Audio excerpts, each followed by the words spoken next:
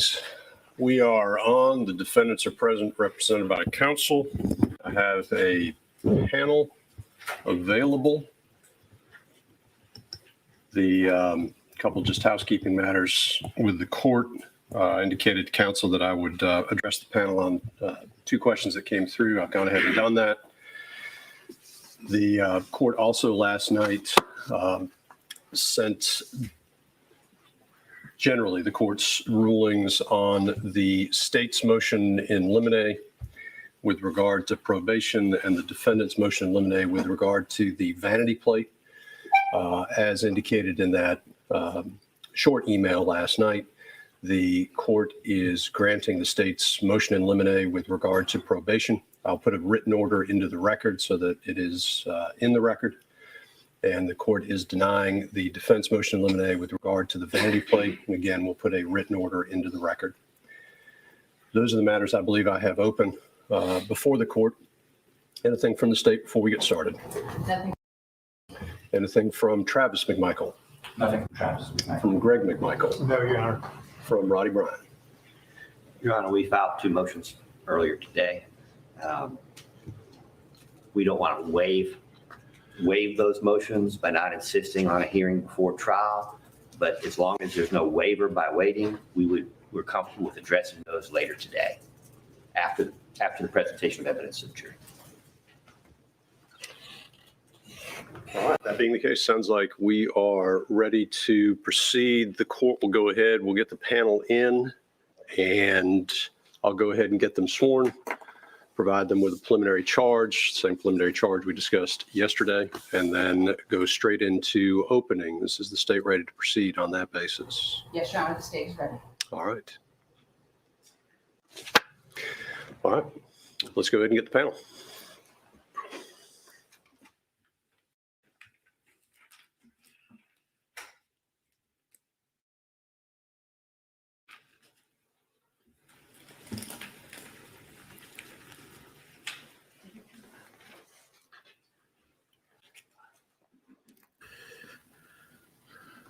Good morning, all. So we are now, everybody's on the Kyle Rittenhouse case, but we forgot that we have this case, and this is the Ahmaud Arbery murder case. So we will see Travis Michaels and his son, just three guys.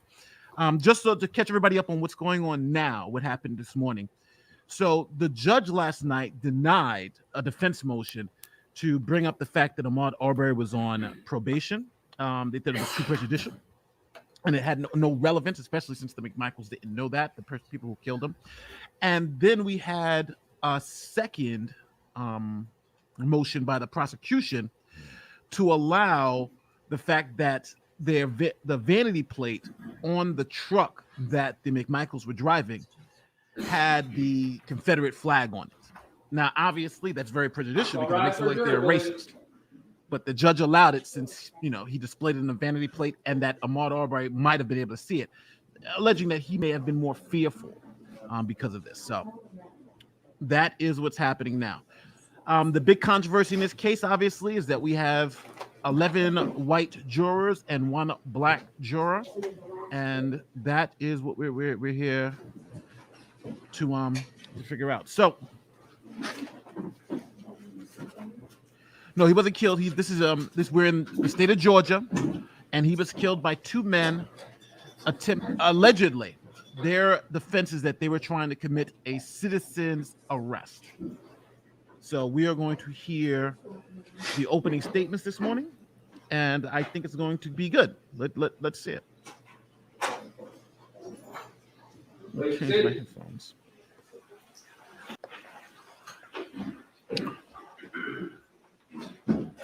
Change my headphones. All right, let's do that. Let's shift juror 13 over a little bit.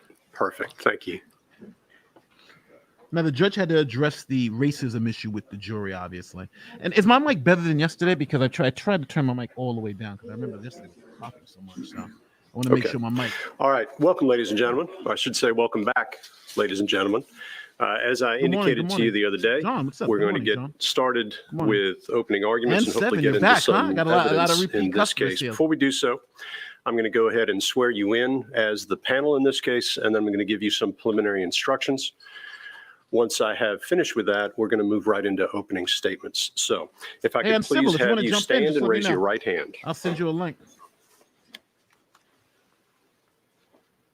Ladies and gentlemen, Cool. you Thanks, shall guys. well and truly try the issues formed upon this bill of indictment Raise between the the hands, state of people. Georgia versus Travis McMichael, Greg McMichael, and William R. Bryan, who are charged each individually and as parties concerned in the commission of a crime by the grand jury of Glynn County in an indictment with the following charges: count 1, murder; count 2, felony murder; count 3, felony murder; count 4, felony murder; count 5, felony murder; count 6, aggravated assault; count 7, aggravated assault; count 8, false imprisonment; and count 9, criminal attempt to commit a felony.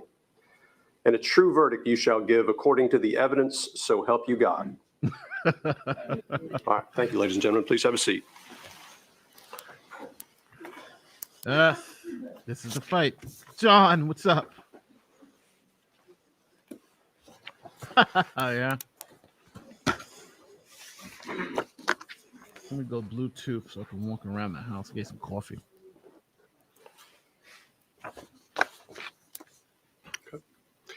All right, first off, can everybody hear me?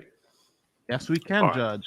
Ladies and gentlemen, you have been sworn and impaneled, and you're about to try a criminal case entitled the State of Georgia versus Travis McMichael, Greg McMichael, and William.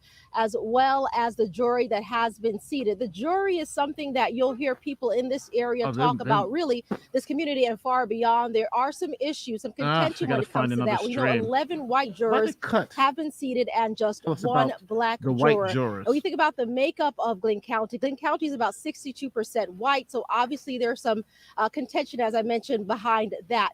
Now, I do want to give you a feel for what's going on at this point outside of the courtroom, which is where I am, right on the steps. Even in this rain and cold weather, you still have a lot of demonstrators. No, be quiet. We want to hear the trial. We don't want to hear you.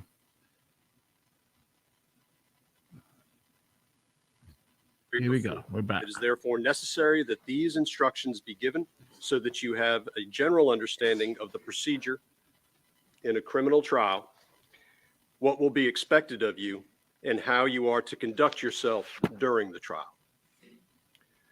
The defendants are charged in the indictment with crimes that are violations of certain laws of the state of Georgia. I want to emphasize to you that the indictment, including all of the counts Proof of therein, nothing, and the pleas of not guilty, are the legal procedures by which these criminal charges are brought against each defendant. The charges and the plea of not guilty are not evidence of guilt, and you should not consider them as evidence or implication of guilt of any crime whatsoever. The defendants are presumed innocent until each is proven guilty. Each defendant enters upon the trial of the case with a presumption of innocence in his favor. And this presumption remains with the defendant until it is overcome by the state with evidence that is sufficient to convince you beyond a reasonable doubt that the defendant is guilty of the crime or crimes charged. No person shall be convicted of any crime unless and until each element of the crime is proven beyond a reasonable doubt. The burden of proof rests upon the state to prove every material allegation of the indictment and every essential element of the crimes charged beyond a reasonable doubt. However, the state is not required to prove the guilt of the accused beyond all doubt or to a mathematical certainty. A reasonable doubt means just what it says. It is a doubt of a fair-minded, impartial juror honestly seeking the truth. It is a doubt based upon common sense and reason. It does not mean a vague or arbitrary doubt, but it is a doubt for which a reason can be given, arising from a consideration of the evidence or lack of evidence, a conflict in the evidence, or any combination of these. There's no burden of proof upon the defendants whatsoever, and the burden never shifts to a defendant to prove his innocence. When a defense is raised by the evidence, the burden is on the state to negate or disprove it beyond a reasonable doubt. Though you may consider all of the evidence as a whole, conviction Conviction of one defendant does not necessarily require conviction of another. You, the jury, must determine whether the state has proven the guilt of each defendant beyond a reasonable doubt. If, after giving consideration to all of the facts and circumstances of this case, your minds are wavering, unsettled, or unsatisfied, then that is a doubt of the law, and you should acquit that defendant. But if no doubt exists in your minds about the guilt of the accused, then you would be authorized to convict that defendant. If the state fails to prove a defendant's guilt beyond a reasonable doubt, it would be your duty to acquit. Now, under our system, it is my duty as the trial judge to determine the law that applies in this case and to instruct you, the jury, on the specific rules of law that you must apply to the facts in arriving at a verdict. I'm giving you some of those instructions now. I will give you more detailed instructions after the evidence has been presented and the lawyers have made their closing arguments. During the trial, I may be called upon to rule on motions or objections to evidence. Nothing I say in making these rulings or at any time during the trial is evidence, and it should not be considered as an indication that I have any leaning in this case whatsoever. My only interest in this case is to see that it is fairly tried, according to the laws and the Constitution of the state of Georgia and the Constitution of the United States. As expected, the lawyers serve as advocates to their clients and are duty-bound to represent their clients to the best of their ability. The lawyers also serve as officers of this court, and as such, they are bound to follow applicable laws, trial procedure, and rules of evidence during the trial. If at any time the lawyers believe that any law, procedure, or rule of evidence is being violated, they may make motions. I'm just switching to another stream because that stream, the camera's not on the judge, so I'd rather get the camera on the judge so you can see the judge. Sorry, here we go. Fulfill their duties to their clients and to the court. Now, sometimes these motions or objections may require the court to consider issues outside your presence. When this occurs, you will be excused to the jury room. They're charging the jury. In other words, telling the jury what to do. Interruptions, and I do ask for your patience when this occurs. Now, ladies and gentlemen, trial procedure in a criminal trial Thank you so much, Barry. First, the attorneys for both sides have the opportunity to make what is called an opening statement. This opening statement is not evidence. Remember that what the lawyers say is not evidence, but it is a preview or an outline of what they expect the evidence to be. This is actually a really good judge. Following the opening statements, evidence will be presented. Evidence can be in the form of testimony given by witnesses or physical evidence that will be labeled with exhibit numbers for identification. After the presentation of evidence, the attorneys have the opportunity to make what is called a closing argument. At this time, the attorneys may suggest which laws are applicable and how they should be considered in light of the evidence. Following closing arguments, I will charge you more specifically on the law that applies to this case. That's true. I will then ask you to retire to the jury room to deliberate and to reach a verdict. Now, the jury has a very important role. You must decide the facts of the case from the evidence presented, and then apply the law I give you to those facts. Now, evidence is the means by which a fact is established or disproved. Evidence can be either testimony or exhibits. Testimony is what you hear from people who take the witness stand and swear to tell the truth. Exhibits are documents, photographs, and other physical items that are admitted during the trial. Certain things are not evidence and must not be considered. For example, statements and arguments made by the lawyers are not evidence. In their opening statements and closing arguments, the lawyers will discuss the case and provide an overview. But again, their remarks are not evidence. Also, questions and objections made by the lawyers are not evidence. Only the witness's answers to questions are evidence. Now, I will admit or exclude evidence according to the rules. If a lawyer makes an objection and I overrule it, that means the evidence is admitted and you may consider it. On the other hand, if I sustain an objection, this means that the evidence is excluded from the trial and you may not consider it. You should consider only that testimony and only those exhibits that are admitted. You should not assume or infer anything about evidence which I have excluded. If you happen to hear or see evidence that I end up excluding from the trial, you should disregard it entirely in your deliberations and in arriving at your verdict.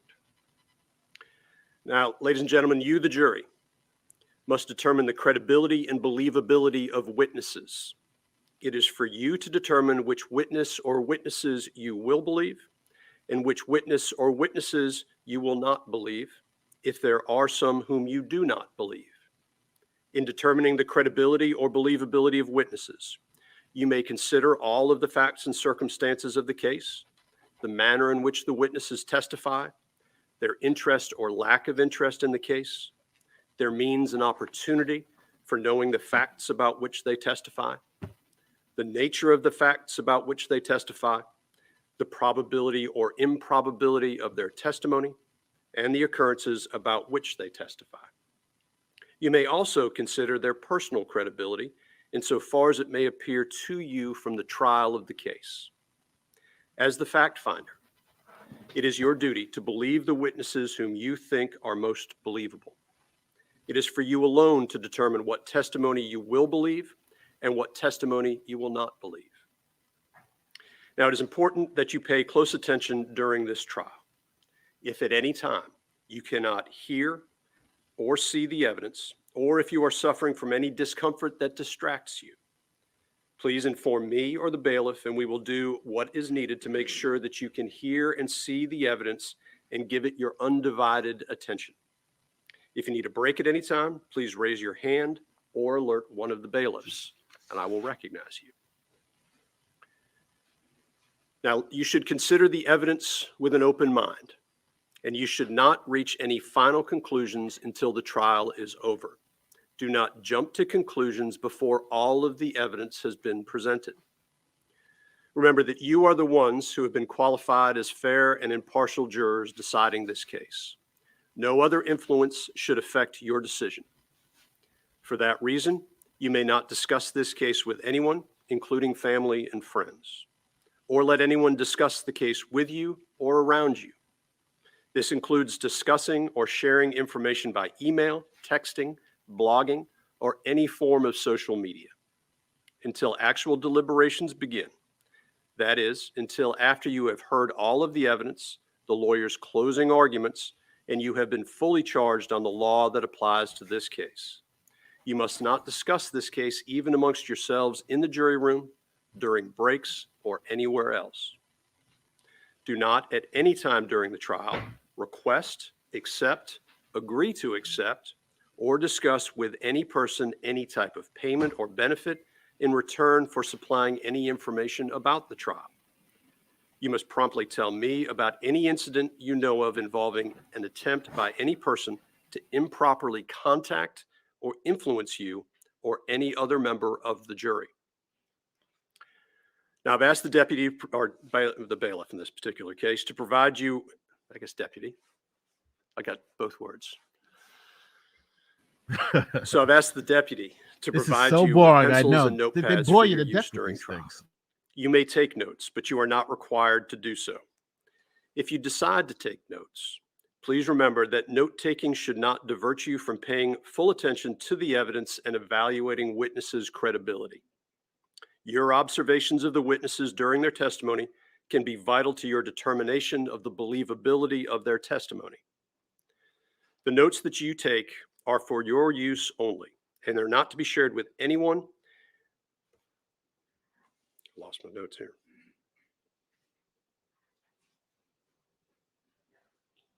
Not to be shared until you begin actual deliberations with your fellow jurors. Sorry about that. Now, notes are not evidence, He lost his place. only memory aids, and they should not take precedence over your recollection. It is the duty of each juror to recall the evidence, and while you may consider another juror's notes to refresh your memory, you should rely on your own recollection of the proceedings. Do not be influenced this by is the opening notes of other statements. jurors unless their notes help you in determining your independent recollection. Notes are not entitled to any greater weight than the recollection or impression of each juror as to what the evidence may have been. During the trial, you must leave your notes in the jury room, except when you are in the courtroom.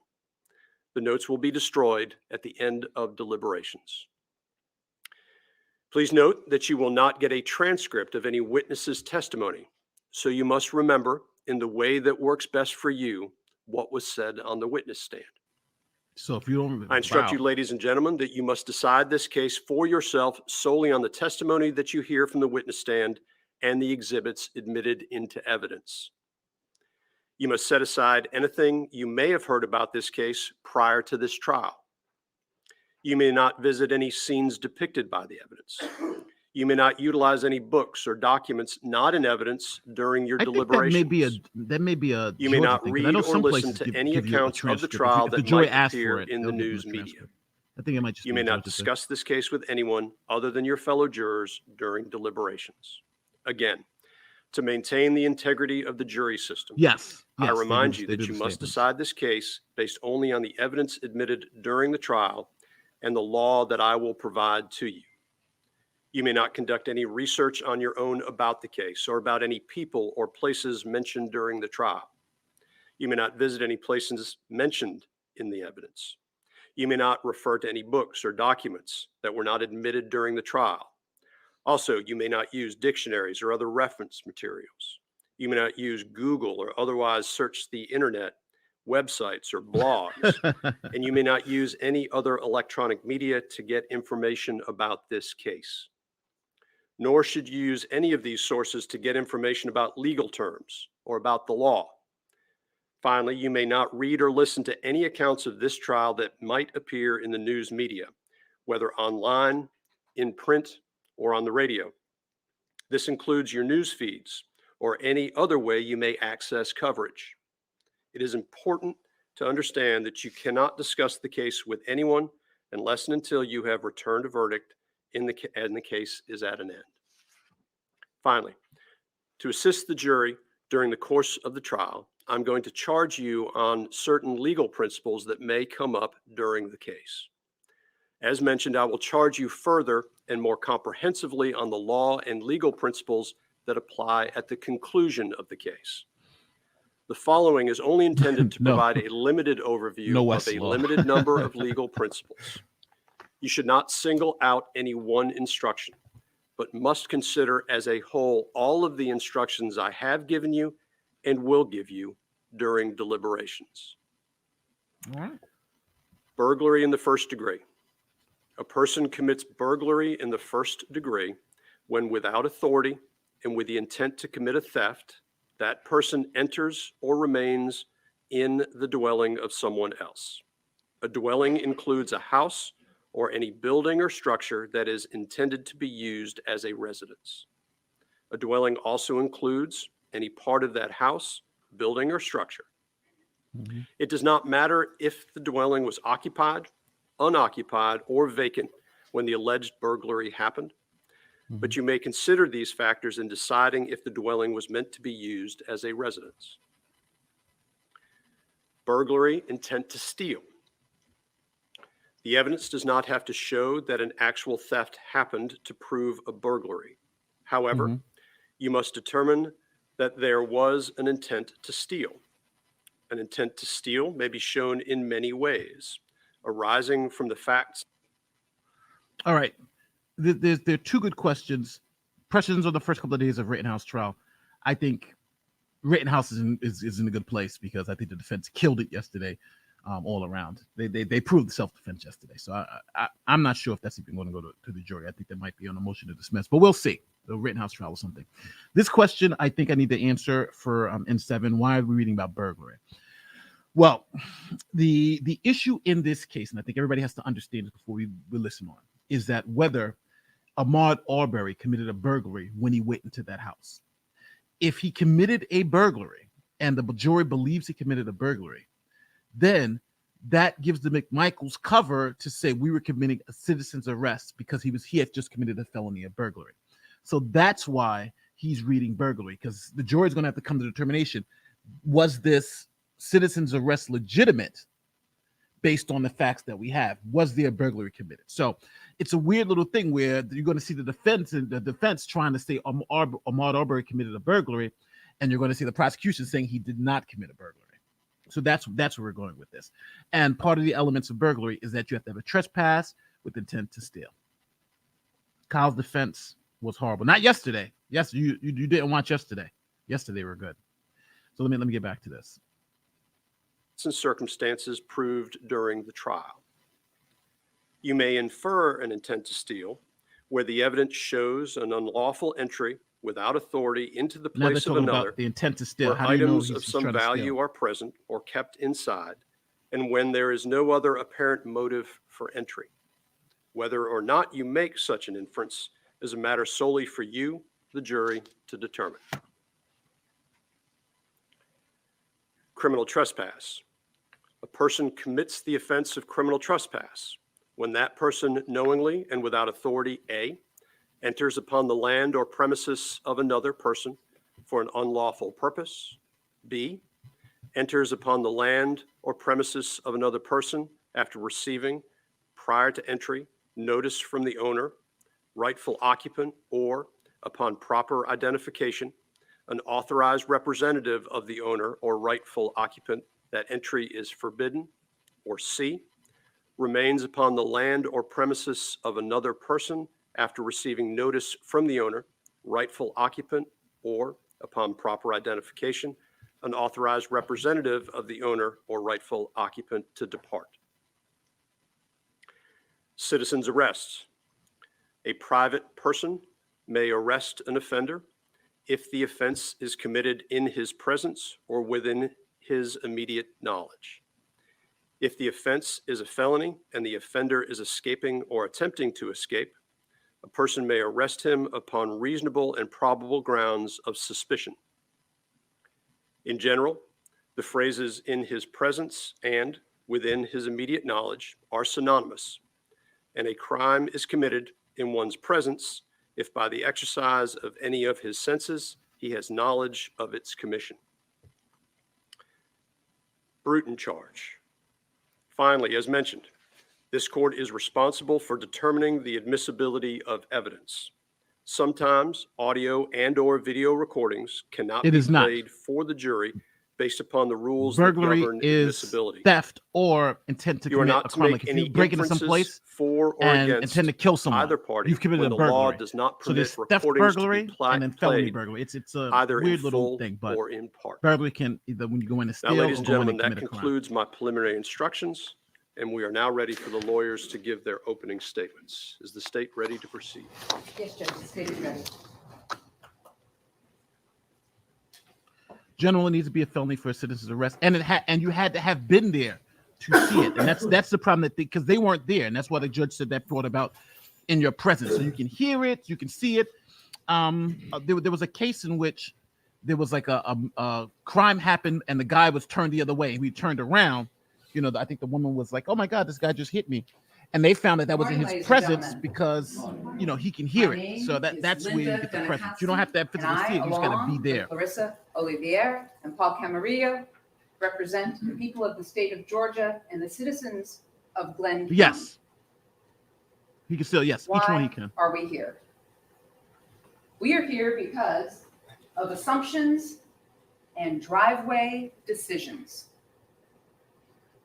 A very wise person once said, "Don't assume the worst of another person's intentions until you actually know what's going on with them." Thanks, Secret Don't Squirrel. assume the worst with what they intend to do. But in this case, all three of these defendants did everything they did based on assumptions. Not on facts, not on evidence, on assumptions. This DA is And they good. made Listen to this. decisions in their driveways based on those assumptions that took a young man's life. And that is why we are here. So ladies and gentlemen, what's going to happen now is the state is going to give you its opening statement. I'm going to do this in a couple different parts. The first part is I'm going to talk about the indictment and the charges in the indictment. Then we're going to talk about some housekeeping issues that relate to how evidence is going to come to you in this particular case. We're going to talk about who the parties are, where this happened, and then exactly what led up to February 23rd of 2020 in the Satilla Shores neighborhood. Now, I hate stopping it right here, but this is a teachable moment. What this district attorney is doing is outlining. And it's beautiful because it's giving, because you're a juror there. You're like, okay, I'm just here. So what she's doing is previewing, this is where we're going to go. This is what I'm going to tell you. And she's putting it in a narrative so you can find out exactly where we're going, right? Because the juror doesn't have anything, right? You can't even take, there's no transcript.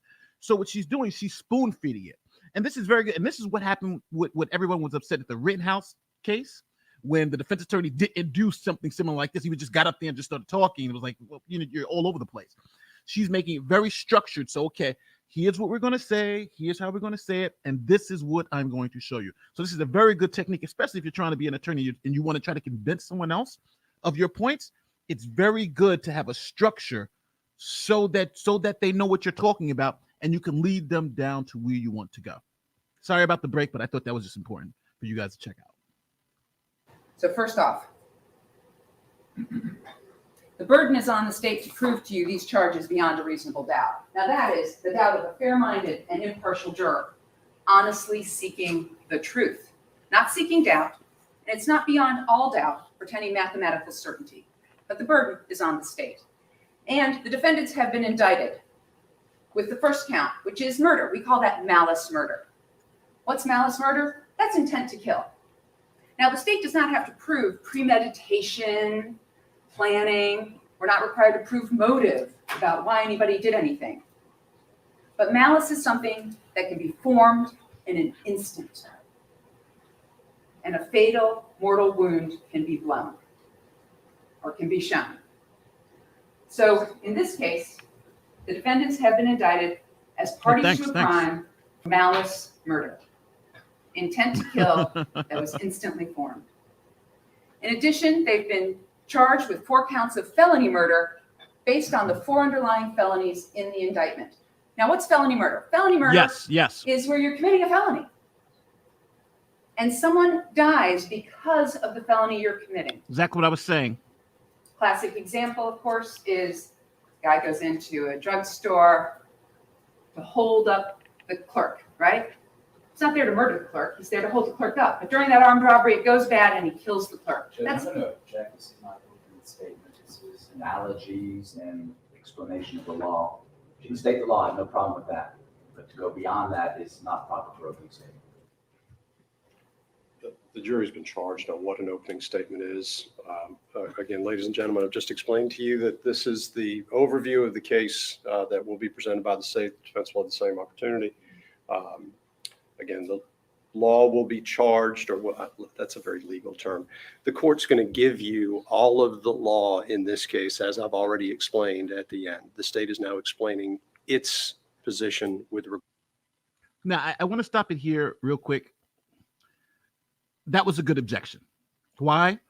Because she was about to get into the flow, right? She was, let's talk about this and giving it. The objection was, okay, well, hold on. It stops the flow. Now we're talking to the judge. Now you see she's got to go back to the table. So it just broke everything up. Even though it was a good objection, but it was a tactical objection, right? It was like, okay, yeah. And now we got to reset and get the jury back into that frame of mind, because now she's laid everything out and you got to get them back to where you want them to be. So it was a pretty good objection. I liked it. And this is what Rittenhouse's attorney should have been doing. Regard to the case, if we could make sure that it is considered in that light from the state. Thank you, Judge. These are the charges in the indictment, which are felony murder. And it's committing a felony, not with intent to kill, but someone dies during that felony. So what felonies are we actually talking about here? Well, we're talking about aggravated assault with a shotgun. Because in this case, the state is going to show you and prove that Travis McMichael brought a shotgun. And then he pointed it at Mr. Arbery. And then he pulled the trigger and he killed him during that aggravated assault. Aggravated assault with pickup trucks. Both Travis McMichael and Greg McMichael were in a white F-150 pickup truck that they used. Yes, but they have to ask the court. To cut off. They have to ask the court. Thank you for Mr. Arbery. To go at him to get him to stop.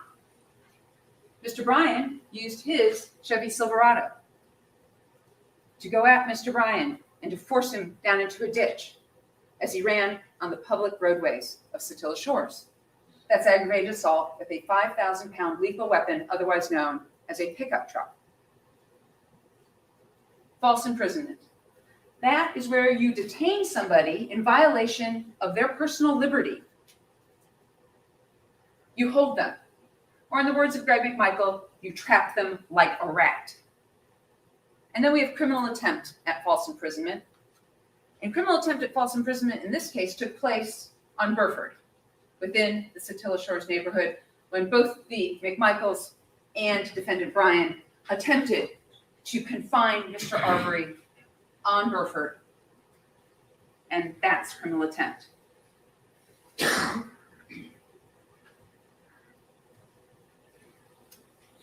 So a little housekeeping. Once again, our court reporter here is not going to be able to provide you with any transcripts. That's why taking the notes is so very important. I wanted to keep you informed that witnesses may be called out of order. The witnesses are going to come here and they're going to take the witness stand. We're going to try and put them up in order so you understand the sequencing, but you're also going to have some witnesses that they're going to give you some evidence and you're going to be thinking, well, how does this relate to something later? That's why you want to take notes, because you'll be like 3 witnesses later, you'll think, oh, I get it now. Okay, so it'll connect up. Witnesses are going to use reports. A lot of the witnesses are Glenn County police officers, GBI people.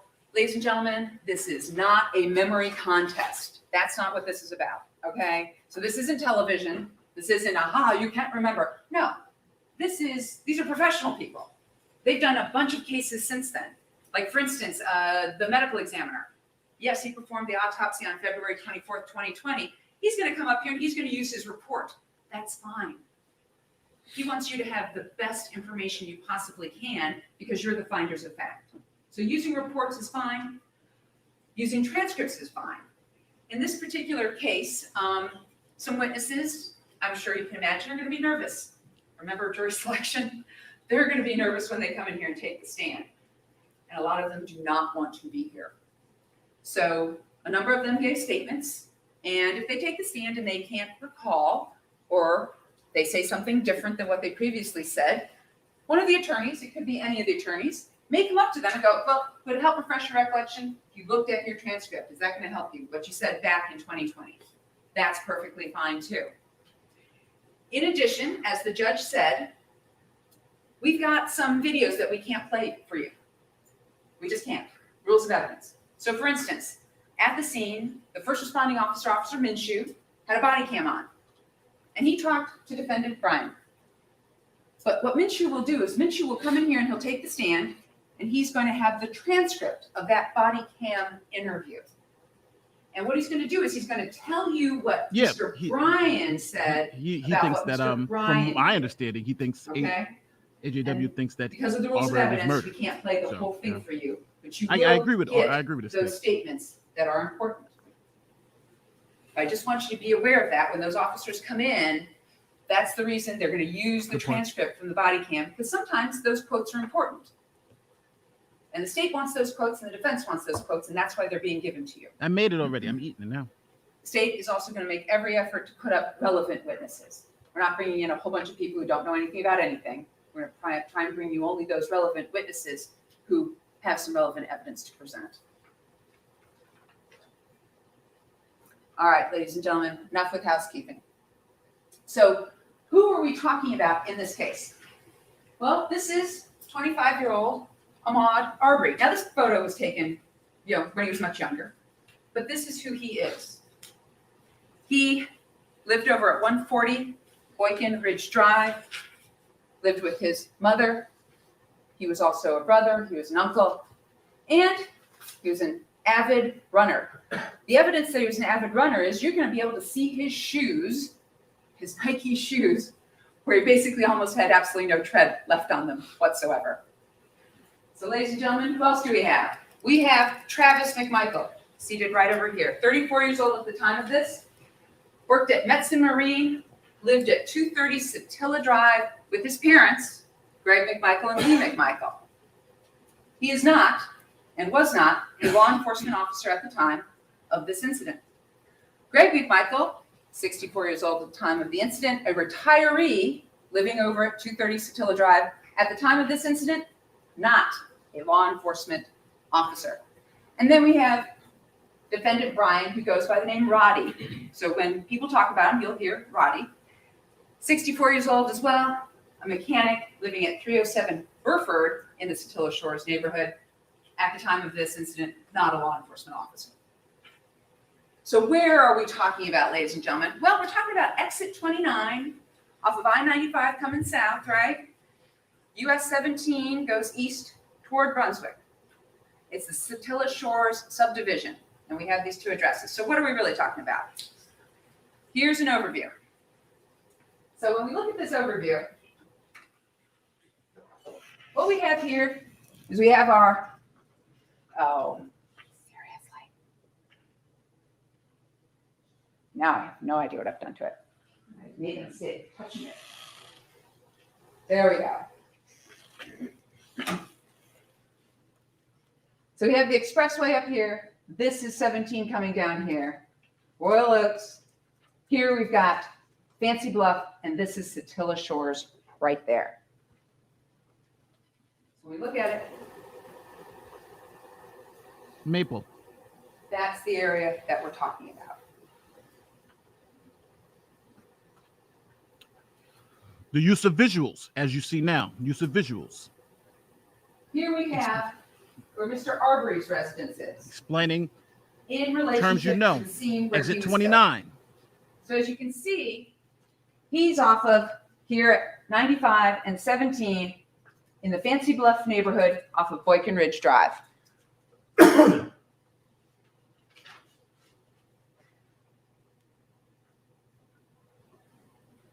Here is a house under construction. Here's the scene where it took place. It's really about 1.8 miles. It's under 2.5, but it's about 1.8 miles from his house to the scene of the house under construction. Now, why is that important? Why is it important that his house be less than 2 miles from the property that was under construction? And that's because it goes with the prosecution's theory of the crime that, hey, he was an avid jogger. He got up every morning to jog, and 2 miles is in a reasonable range of where somebody would run, right? 2 miles. So that's where she's going with this. She's going with this, you know, this isn't outside of the norm for him to be doing this because obviously he's an avid runner. This is another overview of the neighborhood from a different direction. Jersey Once Shore. again,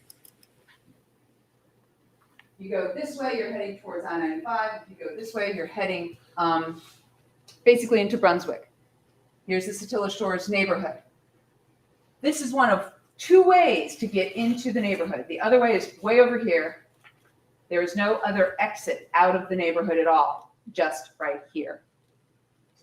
So we talked about the defendants and where they reside. One way So in first off, and one way out. We have the blue circle. If you can see it, the blue circle is 230 Satilla Drive, where the McMichaels live.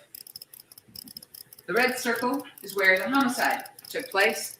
And the other blue circle is where Mr. Bryan's house is on Burford Drive. So you can kind of see Satilla Drive kind of comes in and then it goes into Burford Drive that way at that sort of weird V intersection. There's 230 Satilla Drive in relationship to the homicide location. I don't know what evidence you have that he wasn't a jogger. There's He jogged every 307 morning. His Burford family even said it. in relationship to the homicide location. If you got to show me he wasn't a jogger. AJW even So once again, debunked that. there You got are to show me three some evidence he main wasn't a jogger. locations that we're going to be talking about. I don't know. We are also going to be talking But again, about I don't want to 220. add evidence Satilla Drive. outside of this because A lot of us will be using shorthand. let's just 220. focus in on what they're showing us. It is But yeah, you an got to show me open, evidence that he wasn't a jogger. unsecured construction site. The land is owned not by any of the defendants, no, by Larry and Amy English. It's under construction and it's wide open. There's no front door. There's no back door. Oh, that's fine. There's This no is fine. garage door. There's We're no gonna garage look. door on the boat. Completely and utterly wide open. And it had been this way for over a year because Larry English was trying to act as a general contractor and finish the house himself. This open, unsecured construction site has absolutely no trespassing signs on it. None whatsoever. It also has no fence around the property at all. So where is it? Yeah, but the problem is that you got white at people who went 220. inside the house the same day too, There's and they weren't gunned 230. down. You had kids So that ladies went and gentlemen, what you inside. have is you have They weren't gunned 220, down. So, 222, you have to explain 224, why you believe 226, he was 228, a and then thief, 230, which is the other than McMichaels race, house. right? Why single him out to be a thief In addition, when you had all these one of other the things I people want to who point went out in with that aren't thieves? is you may have heard some of the names of the witnesses in this case. Yeah, So I just right got his across video. Somebody this else told me he street, did. right here, is Jones Road. And you've got But Ronnie he was Olson, totally wrong on the Subi Lawrence, on the what's it called? and Albenze, Matt Albenze's house. You can't The really Floyd see him case. because of all the He trees, was but here's way, the way off. open The law construction of site. self-defense. This is He's Jones good, Road. but he was so off. on Ronnie that Olson, case. It was Subi insane. Lawrence, and right here, Matt Albenze. Matter of fact, I think I'm one of the few people who called it This right. is what it looks like. You can see it. No front door, no rear door, open garage. Oh yeah. If you're making the claim that he was not a jogger, 220. I need to see some evidence of that. Drive. Right? He's running down the Now, street. He said he was Larry jogging. English will If he tell wasn't, you then because show me. here's the thing. And there's some Larry English reason why has you can health why you're saying he wasn't a jogger. So Larry I just wanna English see is what not that reason here is. to testify. Larry English gave a deposition. All right? You will see that deposition because it was videotaped. And Larry English is going to tell you that he met the McMichaels only a few times, like one or two times.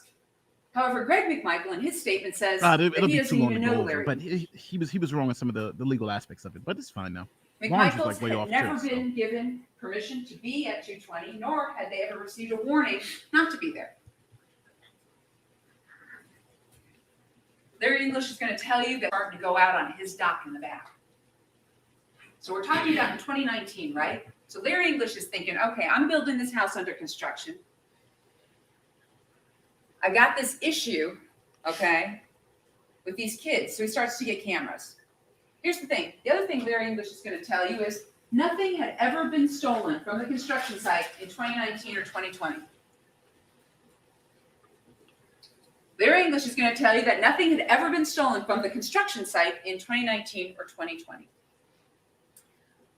What he is going to tell you is that sometime during late October of maybe. 2019, Maybe that's what you're sometime jogging. I don't November know. of 2019, I went jogging those. he is over at the construction site and he gets on a ladder and he looks down and he It's, sees inside of his boat and he's like, oh, some stuff's missing. Oh my gosh, when did this happen? So some stuff has been stolen out of his boat, and it's expensive stuff. We're talking like $2,500. That's propensity evidence. Stolen out of his boat. So He's they have to show But that here's to the me problem. here. 'Cause I'm trying to look at this from as a juror. If they show me that there, This then boat had it'll. been back But and forth to Douglas I don't know because about Larry English lives 2 hours away from Satilla Shores. Larry English lives 2 hours away. So one of the reasons he went and got these cameras was he wanted to be able to see what was going on if the kids were on the dock. And these cameras would do motion activated. And they'd come up and they'd do a little 10-second, 30-second video of what the person was doing on his phone 2 hours away. So then, 2 hours away, he'd have to call 911 if someone was on that video. But here's the thing. He's going back and forth to Douglas with this boat. So he doesn't call the police to report this because he doesn't know when his items were stolen. He doesn't know where his items were stolen. Were they stolen when it was in Douglas? Was it stolen when it was at 220 Satilla Drive? And he doesn't know who took it. And here's the thing. He goes through a list of suspects in his head. He's thinking it's his contractors You know, the ANC guys are probably doing this parking lot. So he's got all these different theories. He has no idea who actually did steal his stuff out of his boat. And he only discovered it in the early part of November of 2019. So October of 2019 comes, and he's got these concerns about liability, and he's concerned about the kids on the dock, and he installs cameras in the dock area. He does. And what happens? He gets a looky-loo. On October 25th, 2019, at 10:04 in the evening, Mr. Arbery is seen on the dock video. You're going to get to see it. Okay? He's on the dock. He's wandering around. He does So not he's there take before. anything. Didn't steal anything. He's wandering around on this dock, looking around. And Larry English calls 911 to report it. The thing is, Mr. Arbery leaves by the time 911 shows up. He's gone because he only spends a few minutes looking around, wandering around, and then he leaves. But Larry English calls 911. You'll be able to hear that 911 call. Then we have November 17th of 2019 at 10:21 p.m. We have a white couple that show up together, a man and a woman, and they're carrying a bag. So Larry English calls 911, and he's like, I think these are the people who stole my stuff. They're carrying a bag. I think they're there to go ahead and steal some more So of he my didn't stuff. even think it was Arbery. He thought it was some white Wants the people. police to go. Of course, this white couple also leaves before the police arrive. They fled too. But they are the people at Wow. this point in time that Larry English is suspecting, oh, they've stolen my stuff. Then what do we have? November 18th at 6:53, the very next night, Mr. Arbery is back. He's now on video inside the house. So what Larry English did is he had it out in the dock with the cameras. He's now installed inside the house some cameras. So up it comes. It's Mr. Arbery. Here's the funny thing about that 911 call. When Mr. English calls 911 on November 18th, he starts talking about the white couple. I called last night, and there was this white couple, and I think they're the ones who stole my stuff. That's what he says in the 911 call about Mr. Arbery. And then we have Larry English calling 911 on December 1st of 2019. He's calling because word on the street, or the rumor mill, or hearsay, however you want to say it, he gets information that the white couple is now living under the Fancy Bluff Bridge. Okay, so remember that big overview? You saw 17? The Fancy Bluff Bridge is just right there as you head towards Brunswick. So Wow. he wants the police to go out there and check out whether that white couple is still living homeless underneath the Fancy Bluff Bridge, because he's gotten some word on the street rumor to that effect. Wow. But he calls 911 to have the police go check it out. Then we have December 17th of 2019. A lot of By new this facts I point in didn't know. time, Mr. English has gotten Officer Rash's personal cell phone number, or not personal cell phone number, but a cell phone number to call him. So on December 17th, his camera phone thing goes off. Oh, somebody's over there. Okay. Mr. Arbery's at the open unsecured construction site. He's there for a few minutes. And the actual time when he got there is unknown because Mr. English didn't call 911. He called Officer Rash. And ladies and gentlemen, here's what Mr. English saw on his video for December 19th of 2019.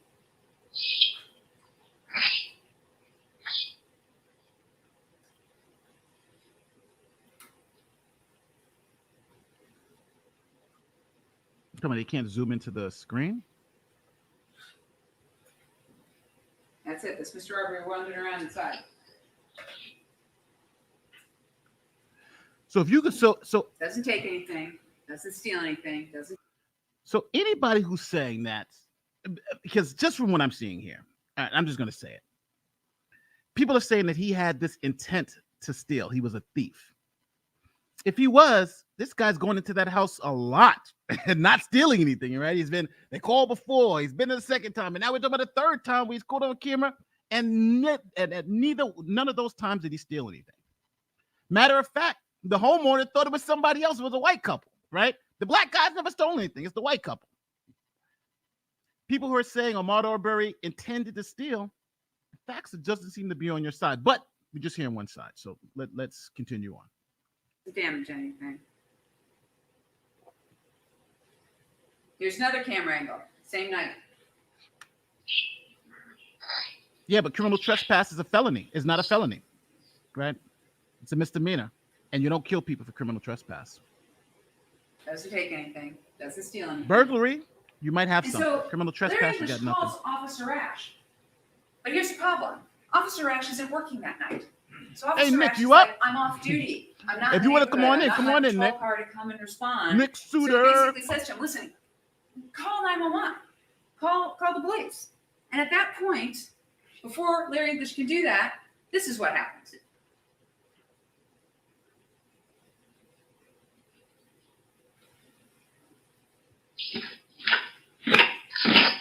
You don't get self-defense if you're the aggressor.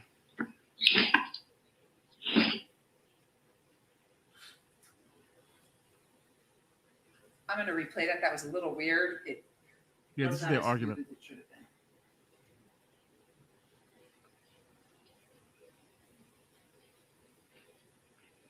And there's Mr. Arbery jogging off. Now, what's a little hard to see here, I want to point this out, is what's up at the top of the screen here. This is the view out the front. So Ronnie Olson's house is over here. Where these mailboxes are, that's the street down Jones. And once again, these lights are Subi Lawrence's house. So you saw that Mr. Arbery ran off on his jog towards Subi Lawrence's house and then into the neighborhood. It's not allowed Okay, in. so into the neighborhood. In other words, called down propensity towards the evidence. It's not McMichaels allowed in. household.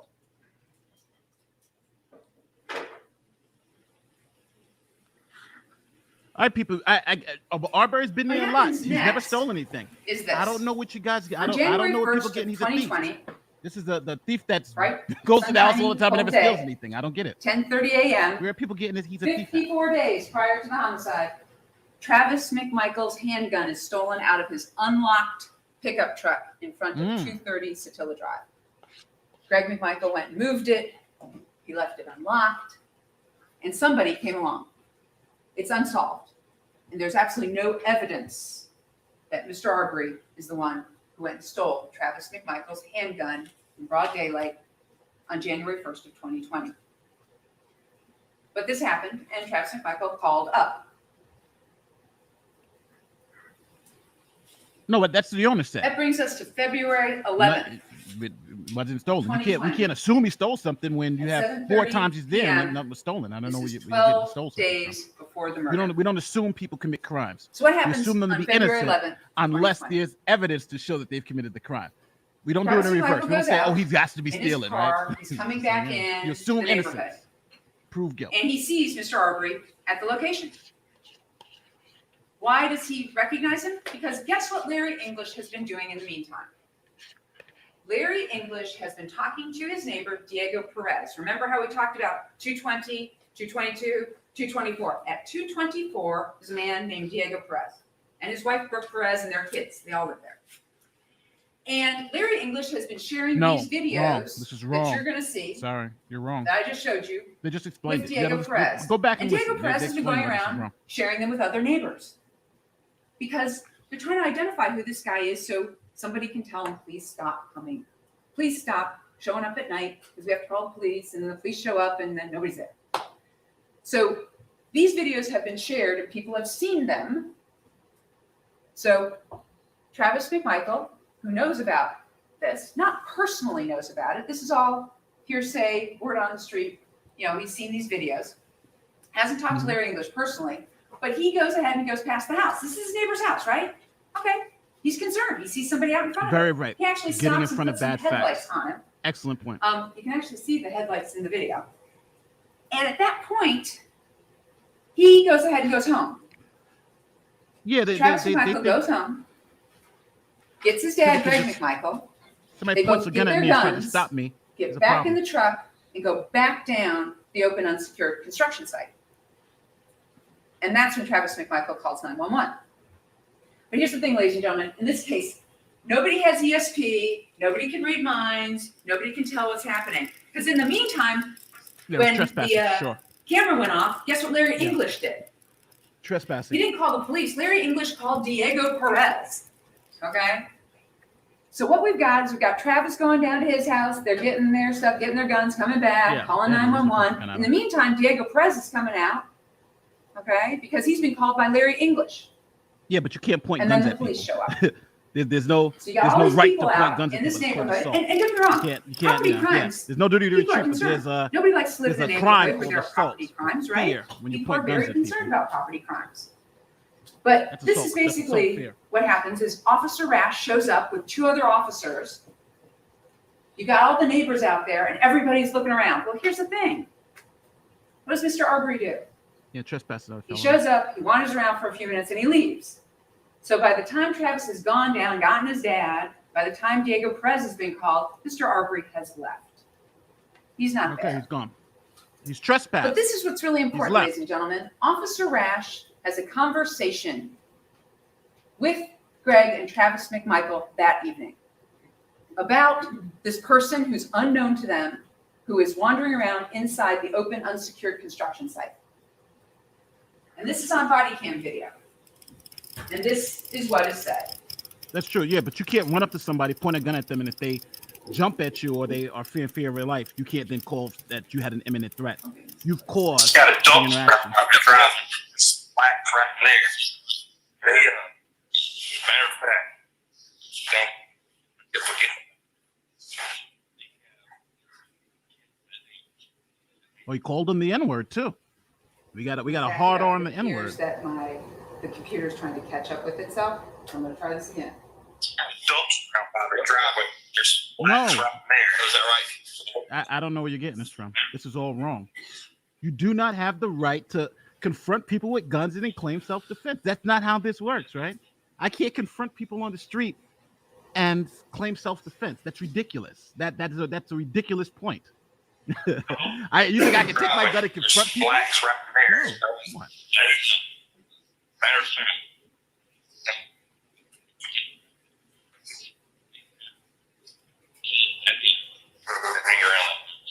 well, here for actual I alleged can go. whatever. It looks like Boyfriend, they only had dollars. why don't you stop it for a second? They have to check this. This is just so crazy. People think that you could just go up to somebody, brandish a weapon, and say, "Stop, stop, stop," Let's and just then give if it a you moment shoot to and see kill what them, you're justified. Actually No, loads. you can't assault people and put them in fear for their lives, and then if they try to get away, claim self-defense. That does not. That's not how it works. I'm so sorry. I'm sorry, brother. That's just not how it works. You can't do that. No, you can't do that. You can't pull a shotgun into. If I'm walking down the street, somebody jumps out of the car, puts a shotgun at me, and I slap the shotgun, and they shoot me. They don't have a claim to self-defense, brother. Is it because come on, please. Let's finish opening for the state.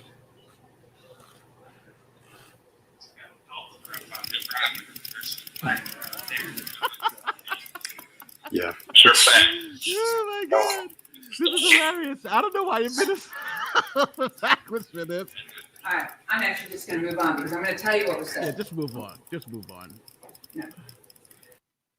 Hold on, I gotta say this, guys. Before we move on here, are we really saying? I gotta send you the link, Nick. But are we really saying I have a gun and somebody's walking down the street and I jump in front of them, point the gun at them, and they lunge for the gun and I shoot and kill them, and I'm like, oh, it was the wrong person.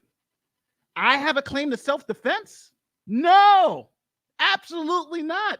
If you think that's the case, I hope you don't do that because you will be in prison. It does not work that way, right? It does not work that way. I'm so sorry to tell you. You can't just pull guns on random people in the street and then claim self-defense if they try to protect themselves. That's crazy. I understand. You may believe these guys are innocent. That's fine. But trying to say that jumping out of a car with shotguns and pointing at someone, you have a claim to self-defense is ludicrous. That's ridiculous. It just is. And especially, but let's look at the facts though. But I just want to make very clear. If you are the aggressor and you are going out there pointing guns at people and someone tries to grab your gun, you don't have a claim to self-defense. They do. Now, in this case, if McMichaels were correct in trying to effectuate a citizen's arrest, that changes everything, because then they did have a right to stop and arrest him. That's where the rub is now. So just assuming, so that's what the trial is about, right? That's what this trial is about. This trial, I taught self-defense too, but that's what this trial is about. This trial is about whether they were if they had the legal right to effectuate that arrest. Good. Now you got self-defense. Now you have self-defense. If they didn't have that right, different situation now. Now you don't have the right to self-defense. You are trying to stop somebody who has a legal right to do whatever they want. You're trying to stop them with the firearm. That's the crux of this case. Hopefully people understand. Problem is, ladies and gentlemen, if I try and find this exact little clip in an hour's worth of body cam video, we're going to be here another 15 minutes, so I'm not going to do it. I'm just going to tell you what was said. Officer Ash is standing there, and you know what he says to the McMichaels? He says, I'm talking to Mr. English right now, and he sent me some videos, and Mr. English says that this guy has never stolen or taken anything from this property. So the McMichaels at this point in time are fully informed that the owner of the house has informed law enforcement that Mr. Arbery has never taken anything from this property. You know what? I need to stop it there. So for everyone, anybody in the chat who now has some claim of burglary, that has just been destroyed by that statement. McMichaels were told by the owner of the property that Arbery had never taken anything. So if that's true, then you can't have a burglary. No, because don't forget, they are, well, hold on. Is it a hearsay violation? Who's saying? He's saying the owner told the McMichaels. So it could play the state of mind, but it's in now. It's in because they just let it in. So it's in. It's in now for sure. And I'm assuming it's going to be in too later. So if you have that, right? If they've been told, hey, by the owner of the property, hey, listen, this guy's never stolen anything. And then you chase him down because you think he stole something. Why? Right? I think people just, maybe these are tough facts and people don't want to hear these facts for whatever reason. But that's pretty damning. That guy never stole anything. The next day you see him, he must have stole something. The guy's been here like 6-7 times. What are you talking about? Would a reasonable person, because now we're talking about reasonable people, would a reasonable person think that he stole something? I'm just talking about, you guys got to think critically here. Big fan. Didn't watch live, watching lawyers argue. That's true. Thanks. I appreciate it. But I just listen, I don't care if you think these guys are guilty or innocent, but we got to think critically here, right? We got to let's take race out of it. If you think these guys are innocent because these guys are guilty, innocent because Arbery's black, just please, let's remove race. Let's say they're all white. Let's say they're all white. Take race out of it. I'm asking you guys passionately. I understand race is they get playing the N-word and all that. So forget about race. Race doesn't play a damn in this. Let's just say race doesn't play a damn in this thing. Now listen to the facts and just pretend they're all white. And let's see where you come out. That's what I'm asking you to do. And that's what I try to do for each one of these cases. You know this. Greg McMichael, of course, pipes up and says, well, it's at least criminal trespass. A misdemeanor. Yeah, these are arguments. Okay. And at that point, Officer Ash goes, well, it's probably loitering and prowling. Okay? Also a misdemeanor. And this is the discussion they're having out in front of this particular house about the fact that Mr. Arbery has never taken anything, that the videos have been sent to Officer Ash. Officer Ash has looked at him, and Officer Ash says, well, it looks like he's just plundering around in there. They're wandering around inside there. At no time on this video do you hear the words burglary or attempted burglary. No one's talking about a burglary or an attempted burglary with Officer Ash. They're actually out there trying to figure out, because Officer Ash actually says, nobody knows who this guy is. We're trying to make contact with this guy to tell him to please stop coming back.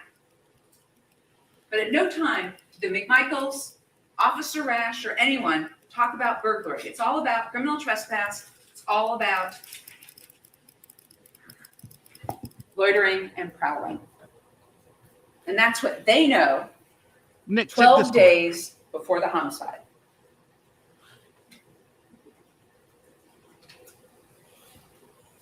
What they know for the owner and the police is that there's no evidence that Mr. Arbery has committed any felony or theft at this location. And what's his routine? Okay. I'm talking about Mr. Arbery. What's his routine? October 25th, evening, shut up, wandered around. November 18th, evening, shut up, wandered around, open, unsecured construction site. December 17th, yeah, Yeah, that's quite a inside, tech problem. wandered around for a few minutes, ran off into the Still Shores neighborhood before Larry English get off the phone with Rash and call 911 about it, right? Now, here's the thing about Larry English. He doesn't keep the daytime photos. He only kept the evening photos or the evening videos that he sent to Officer Rash. So we don't have or know how many times Mr. Arbery went into the open, unsecured construction site without a problem during the day. We don't know because none of those videos were kept. You know what? One thing I love about these cases is that one day I'm fighting with people who think Kyle is a racist maniac. Just going around killing, right? I'm like, no, this guy's self-defense. And now the next day, I'm like, how could this be self-defense? It's just so funny how one day self-defense is obvious, but the next day it's obviously not, and you got to fight. It's just so weird because these two cases that it just slapped me in the face. I'm like, these two cases are essentially self-defense cases. One where we're saying self-defense is justified. I don't care what anybody else is telling you. Kyle Rittenhouse case was self-defense. I don't care what anybody else is telling you. And then you have the opposite in here, but this is obviously not self-defense. And I don't care what anybody else is telling you either. This obviously is not self-defense, but let's listen more. But it's so weird how the law allows you to have these two things. And these cases are going at the same time. It's a fascinating piece of it's fascinating. But right now, what's important is what Fred McMichael and Travis McMichael knew about this young man. What they knew is that there was no evidence that he committed any felony at the construction site, per the owner and per the police. And that brings us to what? Yeah, that's February what I'm 23rd of I'm leaning 2020, guilty. a Sunday at 1:08 in the afternoon. Mr. Arbery. Let me just introduce my guest. This is Nick from Inside. What's going on? Can we hear you? Yeah. No, I can hear him. I wanted everyone else to be able to hear the arguments, so I was keeping my mouth shut, which is a rarity. I know when I'm quiet, there's usually it's like either I'm unconscious or there's an audio problem. But yeah. Let me see. How is his self-defense with jump kick man? You talking about for? Well, I think you're talking about for Rittenhouse. Rittenhouse is self-defense.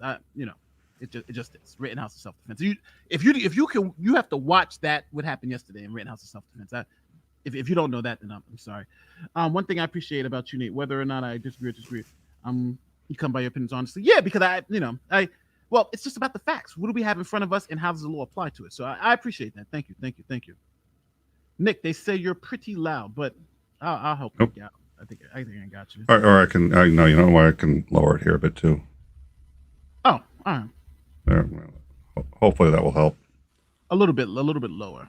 Let me adjust it a little bit more. I got it. Okay. They say something, Nick. Yeah. Well, here you go. Right, I'll leave it. Perfect. No, you're good. You can leave it on your end. I got it. Okay. Perfect. All right.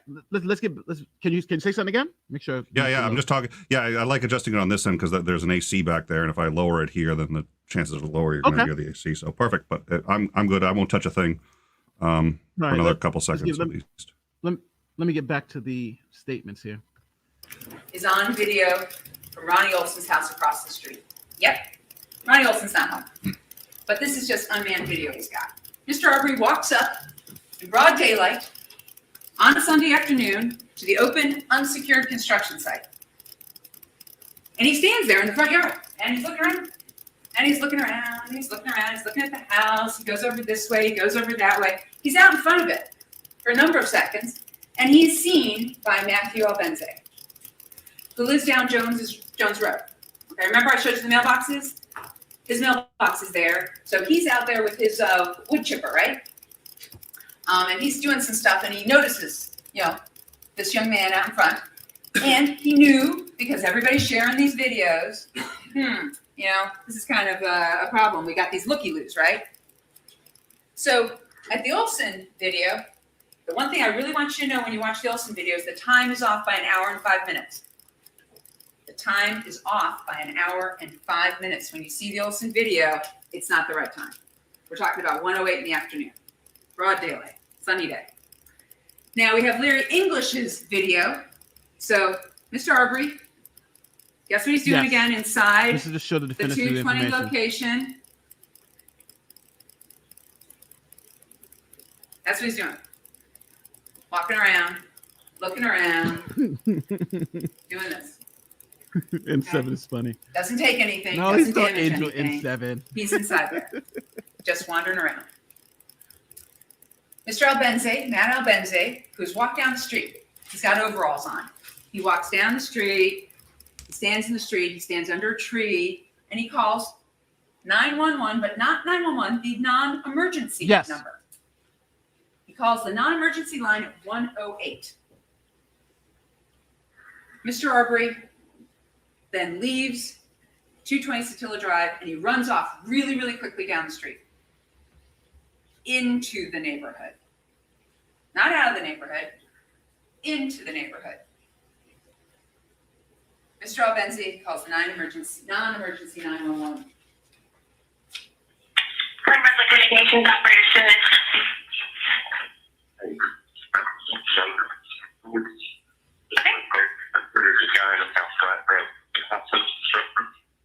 Okay, do you have your address or the other house's address?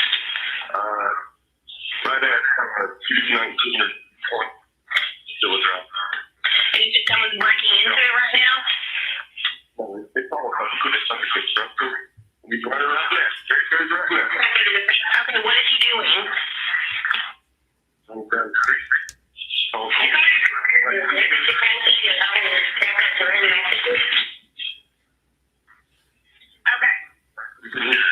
Okay, that's fine. I'll get them out there. I just didn't know what he was doing wrong. Was he just on the premises they're not supposed to be?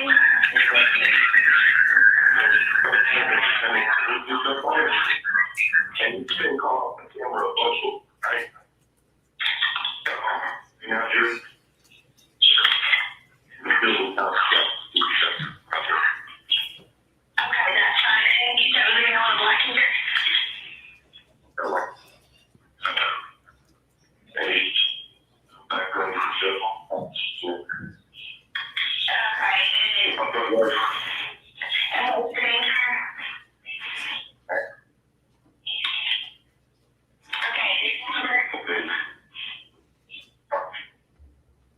The horrible part is that 911 call is just that bad.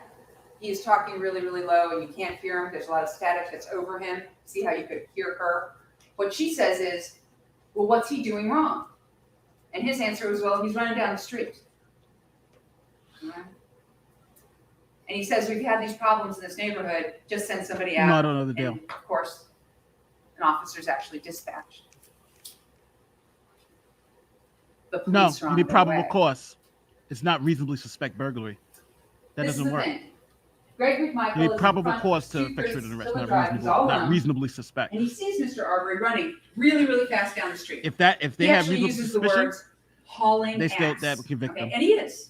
Mr. Arbery is running really fast down that street. But the whole Yes. thing started I did a video when on I it. saw I this got the guy transcript running of down the the video. street. Ladies and gentlemen, this is driveway decision number 1. Because Greg McMichael actually has no idea that Mr. Arbery was inside 220, the open unsecured construction site. They're on the same side of the I'm sure the street. gun's not pointing. He's in his Yes, driveway, I would still. working on his boat cushion. It's like me pulling out a knife. has I don't no have to idea be in action stabbing it. The where fact that I have a knife and the fact that I'm trying to Mr. stop Arbery's you, coming from, we have why he's coming self-defense. from, or anything. He has no idea that Mr. Arbery has just been inside. We have self-defense for 220. Arbery though. We don't have He only self-defense. sees him running down the street really fast. We Hauling don't have ass. self-defense He only on sees him running down the street. Michaels. And what does he decide to do? he runs inside to get his gun. Travis McMichael is inside the house. Travis McMichael is not outside. Travis McMichael doesn't see Mr. Arbery running down the street. He's inside when Greg McMichael runs inside. That's a horrible fact for the defense. Greg Because McMichael remember, it has to happen in your presence. assumed the worst. Greg McMichael had absolutely no immediate knowledge, none, that Mr. Arbery had been inside, wandering around for a few minutes, the open, unsecured construction site. No idea. But this is what he tells the police later. This is what he tells the police 2 hours or so later at the Glenn County Police Station. So I thought, well, he's running from somebody. He's just done something. He might have hurt somebody or whatever because, this guy's been in and out of that damn one house over and over and over again, got him on videos and everything. He's assumed the worst and has absolutely no immediate knowledge of any crime whatsoever. Now, I'm going to stop it right here for a second. If that's true, Nick is loud, Nate is quiet. All right, I'll turn myself How am I loud? I haven't said, well, probably my keyboard, I guess. This is the first time I haven't said a word. And like, Nick, you're too loud, Nick. I'm just sitting here. Okay. That's how it is. I get it. I am, no, I think it's the thing to do about our audio volumes. But I'm going to say this, though. If you, what you just said, if that happens to be true, I think this is another game over, right? It's not like when he got caught, right? When they went to the police station, he said, "Oh, I thought the guy just committed a burglary," right? He said, "I saw the guy running and I didn't know what. He had done something wrong. He was running from someone." So for everyone who says that he believed that he was committing a citizen's arrest and stopping someone who had just committed a felony burglary, that fact right there just destroys all those arguments, right? Because when asked by the police, he said, "I saw the guy running and I thought he had done something wrong." Is that enough to see somebody running down the street and stop? I don't know. Go ahead. Well, presumably a police officer couldn't make an arrest based on that. They could maybe detain you and say what's going on, but they couldn't make an arrest. So, Is the bar different for a citizen's arrest? Can they actually make a quote citizen's arrest just at the same level of detainment? I don't know almost anything about citizen's arrests, but it seems to me that the bar can't be that low. No. Well, just so everyone understands, the legal requirement for an arrest, I'm not even just any arrest, right? If the state authorizes either citizens or law enforcement to arrest someone, there's the lowest standard they can use is probable cause, and that's a constitutional thing. So the Fourth Amendment says that you have the right, where if you're going to seize someone, it has to be based on probable cause. So if I'm going to arrest somebody, even as a citizen under citizen's arrest, I have to have probable cause. But now the Supreme Court has said if a police officer, a law enforcement officer, not even a regular citizen, a law enforcement officer has reasonable suspicion that somebody's committed a crime, they can't arrest them, which is a seizure. What they can do is stop and frisk, or really stop and investigate, right? I can stop, and if I think you're dangerous, I can do an outside pat down. So even if these were law enforcement officers, they could stop and investigate and maybe even conduct a stop and frisk, but they would not have been able to arrest. And I think that's what's happening here with Earl Michaels, especially off this evidence. If he was with the cops and said straight up, "Hey, listen, I thought he committed a burglary," then I think now you got a different case. But him saying, "I saw the guy running down the street and I thought he just did wrong," that's not enough. That then it just kills the whole burglary argument. I don't see how you get over the burglary argument now that he believed he committed a burglary, because he said he just saw the guy running down the street and then wanted to stop him. Right. Well, it sounds like the burglary argument's already dead anyway, because isn't he saying, well, there's been a whole bunch of burglaries in this area. He kind of matches the suspect, but the police, as I understand it, say there have been no reports filed. Is there any evidence that there was a pattern of burglaries in this area that neighbors should be suspicious about? I haven't heard any if there was. No, there was absolutely none. I want to answer this question. He was being detained. You, as a regular citizen, have no legal right to detain anybody at gunpoint, right? If I see a hot chick outside and I want to detain her, I can't pull a shotgun out and brandish it and say, "Hey, babe, I want to talk to you." That's you. I have no legal right to detain anybody, right? Unless you have committed a felony and it happens in my presence and I know, and I'm like, "Oh, this guy's committed." Now we're talking about a different story. So no, He doesn't have the legal right to detain anybody. If you're walking down the street and someone is detaining you with a gun, they've broken the law. You know what I'm saying? You don't have imagine the if legal right. imagine if we permitted that, right? Imagine the society if we permitted anybody can detain anybody just for thinking. We wouldn't be able to function. I'd be detained 2 minutes out of just wearing something suspicious. Yeah, but I'm being detained. Yeah. Basically talking about what he assumed Mr. Arbery had done that day. He's running from somebody. He's just done something. You know, he might have hurt somebody or whatever. He's talking about what he thought he was doing that day. Not any other day, that day. These are the words of Greg McMichael.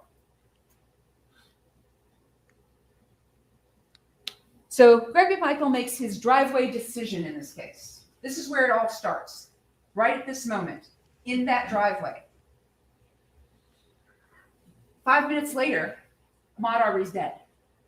But this is where it all starts. Greg McMichael chooses specifically, knowingly and intentionally to arm himself with a handgun because he hauls ass inside of his house and gets his revolver. He gets his son, Travis McMichael, who gets his Remington 12-gauge pump shotgun.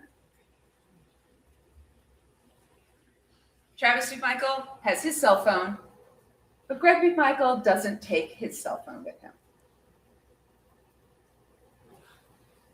Doesn't take his cell phone. 60 seconds pass. So what you're going to see on the video from like the Olson residence is about 60 seconds that Mr. Arbery runs past 230, where Greg McMichael sees him, and Greg McMichael makes his driveway decision to run inside his house and get his son, get his handgun, and have his son get that Remington pump shotgun. Driveway decision 2, Travis McMichael. Ladies and gentlemen, there's absolutely no evidence whatsoever that Travis McMichael turned to his dad and said, "Calm down. It's Sunday. Call 911. Travis McMichael made a decision, a knowing, intelligent decision, to pick up a Remington 12-gauge shotgun and go with his father and get in his pickup truck to go after Mr. Arbery. Driveway decision number 2. He gets in that white F-150 pickup truck, backs out of the driveway, and heads in the direction that Mr. Greg McMichael saw Mr. Arbery running. Now, here's the thing. In the front of the pickup truck is Travis McMichael's kid's car seat. But that doesn't deter Greg McMichael. Greg McMichael climbs in and sits on that car seat so that they can go chase Mr. Arbery. Driveway decision.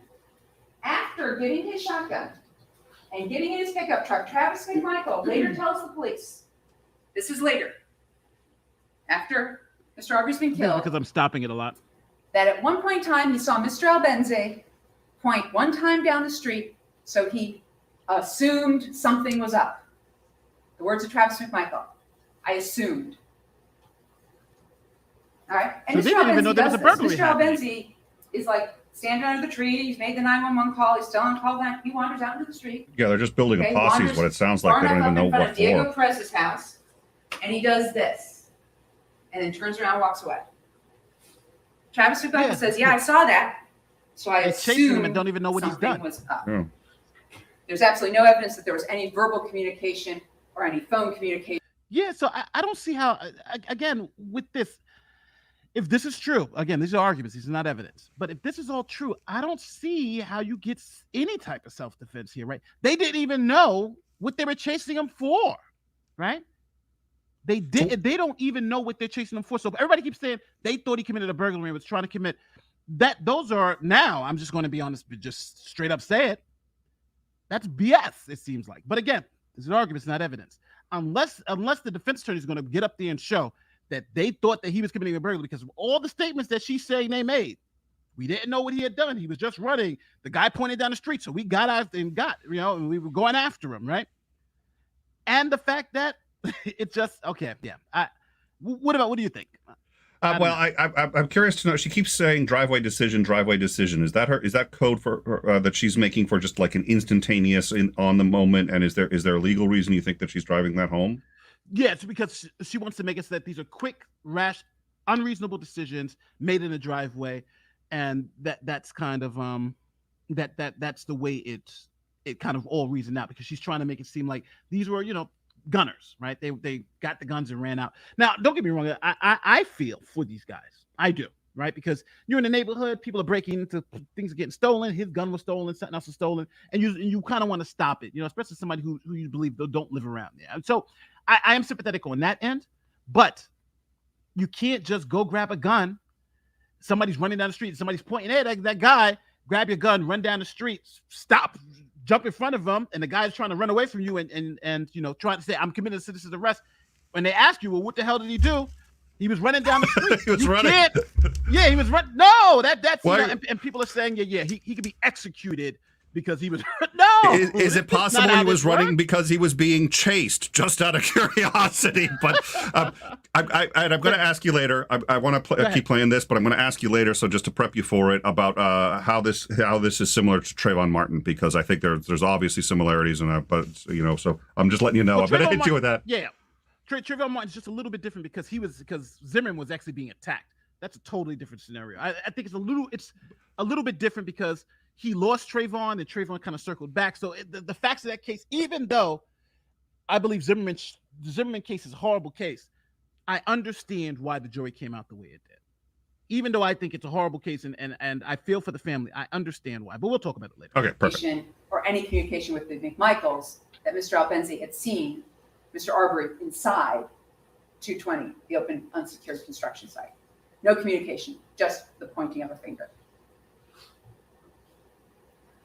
Now, Travis McMichael, without any immediate knowledge, assumed the worst. And here's what he said. So we stopped, and I said, hey, just want to talk to you. Where are you running from? What are you doing? He has no idea where Mr. Arbery's coming from. He wants to ask him about that. He has no idea of what Mr. Arbery's doing. Where are you running from? What are you doing? Yeah. Travis McMichael and Greg McMichael are in a pickup truck, a white pickup truck. Mr. Arbery is a pedestrian. He is running on the streets. And he's asking Ahmaud Arbery about what he's doing that day. Where are you running from? What are you doing that day?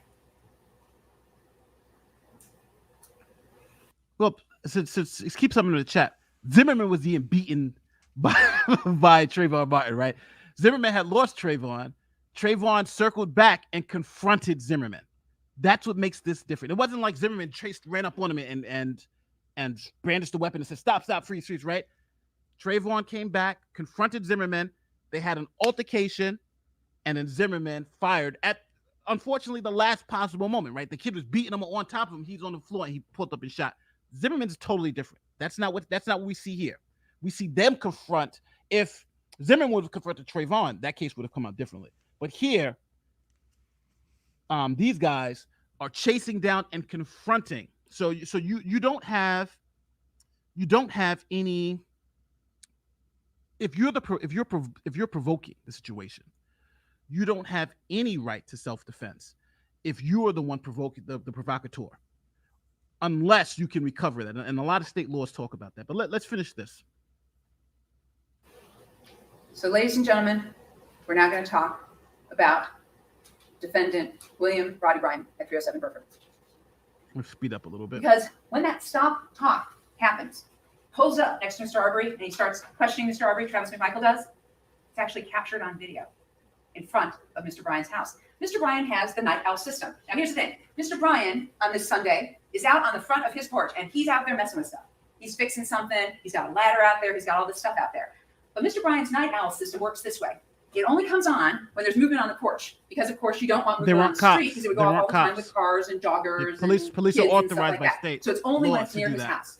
So, of course, that day, he's working on his house, and it goes training and all that stuff. Well, there's a video where you see Mr. Bryan do one of these where he notices something and he walks off.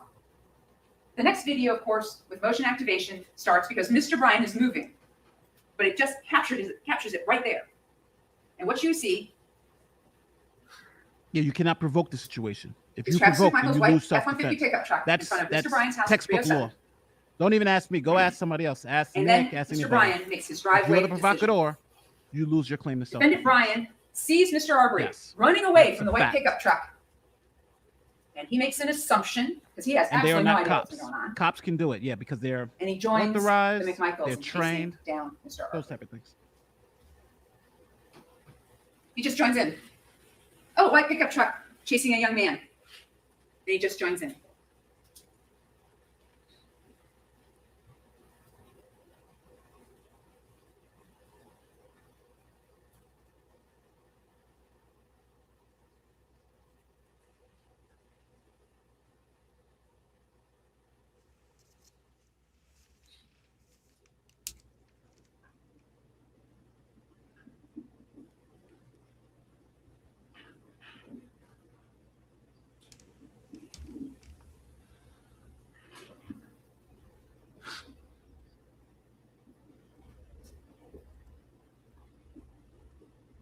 So this is the other guy who got out his van to try to stop Arbery. Now, the night owl video only takes these in 30-second increments. Now, of course, he's left the porch, so it doesn't come up again. So we don't have a video of what happens next. But what we did see here was what? There's Mr. Arbery. There is the white pickup truck. What's happening here? Mr. Arbery takes off running, and the pickup truck goes to follow him. There's Mr. Bryan, who goes inside to get the keys to his car. And then you'll see him sort of over in this area. There he is. He gets in his truck.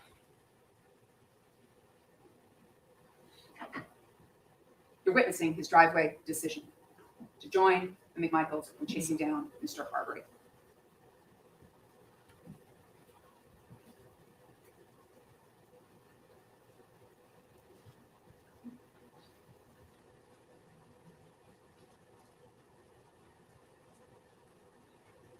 Because what you have the happened next, right ladies and to gentlemen? run away. You have the legal right to do What so. happened next? That's why was you would this. run away. You have the legal right to The run McMichaels if you want. chase Mr. Arbery all the way down Burford, and they cut him off. So, ladies and gentlemen, this started out with Travis McMichael going, "Where are you running from? Where are you coming?" And Mr. Arbery ignored them. Mr. Arbery didn't want to have anything to do with them. You can tell that because he ran off. As his legal right to do, He right? He took doesn't off have running. to do You what just these saw guys it. say. Stop. Headed down. Stop. Burford. For what? You're not cops. You got no legal right to stop They me. decided to cut him off. How did they cut him off? With their pickup truck. This is evidence of false imprisonment and aggravated assault with a pickup truck, because they cut him off with their pickup truck. And it's at this point in time that Greg McMichael gets out of the pickup truck. He gets out because he's sitting in that kid's seat, and he gets into the back of the pickup truck. So now he's riding in the back of the pickup truck. What Arbery does at that point is he turns away from the McMichaels, who have now cut him off with a pickup truck, and he runs back down Burford. He runs back down Burford towards Mr. Roddy Bryan.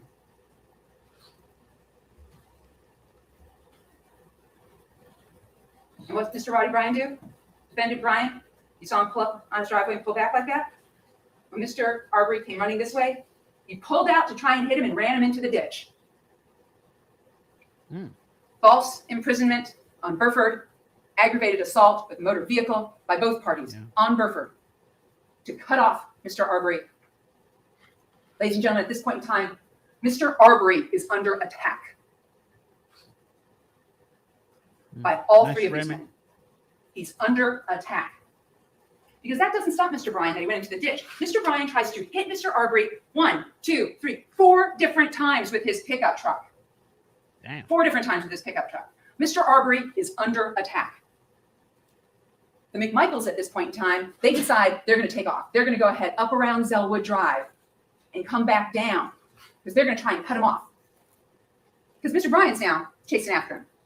Mr. Bryan is chasing after Mr. Arbery back towards Satilla Drive, back towards kind of the McMichael household or that intersection there. And the thing is, he kind of overshoots Mr. Arbery. Doesn't actually hit him, but tries to, but overshoots him. He gets so close to Mr. Arbery that Mr. Arbery actually has a palm print on Mr. Bryan's car and white t-shirt fibers that are consistent on that car. Now, I want to ask the chat I want to ask people this in the chat, which I think which I just thought about. Let's say they just caught Ahmaud Arbery. Let's say they caught him. What would Ahmaud Arbery be charged with? What would he be charged with? trespassing. And even if it was, Right. if it was a police, if these were police officers, how would we feel about this? I mean, No, but I'm saying, let's say they caught him. He was caught. What do you charge him with? Right? He's been in the house before. Nobody's ever stolen anything. Right? The owner's saying, hey, this guy's here all the time. He never stole anything. He's been around. So what? He's running down the street. You've arrested him. You stopped him. You've arrested him. You can't make a citizen's arrest for trespassing because it has to happen in your presence, and they didn't see it. Right? They came. This is what they said. Since this is that we saw him run down the street, so we assumed he did something.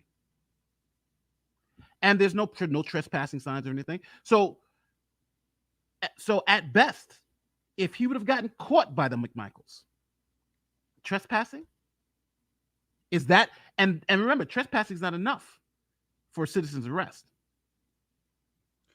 And I wanted to point out one quick thing, which is they actually have the right to go up and start asking him questions. They absolutely have the right to go up and ask him questions. Yes. But he's not under any obligation to answer it. He's got the right to ignore them. He's got the right to answer them, or he's got the right to run away. So he can continue to run.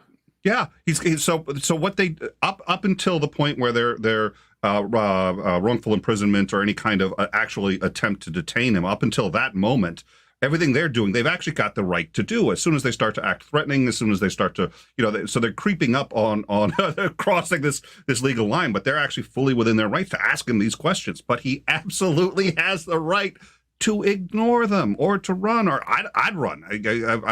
If I saw a truck full of people like that, I'd probably bail too. Pointing shotguns at me, yeah. And I haven't done nothing except go to the house that I've always gone into that the owner says that the owner's already, and the fact that the owner already told them that he's never stolen anything. That's where I think you meant that they Mr. Bryan said, I tried to corner him. Have an issue. And then he tried to reach for my door. Mr. Bryan pulls off. Mr. Bryan then starts to back his truck up into Mr. Arbery as Mr. Arbery tries to go down Satilla Drive to leave the neighborhood. Defendant Bryan redirected Mr. Arbery up Holmes Drive.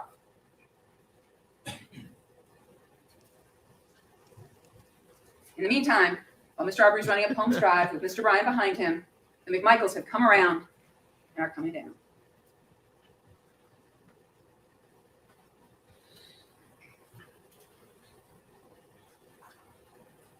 The statements of defendant Bryan. So I just kind of sat there for a minute and didn't really know what to do, and then he was trucking. So he closed in on me quick, and as soon as he got up to me, I overshot the road.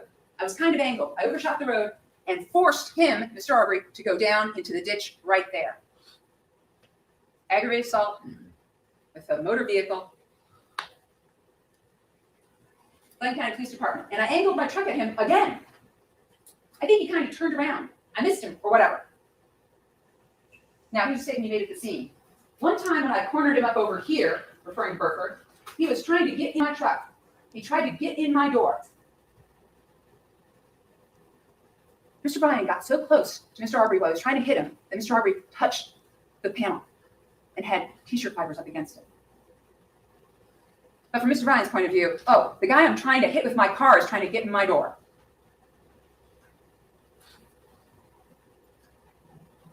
Mr. Bryan at Glenn County PD. I can't say for sure that he wasn't on the door. I didn't give him a chance to get to the door. But after I angled him off the side of the road, and I kind of went on past him because I don't think I hit him. Wish I would have. Might have took him out and not got him shot. But I probably got past him a little and he came up on me and I could see him in my mirror. He was coming for the door. I see his hands right behind the door. Ladies and gentlemen, what's important about this statement? After I angled him off the side of the road, I kind of went on past him. I didn't give him a chance to get to the door. But remember, this is all after he's used his 5,000-pound lethal weapon to angle him off the side of the road. Mr. Bryan again. Yeah, towards the entrance, but I confronted him again, angled at him again. Right before we got to the road he's lying on, right at that house that's on the left-hand side. Confronted him again. Here we go. I was fixing. I put it in reverse and was going to back up at him. And that's when he made his move to go down the road it happened on. Mr. Bryan is indicted as a party to the crime. You know what? I'm going to stop this here.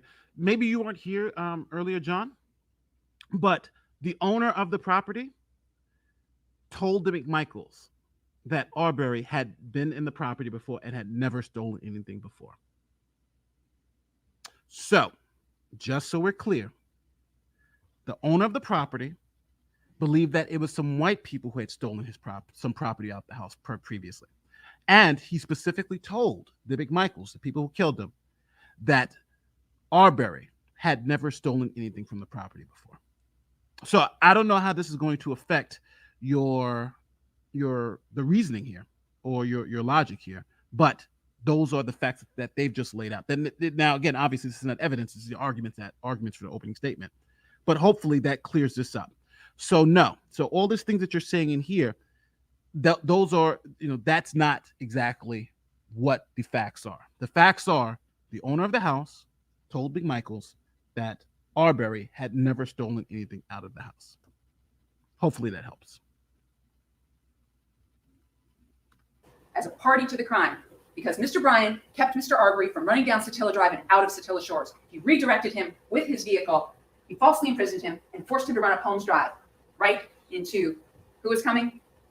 The McMichaels.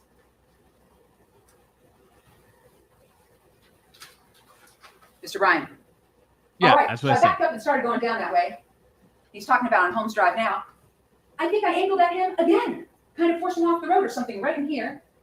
And he turned around. He turned around right in here. The black guy did. He turned around, maybe down this far or so, but he turned around and started running back the other way. And I pulled into a drive or something and started to turn around. Oh, sure. About to read the super chats. Yeah, let me do that. I'm sorry. The video. Before we get to the video, I'll stop this and read that super chat that I was responding to. I apologize because some people are just listening to audio. I'm gonna go back to it. Sorry about that. All right, it says burglary. Georgia has no B&E. B&E is breaking and entering, which is true. For them, it's trespass and then the intent to steal or the intent to commit a crime therein, right? So you don't have to break and entering. It puts there are police reports and text messages between the owner and McMichaels, where the owner asked them to act as security due to stolen property. So I was responding to that, as the DA just said, but the owner specifically had a conversation with them and specifically told them that this person, Ahmaud Arbery, had never stolen anything in the house. He'd been in before, he'd been on the cameras, but he had never stolen anything out of the house. So my response to Jay Stewart is that how does that now change your perception of what happened? Because if the owners, just like you're saying, this super chat is trying to say the owners were nervous about someone stealing, but the response is the owner did also tell them that this person, Ahmaud Arbery, had never stolen anything before. Well, and that they suspected the quote suspect was white, right? White. I mean, if they said that, and that seems to shoot their defense that he matches the suspect of a burglary in the area. Yeah, because also and also the owner thought the thieves were white. The people who were stealing property were white, not black. So I'm hoping that cleared it up. Sorry about not reading that out, guys. Before we go and look at the video, I want you to understand two things. First, when Mr. Bryan spoke to Officer Minshew at the scene, he said, I have a video. And Officer Minshew tried to copy it, but it was too long, so he made a short copy. The video you're about to see is much longer than anything anyone's seen on TV, if you haven't seen it before. Oh, shit. The route that we're talking about that Mr. Bryan took is this route. Came out of his house, and that's where we saw the video. Comes this way, goes here, backs up at him, then heads up here. Mr. Arbery turns around actually somewhere in here, but Mr. Bryan keeps going, pulls into a driveway, and then chooses specifically to come back down to the location where Mr. Arbery is eventually shot and killed.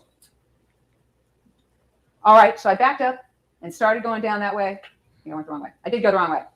With this is where the McMichaels went. Down here, they're in front of Brian's house. We saw the Night Owl video. They go down this way. Now, here's the problem. We don't know, because we don't have it on video, how far Mr. Arbery had to run down Burford before he turned around and ran back toward defendant Brian's house. We don't know how long this was or how much running he had to do or where he got turned around or where the McMichaels cut him off at. We just know that they cut him off somewhere on Burford. But he runs back this way, but the McMichaels keep going. They go up Zellwood, they go here, and they go down here. And they post up there. They lie in wait. This is Mr. Arbery's path. House under construction, past the McMichael house. Here, down somewhere here. We don't know exactly where. back towards Mr. Bryan's house, and then he's redirected to go up here. He turns around, he comes back down, but he also runs back up and then runs back down. You're going to see that on the video. We don't actually know how many times he was running up and down here, running up and down here. We just know that he was running from all three defendants for 5 minutes. Mr. Arbery ran away from these three defendants in their pickup trucks for 5 minutes. There's the combination of everything that took place. I can say he got one hell of a jog. He's running away from them So for how 5 do you minutes, know right? Mr. Ahmaud Arbery was God, under you got attack to chase me all around by the block. strangers with intent to kill him? Because Greg McMichael told the police this: "Stop, or I'll blow your fucking head off." That's what he said to Mr. Arbery, because he wanted to make sure Mr. Arbery knew Greg McMichael was not playing. Now, when he yelled this at Mr. Arbery is unclear, because it's not what he's saying on his 911 call. So we don't know exactly when Greg McMichael said to Mr. Arbery, "Stop, I'll blow your fucking head off." But that's what Greg McMichael said to Mr. Arbery. How do we know? That's He told pretty the police he damning. said it. That's pretty damning. He told the police, "Stop! Ladies and I'll blow your gentlemen, fucking it's for so trespass! hard to You do. trespass!" You ever go by those Come on, construction play sites with where they have me. big fences up and they've got the tarp and everything? And then sometimes the tarp flaps back so you can kind of see what's happening inside? Okay? That's what the video is. It's showing you only a little part of the attack on Ahmaud Arbery. Do we know It's a much anything about bigger these guys? picture. Do they have any These assumptions military and driveway background? Do they have any, decisions. or are they? Mr. military Arbery Okay. ran away and from law them enforcement for background? 5 minutes. Okay. Up and thank down you. Burford. Then 4 times Mr. Ryan tries to hit him with his pickup truck. He's redirected up homes.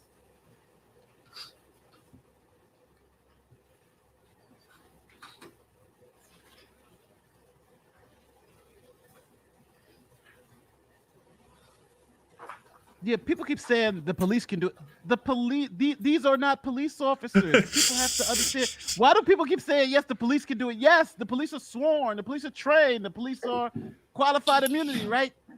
They have Regular special citizens powers. look at The that. police are endowed with special powers that most of us They don't get a little have. badge, you Yeah. know? They got special cars, they can pull people over. You got can't that, do yeah. that as a private citizen. You got to go take the training and go to the academy. Come on. Let's Too not many, jump too the many people in our society think they're Batman is the other thing that's really starting to. I mean, that's just Yeah. like, okay, I'll go out there and there's a reason that you need special training for this.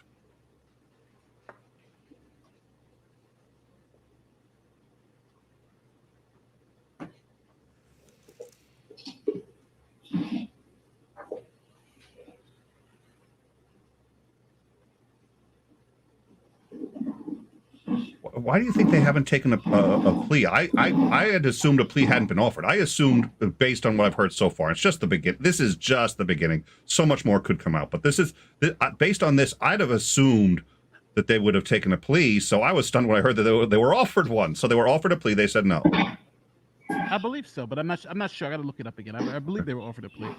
Okay, I'm just trying to see what it is. figure out what their thinking is. I mean, just on what you've heard so far, which again very limited. What would you suggest if you were their lawyer? What would you say? It's tough. It's tough because it all depends on what they're offering. There's actually sound with this video, and we'll have it figured out by the time we tender this into evidence for you. Okay? So, ladies and gentlemen, what you just saw was Mr. Arbery. See the blue mailbox? This is really important. That blue mailbox right there. Mr. Arbery is right there. He's being pursued, attacked by defendant Ryan, and he turns around. Runs back.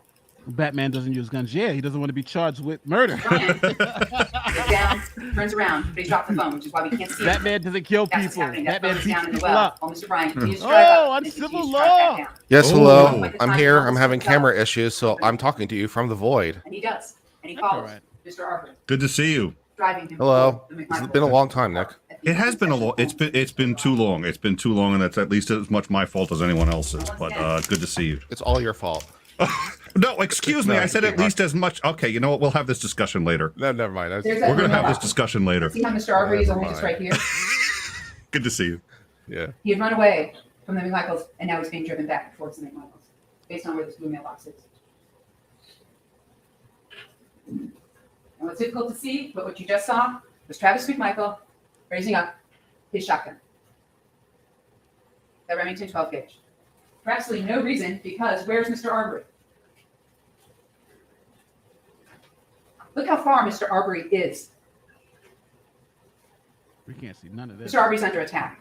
Is this still opening? He's being driven Yeah. forward Yes. by How long Mr. has this Bryan been in his going pickup on? truck. He's running away from we've been this pickup stopping truck. it, It's already so tried to we're hit it 4 about, times toward 40 minutes in. I McMichaels. think she's about 30, Travis 40 minutes in. McMichaels out of the car with his shotgun. That's a long opening. And as Mr. Arbery runs Oh toward yeah. him, Oh yeah. he pulls up the shotgun and points it at him. It seems a little more detailed than so I'm asking, would you normally have this much detail in an opening, or would you just try to save that? Because you don't want to lose their attention. You know, this is where you only get one shot at telling this story, right? Yeah, I mean, I was always trained to make it really kind of punchy. Yeah. You keep it. When we did it in mock trial, we were usually trying to keep it to like 8 or 10 minutes. Keep it that short. I wouldn't go too much beyond that. Well, you've got so much latitude in terms of you don't have to, you've got some pretty good evidence. You've got latitude. You don't necessarily have to present evidence. You don't. So try to take advantage of that and stay out of the Because Greg McMichael minutia. said it perfectly. Mr. Arbery was trapped like a rat. That's what he told the police. McMichaels makes some horrible statements to the police. Why the hell are you saying all that? Given the sound and what's going on. I told him I was going to blow his head off, officer. Oh, dear Lord. 911, what's the address emergency? I like her gestures and her sort of facial responses. Like, can you believe this shit? She kind of looks like. We're at Central Shores. I like it.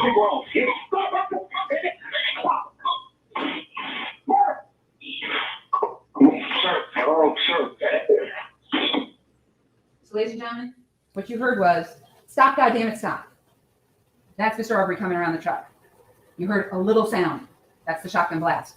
Travis is after the shotgun blast took place. Greg McMichael, at 1:14 p.m. in about 9 seconds, is making that 911 call. Remember, Mr. Albenze called at 1:08. This is 1:14. Greg McMichael has now made the 911 call. This is after they've all been, Mr. Arbery's been attacked, Mr. Arbery has been chased, Mr. Arbery's been yelled at, Mr. Arbery's life has been threatened, all of this. And what does he say? His emergency is, this is the emergency, ladies and gentlemen. I'm out here in Satilla Shores and there's a black male running down the street. That's the emergency. Damn. Ladies and gentlemen, Question. here's some still shots so that you can see. There's Travis McMichael pointing the gun at Mr. Arbery. See how far away he is? Super chat essentially says, if Ahmaud Arbery shot them, would he be legally justified? There's a better Yes. view as Mr. Arbery tries to. If Arbery this way, shot go them, that way. he would have a self-defense claim. Travis McMichael is blocking the street. His truck's in one lane, he's in the other lane. What's that called? False imprisonment. Mr. Arbery then runs this way to get around the truck. Comes over to the side. Comes around. And ladies and gentlemen, this is really important. What you're seeing here are two really, really important things. Right here is Travis McMichael's head. Travis McMichael's head. You see the shadow underneath? This is really important. The reason the shadow is important is because it shows Travis McMichael's shadow. It shows this long thing, the Remington 12-gauge shotgun, and it shows Mr. Arbery right here. This truck blocks exactly what took place. But you can see this is where Travis McMichael is. There's the shotgun, and this is where Mr. Arbery is, right there. In other words, ladies and gentlemen, Travis McMichael did not stay on the driver's side of the pickup truck. He didn't stay right here where his dad was in a higher position. That door is open. What did Travis McMichael do with that shotgun? He stepped around that open door and moved toward Mr. Arbery. He's got his shotgun, and he's moving toward him to intercept him. It's right here in front of the car, right? And Mr. Arbery comes around, and he shoots him. Shoots him like that. First shotgun blast in the front of that car. Went from there to there.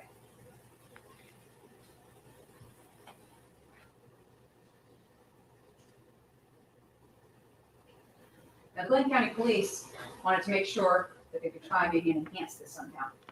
So they went ahead and they sent it off. I'm assuming this is going a little long because there's 3 defendants, so she's got to make A the little lot case to with look 3 at, but it's got some defendants. enhancements so you can fully see That's exactly good. what's happening. Shotgun goes up. I sped it up to 1.2 because she's going long-winded.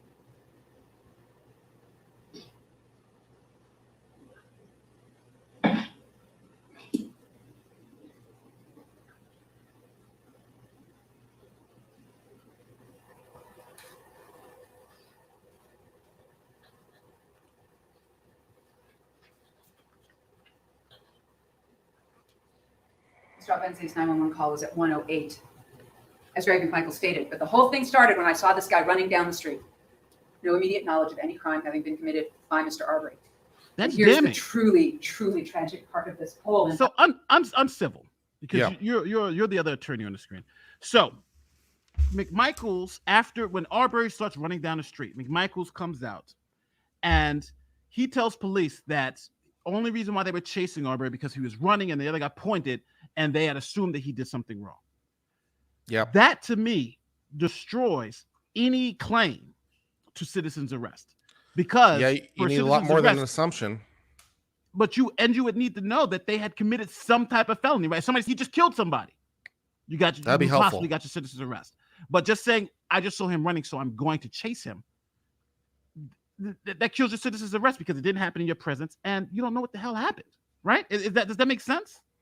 Yeah, the thing that I'm slightly baffled about at this point is why the defense is available, because you can only offer defenses that are legally tenable, and there doesn't seem to be any interpretation of the facts that I've seen that would allow for this defense. So I don't know if they move to preclude it at some point. I'll have to get into the documents, but I'm slightly surprised that it's available as a defense because the question is what facts are available, a reasonable interpretation of which would allow for this defense, and I don't know what that is. Yeah, but hopefully the defense will bring it up, and you know, and just so everybody understands, you don't have the legal right to detain anyone, right? Unless they committed some type of crime. Go ahead, Nick. Oh no, I was just, no, it was exactly what you just said. I was gonna. We already covered that, but it's there's no the citizen, even a citizen's arrest. You don't have the right to detain somebody. You can't just, if somebody's walking down the street, you can't say, "Excuse me, I need you to stop because I need to ask you some questions about where you've been over the last 2 hours." You don't have the right to do. Well, you have the right to say that, but you don't have the right to actually. That's not enforceable in any way. And if somebody ignores you, they have the right to ignore you. They have the right to just say, "Yeah, go screw and go do whatever they want." Well, exactly. Yeah. Unless they have a badge and have been sworn in and trained. Yeah, exactly that. Right? I was about to make the exact same point because a police officer might be able to do that because of what's called a Terry stop. So they might be able to stop you and ask you some questions without arresting you. And it's called a Terry stop. The thing is, citizen's arrest is an arrest. They don't have a Terry stop. It's arrest or nothing. Well, Yes, and it's arrest or nothing. there are a lot of very good reasons for this. And again, imagine a society in which that was really permissible, where anybody could stop anybody just on suspicion of anything. We couldn't function because we're all paranoid anyway. We all think, I think that guy's a little, and it's just, how could we, you can't allow this kind of thing. And the reality is, especially if you do it with a firearm, people are going to run. Of course they're going to run. I don't think there's anybody listening to this right now that wouldn't have run. And so now they think that that's a sign of guilt. And if they go out and shoot them, that's why you have to have training to be empowered to do this thing. If we could all do it responsibly, sure, maybe we'd be empowered to, but we can't. That's why we train people to do it. That's why they get the badges and yada, yada, yada. Amen to that. Entire thing. Officer Minshew, who was dispatched due to Mr. Albenze's 911 call, was in Satilla Shores and heard the shots. He was driving about 5 miles an hour down Satilla Drive, looking for the suspicious person. And he heard the shots.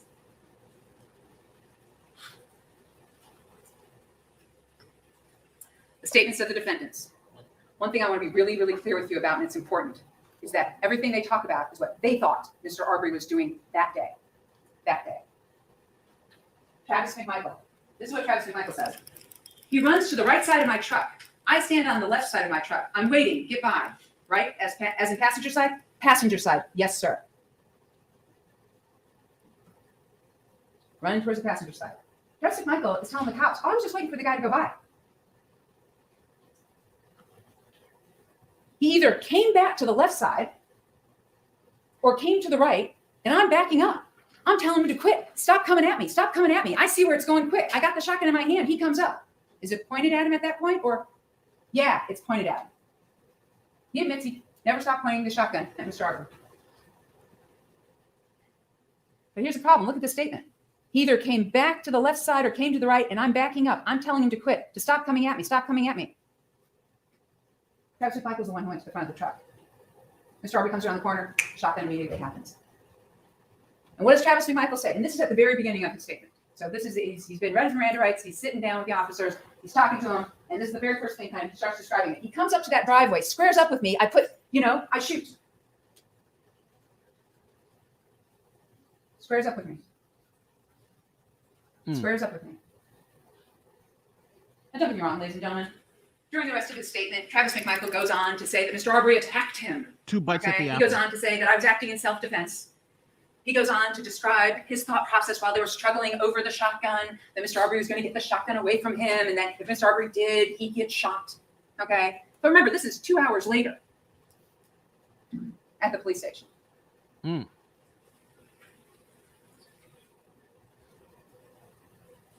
really important to note, ladies and gentlemen, this. The medical examiner is going to come in here and he's going to talk about his opinion as to the order of shots. The very first shot is to the torso. And Travis McMichael acknowledges that. Yeah, I shot him right in the chest. Here's the thing. He didn't hit him in here. He was holding the gun low. When he shot him, it went right here. And when it went right here into him, it actually came out here. So I want you to think about this. Oh my God. I like her little run. Okay? Front to back, no horizontal deviation. Straight through. But it hit him here and came out this way. His torso is turned. Here's the other thing the medical examiner is going to tell you. He was also shot in the wrist at the same time. Just shotgun pointed out. His wrist is a mess, but it's not a fatal injury. There's arterial spurt coming out of it. There's heartbeats. But he is shot here. Medical examiner is going to tell you that this motion is consistent. Now, he's also going to tell you it's consistent with him trying to grab They it. never all that observed kind the of stuff felony. too. They never observed the He felony. comes around to find Travis McMichael has moved in on him, and he's shot in the wrist, and then shot in the torso, and all the pellets are right here in his back. When you watch the video, you'll note that he's wearing a white t-shirt, and it starts to expand across his chest as he keeps fighting with Travis over the shotgun. He's been shot. Ladies and gentlemen, this was lethal. This killed him. He just didn't fall down and die right then and there. He went ahead and struggled, as you see in the video, with Travis McMichael over that shotgun. There was a second shot. Do you remember seeing the spray and the stuff? The medical examiner doesn't think that hit anything. And then when they come back in view, they're struggling over the shotgun. The next blast is right here. Major, major artery here.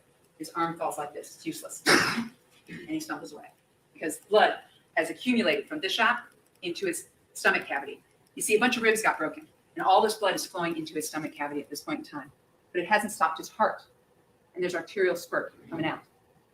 That's how the medical examiner knows that it was this.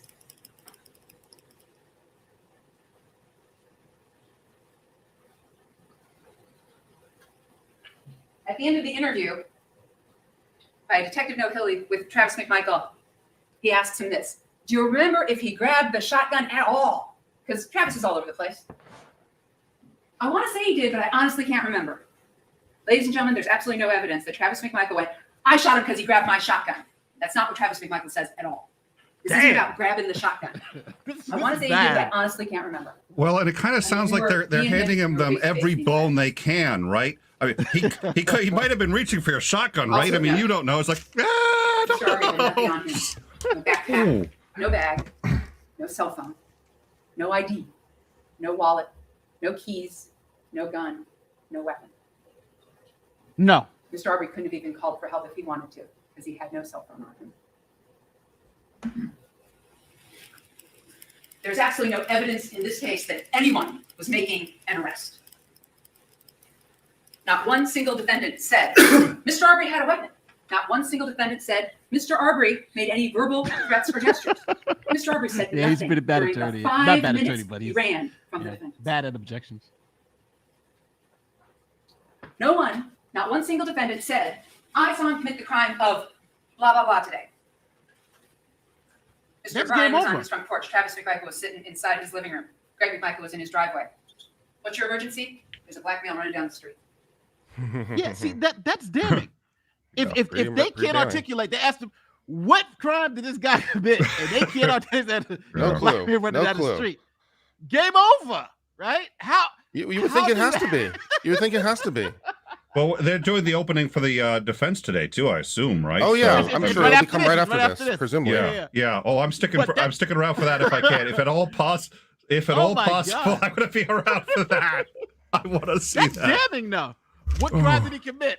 We don't know. We just, it's like, oh my God.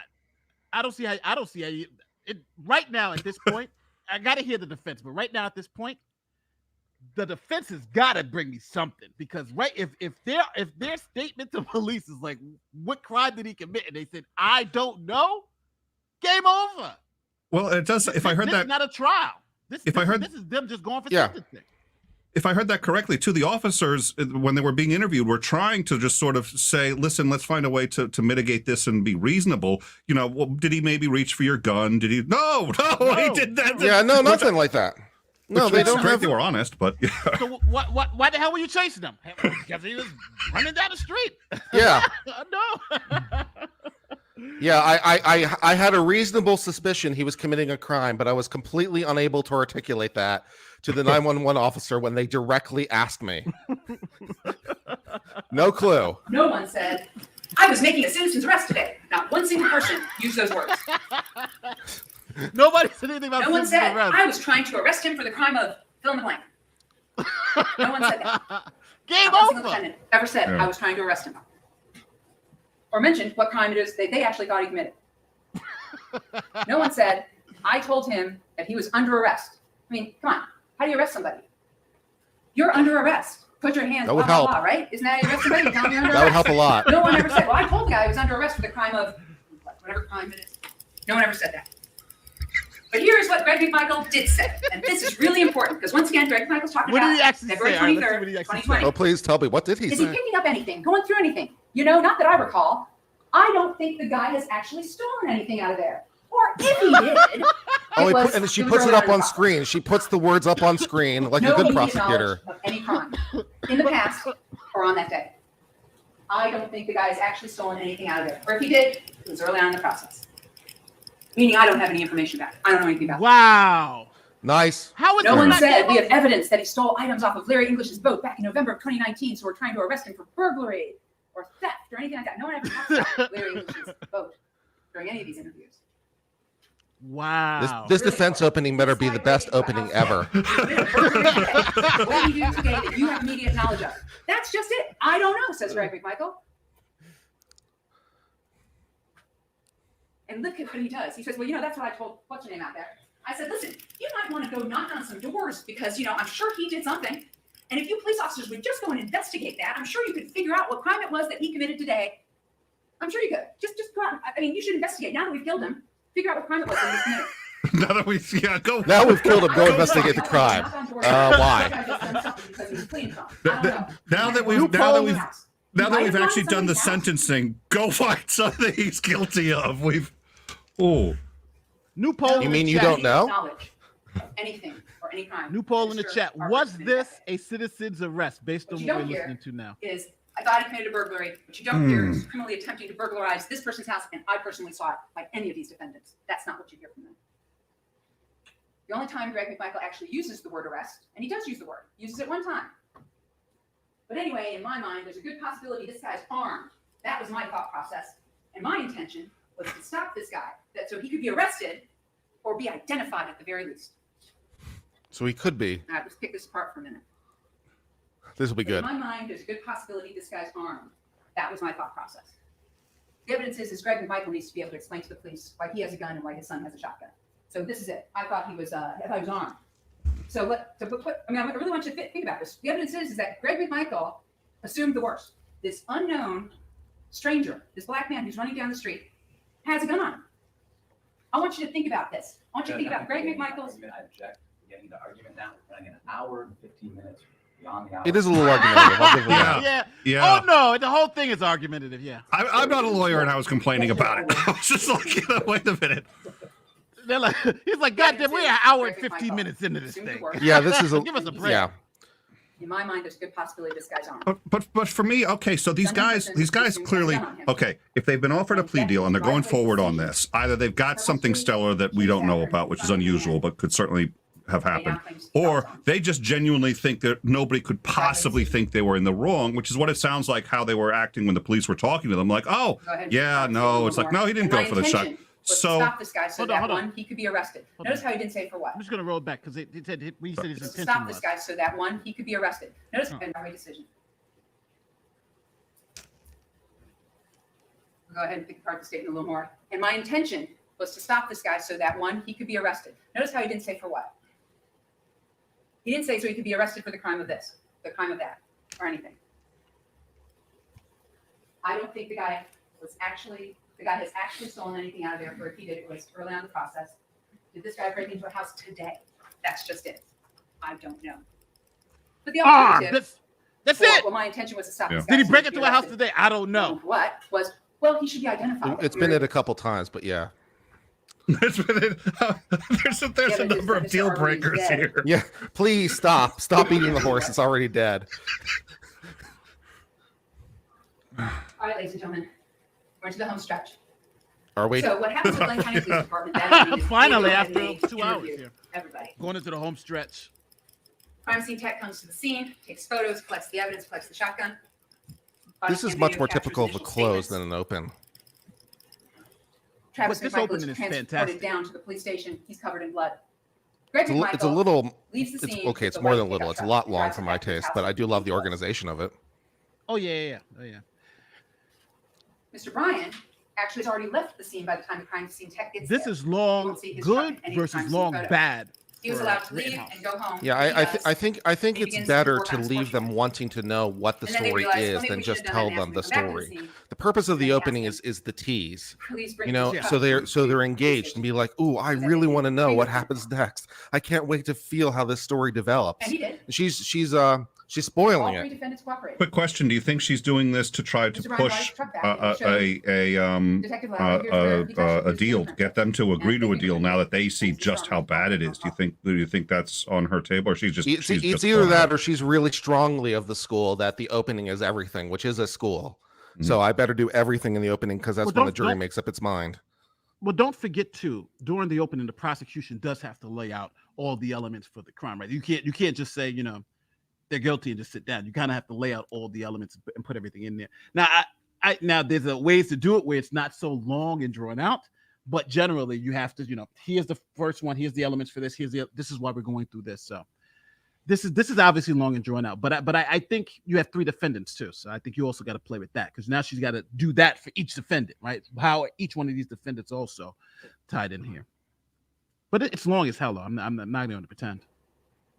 Mr. Bryan brought his truck back and showed Detective Lowry, here's where he touched it. Here's the fingerprint place. And they fingerprinted it.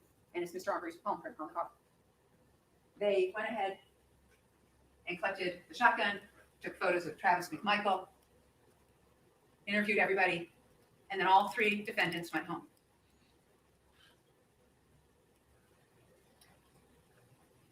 The next day, they 91% went said and no collected citizens arrest. Video from people like Mr. Olson. Diego Perez had handed over his video on the day of the shooting. And they reviewed all the video. They reviewed the Yeah. statements. They even kind of Someone went back said out this and is tried to way give us the longer than neighborhood a opening little bit. statements in Texas. Some jurisdictions And then do the restrict them in investigation time. Now, ladies and Yeah, gentlemen, yeah, yeah. investigation stalling has Which is probably absolutely for the nothing best, to do be with whether honest. they're guilty or not guilty. You're going to come back with guilty or not guilty based on their actions on February 23rd, 2020. Suffice it to say, the investigation stalled and nothing happened. Until the GBI got involved. Special Agent Richard Dial of the Georgia Bureau of Investigation was assigned this case on the evening of May 5th of 2020. At that point in time, he reviewed the Glenn County Police Department file and all the videos. The GBI then went over to interview Larry English. They did a thorough canvass of the neighborhood, went through Satilla Shores, talked to everybody. He obtained other evidence to either confirm or debunk tips that were pouring in, speculation that was pouring in, rumor that they wanted to go ahead and investigate. So they do all of those things. Special Agent Richard Dial then made the arrest of Travis and Greg McMichael on May 8th of 2020 for felony murder.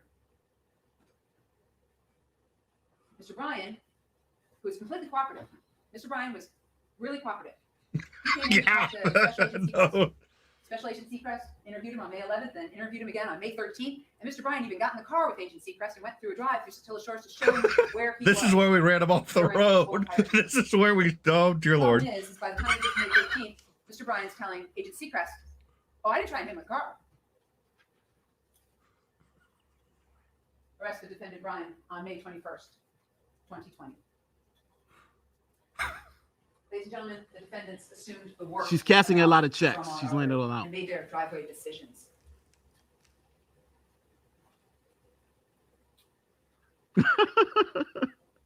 They didn't simply follow Mr. Arbery in their truck. There's absolutely no evidence that there was something that kept their white pickup truck from going 5, 6, 7 miles per hour.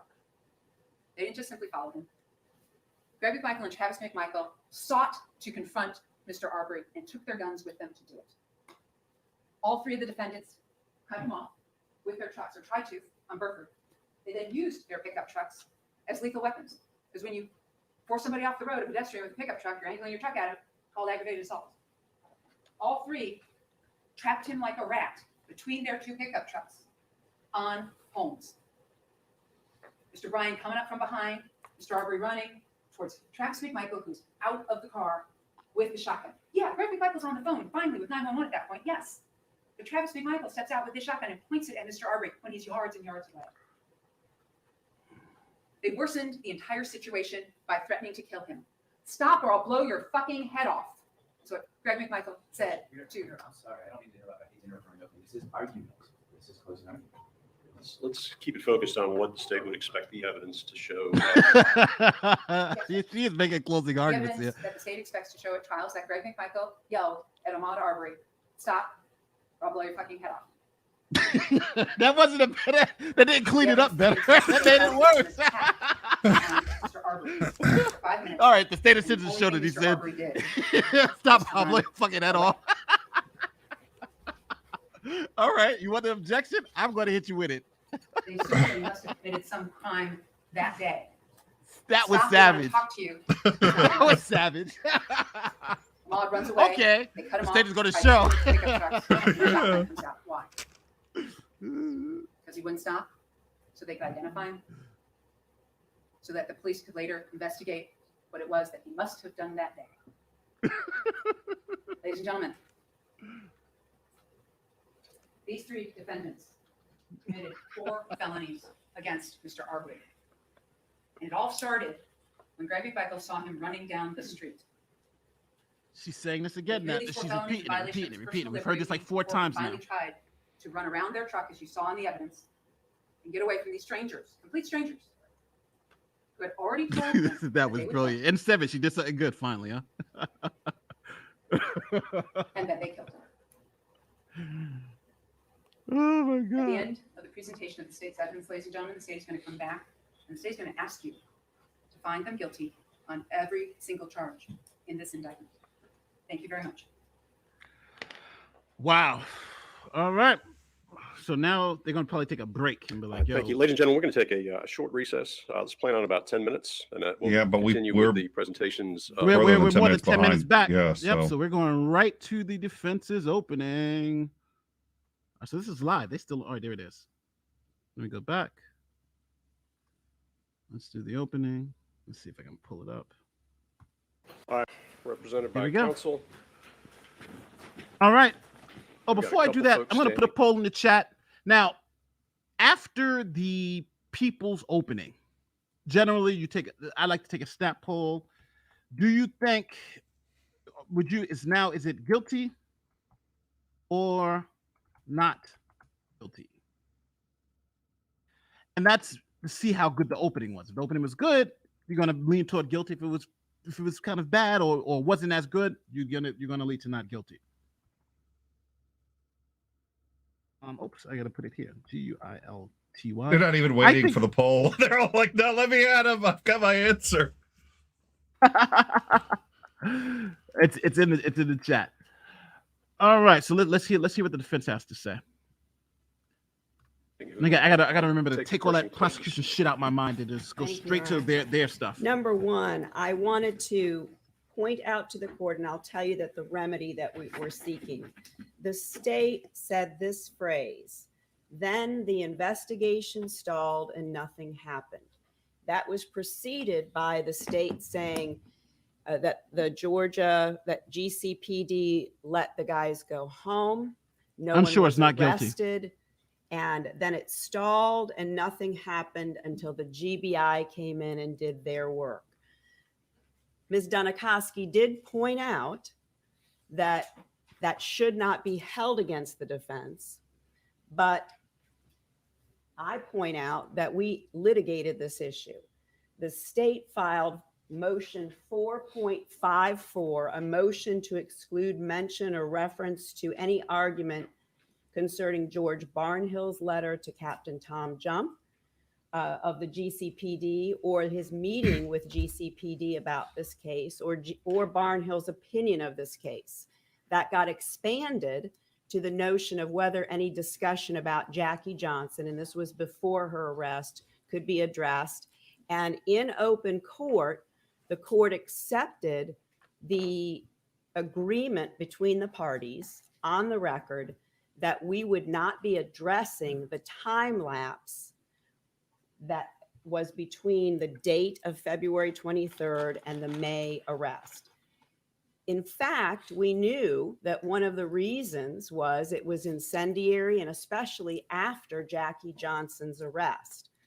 So it was so important and so critical that we included it in voir dire, and most of the people who responded raised their hands and said that they had an opinion about the lapse of time and were questioned about what they knew about that. And many of them had knowledge of some connection, they believed, to Greg McMichael. And again, I point out the court's bond order denying bond, in which one of the reasons set forth by this court was a connection that this court drew between that lapse of time, Jackie Johnson's decision concerning the way she handled her recusal, and that the McMichaels, specifically Greg McMichael, may have played some role in that. I can pull the bond order up a little later. There's no written order, so we are not moving for a mistrial for the court for the state having violated that agreement that the court accepted as a resolution to the state's motion. But what we are asking is that the court know that the state cannot introduce evidence that suggests that there is a time lapse or that nothing happened or that GCP didn't act, and then just leave it hanging out there for the jury to draw any inference from. There should simply be, based on our discussions with the state, the GCPD investigation, and then whatever it is they believe that's relevant about what the GBI did, with no comment and no evidence concerning that time lapse. That's number one. Let me just get from the state then. Thank you, Your Honor. We join in the motion, Your Honor, and we might want to address it when she's done. Well, no, let's address the defense side of it, and let's say, instead of ping-ponging this back and forth. May I just go as part of the McMichael team? May we confer? No, I don't want to confer. You can make yours. I'm going to make Oh. additional. I would talk to you. If I can have them, I want to make sure I'm not mistaken. So.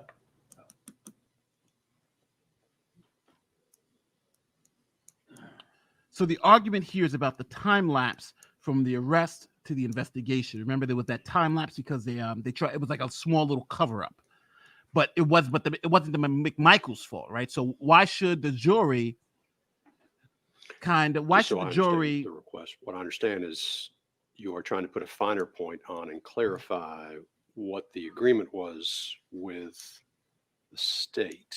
So they're trying to. They had agreed not to make mention of that because of McMichael's. It wasn't his fault, right? That instruction or that he didn't charge him and all that stuff. Or we're just putting it on the record and making sure that we're all on the same page, as I understand it. Well, I am very sure about what the direction was and what the agreement was. I'm making sure that the court is making sure that the state intends to comply with that. An opening statement is supposed to be a window into the evidence they're going to present. So it concerns me as if they would be presenting evidence in support of what they argued in their opening statement.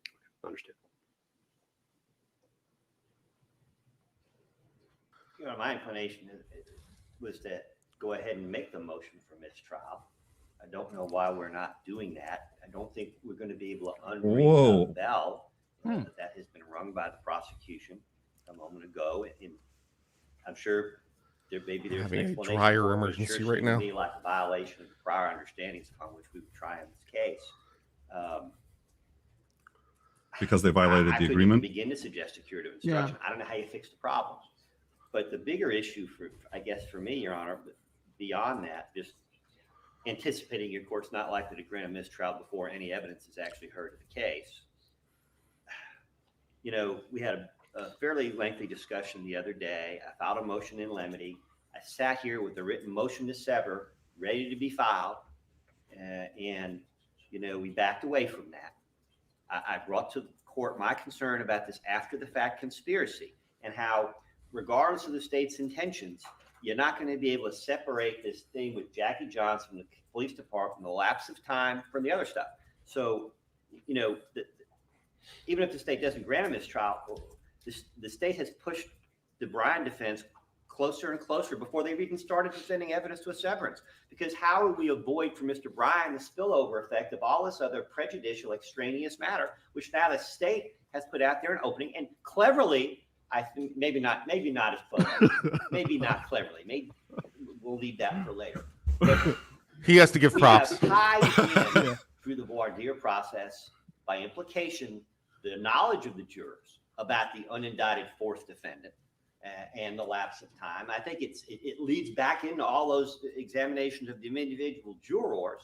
And how do you unring that bell? So, even if the court doesn't grant a mistrial, I just putting the state on notice or the court on notice. I mean, I think at this time, Mr. Bryan's entitled to a severance if he wanted. I haven't had a chance to confer with him, but I mean, they put us in that situation, and it's just unfortunate. And that's so we're debating severance issues again. It's weird. Well, the issue is just from the issue as I understand it, right, is that there was a conspiracy for there's a fourth person who's been indicted on conspiracy charges, right? And those conspiracy charges was to try to keep this quiet, right? So that's just this fourth unindicted co-conspirator they're talking about. But Bryant had nothing to do with that, right? His case is separate from that. So what his defense attorney is saying is that, hey, the charges that are the same, yeah, we're on trial for that. But now you have this kind of underlying co-conspiracy that my client has nothing to do with. But if you're putting evidence to that end, then that inevitably is going to negatively affect my client, like he was involved in this conspiracy, which he was not. So that's why he was like, I'd rather sever if they're going to charge the conspiracy, because he had nothing to do with the conspiracy. If you choose the conspiracy, then he can be found guilty of stuff that when he didn't have anything involved. So that's what he's trying to say. He's trying to say my client doesn't want to get guilty by implication based on some conspiracy that he had nothing to do with. You know what I mean? Poisons the well. If they're all together, poisons the well against. Yeah. Well, the only way for this argument to work that I can see is if they did have a gentleman's agreement, a handshake agreement, that the prosecution wouldn't do certain things, and they went back on those representations. So that's the only way this works. Is if the prosecution. Yeah, go ahead. But he's saying the prosecutor did. They're saying the prosecutor is alluding to it in opening and alluding to it in voir dire, and that's what he said. It's smart. She didn't just outright say it, but she's been doing it so to just put it in the back of people's minds.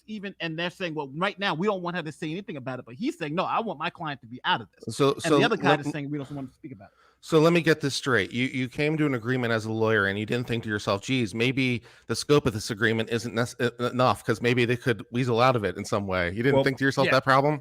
But the argument here to get around that presumably is, well, because it was in the opening, that necessarily entails that she's intending to use it in which she doesn't have to. Case in chief.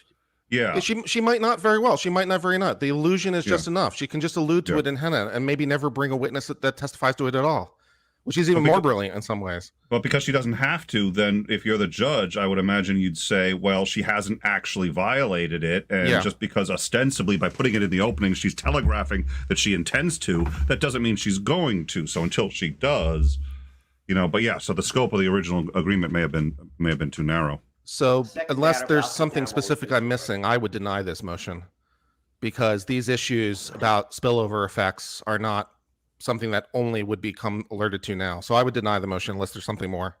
He even said he expected the judge to deny it. Yeah, so do I.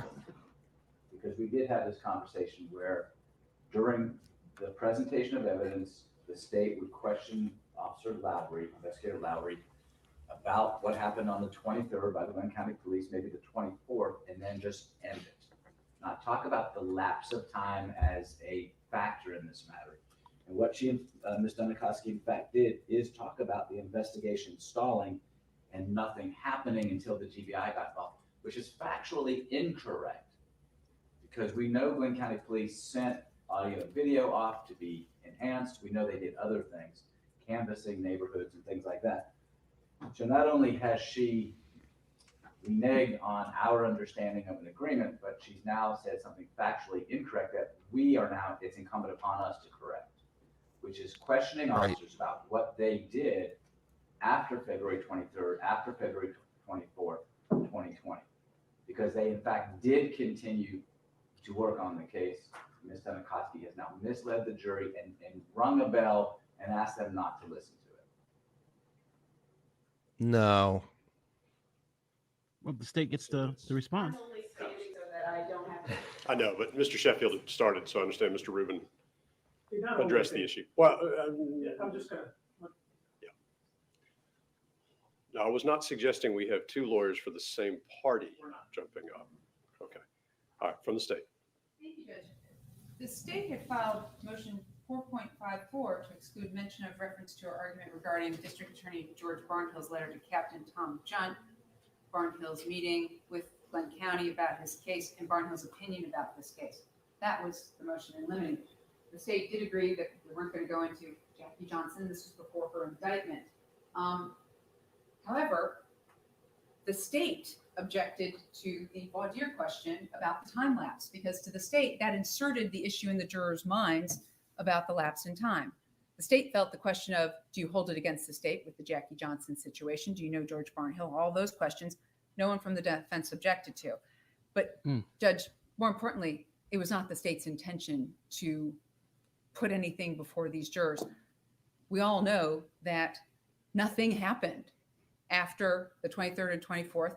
There are a few things that did take place, and Parker Marcy is going to testify to that, because he did send away video to ROCIC, and they did enhance it, and I just played it. So the things that Glenn County PD did in the time frame between February and May, that's going to come in because Parker Marcy is going to testify about that. I was simply trying to segue between, hey, they took these interviews, they did all this stuff, and then the next thing happened was this. I thought the most delicate way to do that was to say the investigation stalled, nothing happened, the GBI comes in on the 5th. Yeah, I have no problem with this And once characterization. again, what I say in opening is not evidence.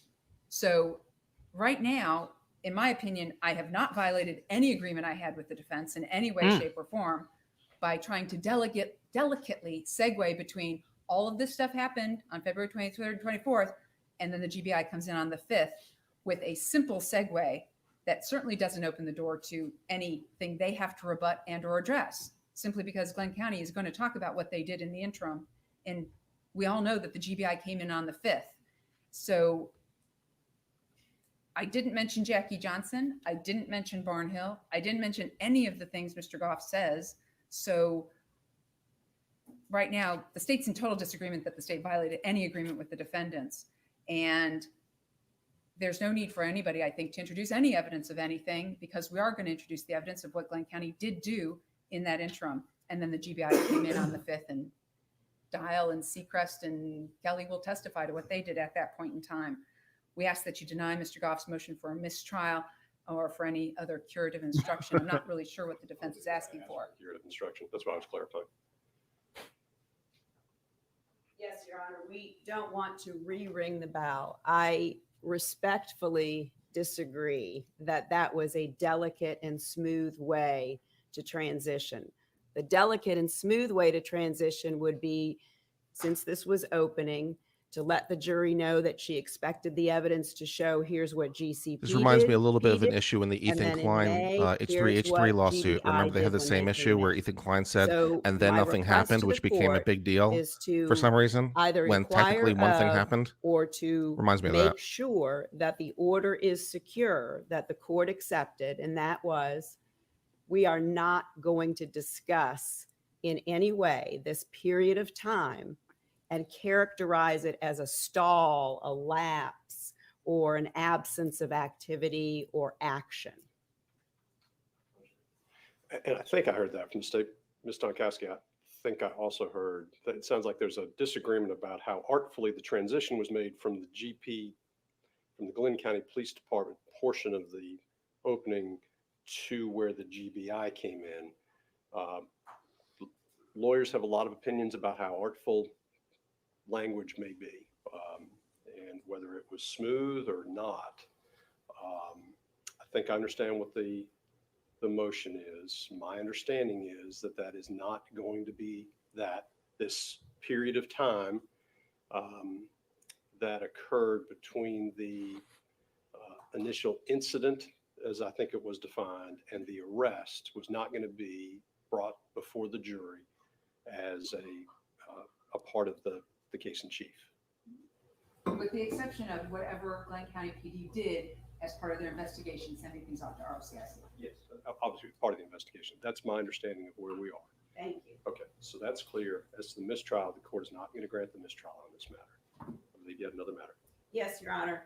Because it's still fresh in our minds, I want the court to note that we're moving the court to reconsider the order granting the state's motion for a 3-hour closing argument. Damn. Because what we just heard today was an Motion hour for and 3 hours. 35-minute opening that had a whole lot of What is this, closing. OJ? This is- So because that's the case, I don't believe there's any legitimate reason to allow the state to do this again, while the court did sustain, I believe, both of our objections to the way that Ms. Donikowski was presenting the opening statement. The only remedy that makes sense, even though she continued to do it after you sustained the first objection, is to limit the opportunity for her to basically re-close even longer at the end of this trial. She closed now, so she shouldn't be able to get You electronic said the close motion later. will be made. I assume you said the motion will be made to No, I reconsider. didn't mean that. I am making the motion now so that you can be aware of it while everything that just happened here during opening is This still judge is fresh in good. mind. He's like, no, you said motion will be made. Let's make it if we're gonna make it, right? All right, so let's put a poll for the motion. Somebody asked for a poll for the motion. Do you want to comment on that? No, a different matter. But it's not completely different. I take that. I'm assuming if one of the defendants has made a motion, that the state's going to have an opportunity to respond before we get into separate matters. When you stand up before the state responds, I assume that you're joining or adding. So from the state. Thank you, Your Honor. You did sustain both of the defense's objections to my opening. All right, kids, I got to run. It's been nice. The fact that it took me an hour and All 35 right. minutes to explain all of the evidence I anticipate is Take actually care, the reason man. I need 3 hours for a closing argument. And that closing argument is not going to take place this week and or next week. It will be probably 7 to 10 days from now. So the state requests that 3 hours for closing argument. The state does anticipate splitting that, and hopefully will not use all of it. But the fact that there was this much evidence, and I didn't even play all of the videos involved in this case, and it took me that long to get through it. Oh, dear means Lord. I really don't think do that's need something to those brag 3 about. hours. Thank you, Judge. Yeah, at this point, the court's ruling remains. Motion for reconsideration is denied. We'll get into the evidence. If for some reason the court needs to review that, I'll go ahead and do so. Mr. Sheffield, or you got a separate matter? I had Mr. Goff. Your Honor, I'm asking that the defense be allowed similar length and latitude in opening statement. And since I know the court is concerned about scheduling, I will. Oh, he's planning on doing something. Deferring my opening statement till the conclusion of the state's presentation of evidence. I So he's fully going to defer expect until after the same case in hour and chief. 15 minutes to hour and 30 minutes that the state took, and the same latitude in statement as opposed to argument that the court so graciously allowed the state. Sure how to respond to that. If an objection is made, I would suggest that we stick to what you, let me back up. So I normally don't think it's a terribly, the optics of this in front of the jury, particularly when they're sitting and listening to openings, a lot of interruptions, a lot of objections, because most lawyers that we have, particularly in a case like this, have tried a case before and understand what an opening statement is. A couple objections were made and the court sustained those because we were starting to get into argument. It is an opening statement. So Mr. Goff, if your plan is to get up and argue the facts of the case and you're letting the court know that, I will tell you that the court does not expect you as a seasoned trial lawyer to be arguing the case in opening. I would expect you to do your opening in terms of what you would expect the evidence to be. Tried to guide the state towards that without the court jumping in or having to spend a lot of time on motions. And I hope that everybody else will be able to tailor their statements to the evidence. There's always going to be a little bit of argument in an opening statement. That's just the nature of the beast. That's just what lawyers like to do. But if it looks like we're just arguing the facts of the case, I would suggest that you reconsider what is going to be presented to the jury so the court does not have to interrupt or otherwise get involved, or other counsel doesn't either. Because I think from a jury standpoint, for them, they'd like to just hear the positions of the parties without interruption. And they have been instructed on what an opening statement is. And so they're expecting simply to hear what the evidence will be in the case. And hopefully at this point, they understand that evidence will be presented, and that's up to the advocates here to do. And then you'll have a full opportunity to argue the case once the jury has been presented with the facts. And rest assured, Your Honor, I have no intention of presenting a closing argument in my opening statement. However, I will be guided by the state's They're going to be going to lunch before they because, go as too the long. court well knows, there is sometimes a fine line between a statement and an argument, and I'm just asking for consistency. I'm done talking about it. I explain what the court is on it. I would like to get through Yeah. opening statements He so that just the wants jury full has an rage. Just like, I can say understanding whatever of I the want parties because she said whatever he view of wants. the Nah, Well, evidence. yeah, he's just pissed and he's trying to highlight. He's sort of post hoc like, oh well, she got to get away with all this stuff, and I'm pissed about it. So now I'm. But he doesn't want to contradict the judge or try to make the judge look Now bad. So reached he's the point where I don't flailing. think it's realistic to get into the opening statement from Travis McMichael because we've managed to push further into the day than I thought we would. So we're going to break for lunch. I assume everybody will be ready to go in an hour, and we'll go ahead with the. This was opening good statements for in an hour, the but defense. I need to bring the jury back in. So I'll bring the jury back in. I'm going to break the jury and let them know that we are taking a lunch break. We can go ahead and get the panel. All right, so I'm gonna stop this. We can still watch it, but the jury, they're on lunch. All right, so let's rate the state's opening. How would you rate it? Let me give a quick snap poll in the chat. We're rating the state's opening. What are your thoughts, Nick? 8.5 on a scale of 1 to 10. I'd put it at 8.5, maybe. A solid 8.5, maybe a 9. I objected to two things. If they had this prior deal and everyone's saying, wow, it was really clever of her to sneak that in and so on and so forth. If you've got as strong a case as it looks like she does here, I don't screw with stuff like that. I wouldn't imagine. And when I say that, I make it sound as if I've ever tried a case or been in front of a jury. I haven't, but I hope you understand what I'm saying, which is when you're trying to make an argument of any kind and everything's really on your side, don't stretch, don't reach, don't try to get cute because it's yours to lose, right? It's yours to lose. Yeah. So if this is really hers to lose, I'd be a little more careful again, unless she's just trying to bully them into a deal, which, I'm not sure why that would be so important. If they don't have to try it, great, don't have to try it. But so anyways, that's it. It was good. It was solid. She really, I do think she was doing a lot of arguing. Yeah. Of course, yeah. Yeah, he said, there's always going to be a little. I was like, I think that was a bit more than a little, but she either knew the judge or for whatever, she knew how far she could go, and she went in under that bar. So good for her, and really well done. Yeah, I think at the end of the day, with this judge, I think that, first, I think this is a great judge. I think this judge is fantastic. I do think the prosecutor got away with a lot, but I think the prosecution hit some great high points in this. With the whole, remember there was like, the whole, what was it say? The judge was like, well, what are you going to present at trial? And she was like, I'm going to present at trial that he said, shoot the effing guy in the head or something like that. So that was, she just got to repeat the statement. Like, yeah, all right. That's what I want to present at trial. Yeah. I think that was brilliant. I also think she's really destroyed a lot of that self-defense nonsense evidence, right? She's how could it be self-defense? They didn't even know, or how could it be first? I think she really, really attacked the what's it called? The citizen's arrest aspect. Yes. We asked him what you were arresting him for. I don't know. We asked him what you were chasing him for. We don't know. So you're talking about citizen's arrest and you don't know what you're chasing a person for. You don't know what you're arresting a person for. Why did you chase him? Because he was running. That's not citizen's arrest.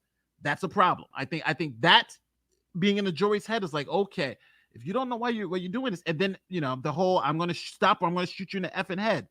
I think that's a problem, and I think she went after the self-defense claim too, because now if you kill the citizen's arrest, now you got self-defense, right? Now you got self-defense, and now on the self-defense side, you don't have it because Arbery had just as much of a right to be running down the street, to be doing whatever he did, and they had as much right to be driving around. But soon as they tried to stop him and detain him and arrest him, as they said, just imagine this, people. And I want people in the chat to understand this. Just imagine this. If police chase you down and arrest you, and you say, well, what am I under arrest for? And they say, I don't know. Right? I don't know why we've arrested you. Yeah. They've just literally just deprived you of your rights for no reason. And I think that's what she put to come off. But I want to see how the defense responds to this because they have a lot to get up. And the problem with citizen's arrest is if you're conducting a citizen's arrest and you're wrong, you've just committed a lot of crimes. You've committed kidnapping, probably assault. So it's going to be tough. But I want to see how the defense responds because I really think this citizen's arrest thing is going to be is done. I don't and if the legal argument is we were trying to make a citizen's arrest and it became a self-defense issue, right? Citizen's arrest, they give us the legal right to stop him. And then beyond that legal right to stop him for the citizen's arrest, he then tried to attack us while we're trying to make a lawful citizen's arrest. But to make that argument, to say we're making a lawful citizen's arrest, you got to know what we're arresting him for, right? They didn't say burglary. Remember, they asked him, what are you arresting him for? He didn't say burglary. He said because he ran. Yeah. Problems. So this is interesting. I'm going to switch to the Rittenhouse, but whenever you want to bounce out of here too, you can bounce. I switch back and forth. So now we're going to do the Rittenhouse trial. But while we listen to that, I'm going to go get some lunch too. So I'll be back and forth. But I've been snacking. I've been turning off the camera and just snacking a little bit. I'm going to have to go at some point. But if I'm free, especially during the defense opening, I really want to hear that. At this point, I really want to hear that. I like to be challenged. I like to have if they can come up with something that really that can spin this and flip it on its head, that would be great. I just have a hard time seeing how they're going to do that. So. It's tough to know. Like, I just don't know how you get there, based on what we have here. But defense attorneys, they're here because they got a story to tell. I just want to hear the story. I honestly just want to hear the story. I don't know what they're going to say. I don't know what but it's got to be good because this opening was not helpful to them at all. It just was not. It was not helpful to them at all. Let me pull up the Rittenhouse trial. Have you keeping up on the Rittenhouse stuff? I haven't been keeping up with it too much. I know enough of it to know that basically the narrative, because we were covering that actually when it happened. In time we just by coincidence we happened to be, we had 6 live cams. We were covering 6 riots in 6 different cities, and we saw that one. And it's funny because I misremembered it so much later, and I was just always thinking that guy must be guilty, must be guilty, must be guilty. And as the facts come out, and you realize that he hadn't shot first, and you realize all of the things that happened, it's all of a sudden you're sitting there. The narrative that you get in the media, and as somebody who me, I lean left, so I'm gonna sit there and say, oh, he must have been doing these terrible things, and then you realize the trial comes out and it really doesn't appear to be anything like that, and it appears very strongly to me to be self-defense. So I've been keeping up with it some, but certainly not as much as you have. But that's my hot take based on where I am right now. And this is why I will say this. This is why I love my chat, and I love these fans, because this is why we all have this love-hate relationship, because on the Ahmaud Arbery case, the same people who hate me, we are going to be close lovers in the Rittenhouse case, right? And the reason why is because the Rittenhouse case we all agree with, right? It's self-defense. So we'll see what happens, but it just makes me laugh how in each one of these cases, how it can go so wildly. But I think a lot of times it's rare to find someone who, like us, who say when it comes to Rittenhouse, it was self-defense, and when it comes to Arbery, it was murder. Usually people are on, they'll say Arbery was justified and Rittenhouse was justified. But we'll see, because I think the evidence in the Rittenhouse case, to be honest with you, I have a lot of concerns about what the prosecution is doing here, because I really feel like the prosecutor in the Rittenhouse case is not seeking justice. I think they're seeking a conviction, and that's scary.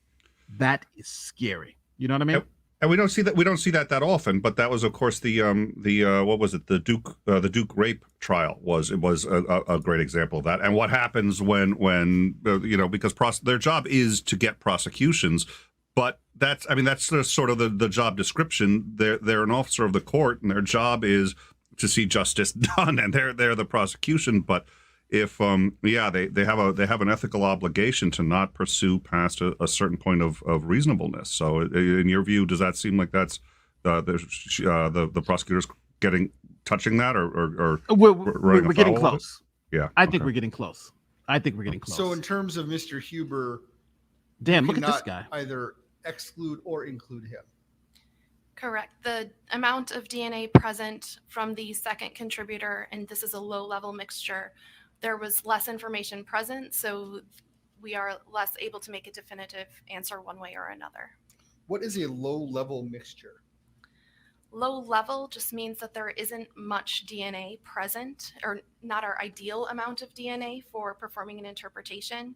So there is less DNA than a full profile from all of the contributors to the people want to go back.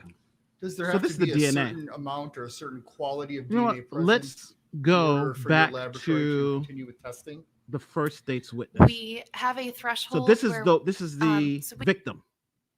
Here it is. So this is the first victim. Help any way we could. The guy that got shot in the arm. And you're allowed to say that now because the defense botched that one, right? Is that what? A man by the name of Ryan Balch. Oh. Yes, sir. How are you familiar with him? Are you familiar with duty abroad? No combat, no, sir. Are you familiar with a man by the name of Ryan Balch?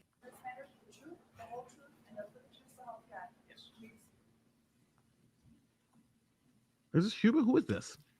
Could you please pull that microphone close to your mouth and state your name for the record, spelling your last name? Jason Legowski, L-A-C-K. Jason Legowski. S-K-I. What community do you currently reside in? Green Bay. In August of 2020, where did you reside? What community? Brown Deer. What is your current occupation? I'm going to school full time. You go to school full time? Mm-hmm. Is that a yes? Yes, yes, yes. Do you have a background in the military? Yes, sir. Can you tell us about that? He's a militia member. I was a Marine Corps infantryman, 0311 rifleman. Oh, thank you for your service, brother. It's hard for the court reporter to follow that. If you could slow down and say that again, please. Sorry. United States Marine Corps, 0311 infantry rifleman. And what period of time were you in the Marine Corps? 2011 to 2015. Did you serve any tours of duty abroad? No combat, no sir. Are you familiar with a man by the name of Ryan Balch? Yes sir. How are you familiar with him? I met him after I got out of the Marine Corps. How long have you been friends with Mr. Balch?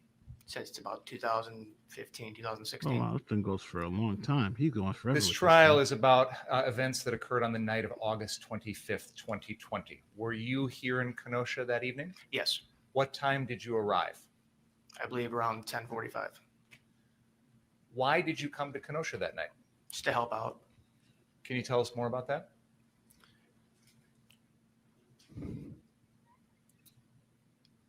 I saw the community in trouble and I wanted to come help any way that I could. I know you said you saw things yourself. I assume that's on the internet? Correct. Did you speak with Mr. Balch or anyone else about your desire to come to Kenosha? Yes.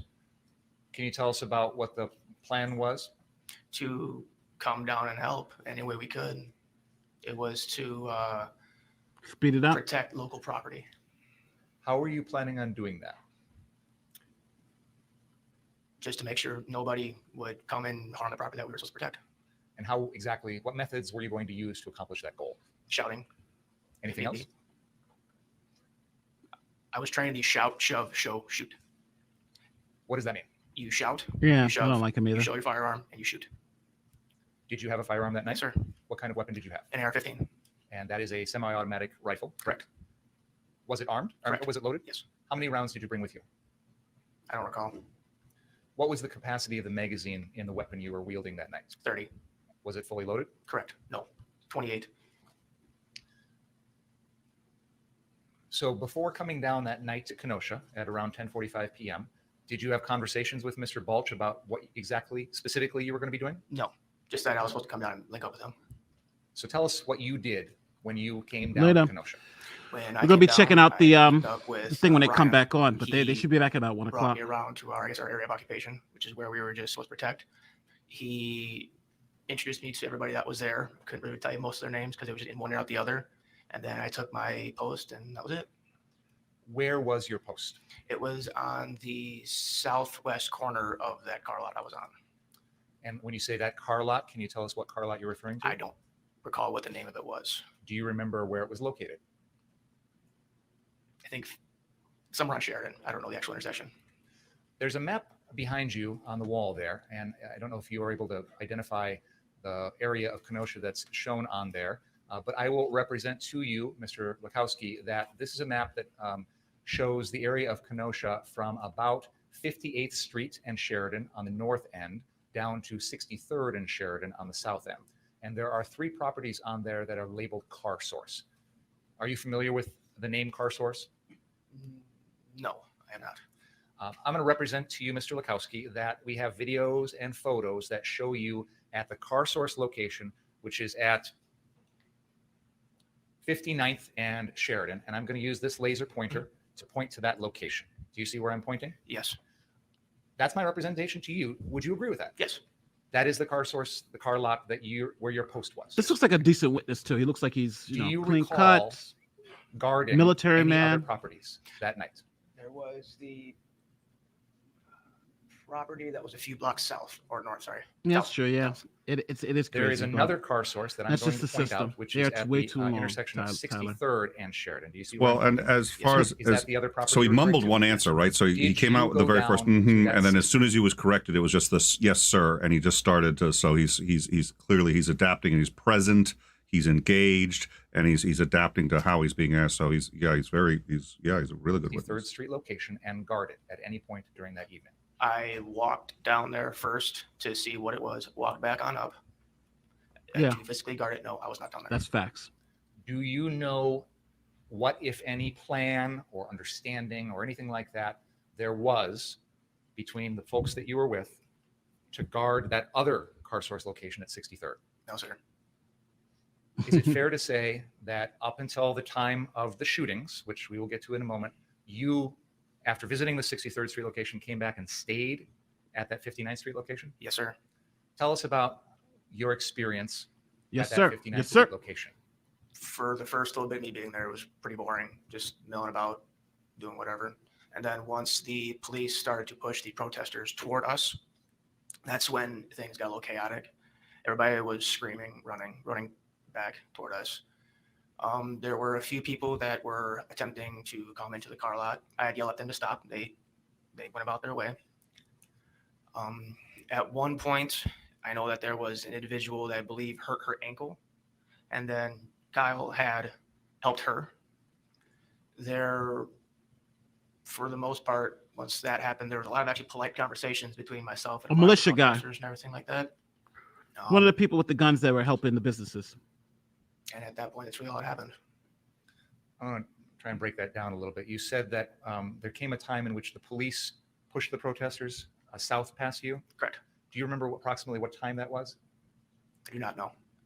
And you indicated it started to get, I think you said chaotic was the Correct. word? What made it chaotic? Can you describe that more specifically? You know what? The way I'm that going I to go to see Cross. that you had the actual protesters and you had Because the Cross is gonna a-holes give us- that tell were us trying exactly to what he use was the there. protest as What their happened? own gain. You're in court. I'm sorry. I apologize, Your Honor. There were protesters and then there were other people that were using this for what purpose in your mind? To cause havoc. Tell us more about the chaos. He said, "You're in court, I had brother." talked to a lot of You're individuals a-holes. that were there to legitimately protest. And they I were, like this guy. some of them were saying how there were people that were instigating a lot of things, that they weren't part of what was going on. And I had noticed that a lot, that there were people that were using that to, cause havoc. What specific types of havoc did you witness? People throwing things at police, people starting fires, people with malintent. Other than throwing things at police and starting fires, did you observe any other specific instances of, to use your word, havoc? There were some individuals that were to the west of us that they were trying to come onto the property to start one of the cars on fire, and we had stopped them. And then they had a lot of vulgar, they had a lot to say that was not nice. And they had said that they were going to come back and burn down this explicit terms. And then later on, maybe 5-10 minutes later, they started throwing rocks at us. All right, so hold on. I'm going to go to this guy. I'm going to move to the cross-examination. Because cross is where you usually get the fireworks. But I think there's a good witness for the defense. And they got somebody new is going to be doing the cross-examination. All right. Is it fair to say that prior to August 25th, you had never laid eyes on Kyle Rittenhouse? Correct. Okay. After August 25th, have you ever spoken to Kyle Rittenhouse? No. So you didn't know who he was when you got there, and you haven't talked to him since. Correct. And you had made mention when speaking to Attorney Binger about shout, shove, show, shoot, right? Yes. Okay. In anywhere in that kind of commands that you do, is run away or retreat? Is that in there? No. So if you shout at someone and make physical contact or show them your firearm and they're still coming forward, have you ever been trained to No. head for the hills, No. run away from them, try to get yourself out of the situation that you're in? No. You watched the video. Have you watched the videos in this case? I have watched several, yes. Okay. Have you watched the video at Car Source at 63rd? Not in its entirety, no. Okay.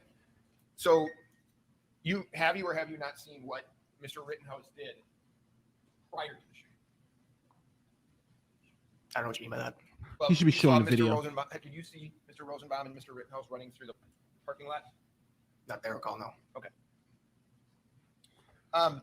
This is a problem. He should have had the video ready to go to show him that if he wants to question him about it. Around, yes. And you have an AR-15 and a medical pack with you. Correct. Okay. Later. Same kind of situation that when you meet with Mr. Rittenhouse that he has, right? He has an AR-15. To a sense, yes. You have more than he has, but you both are carrying a medical pack. Yes. And he goes Later. through some of your things, your medical things, and takes things that he needs. Mm-hmm. Yes. Yep. And you see him that night. Correct. Jeff And he Bezos. is, when you speak to him, you get his name and the EMT information. Correct. Is that about it? Yes. You see him that night out and about trying to actually help people. Correct. Do you see him that night threaten anyone? No. Do you see him being aggressive in any manner toward anyone? No. This is good. They're trying to just get everything up to the. How was he? Was he was this monster that was trying to gun everybody down, or was he something else? Get exhibit number 40. Can you tell me, do you know who that is a picture of? Joseph Rosenbaum. Now, do you remember seeing him that evening? Yes. Okay. You didn't know his name, but was his behavior such that made you remember him? Yes. All right. So can you? Explain why.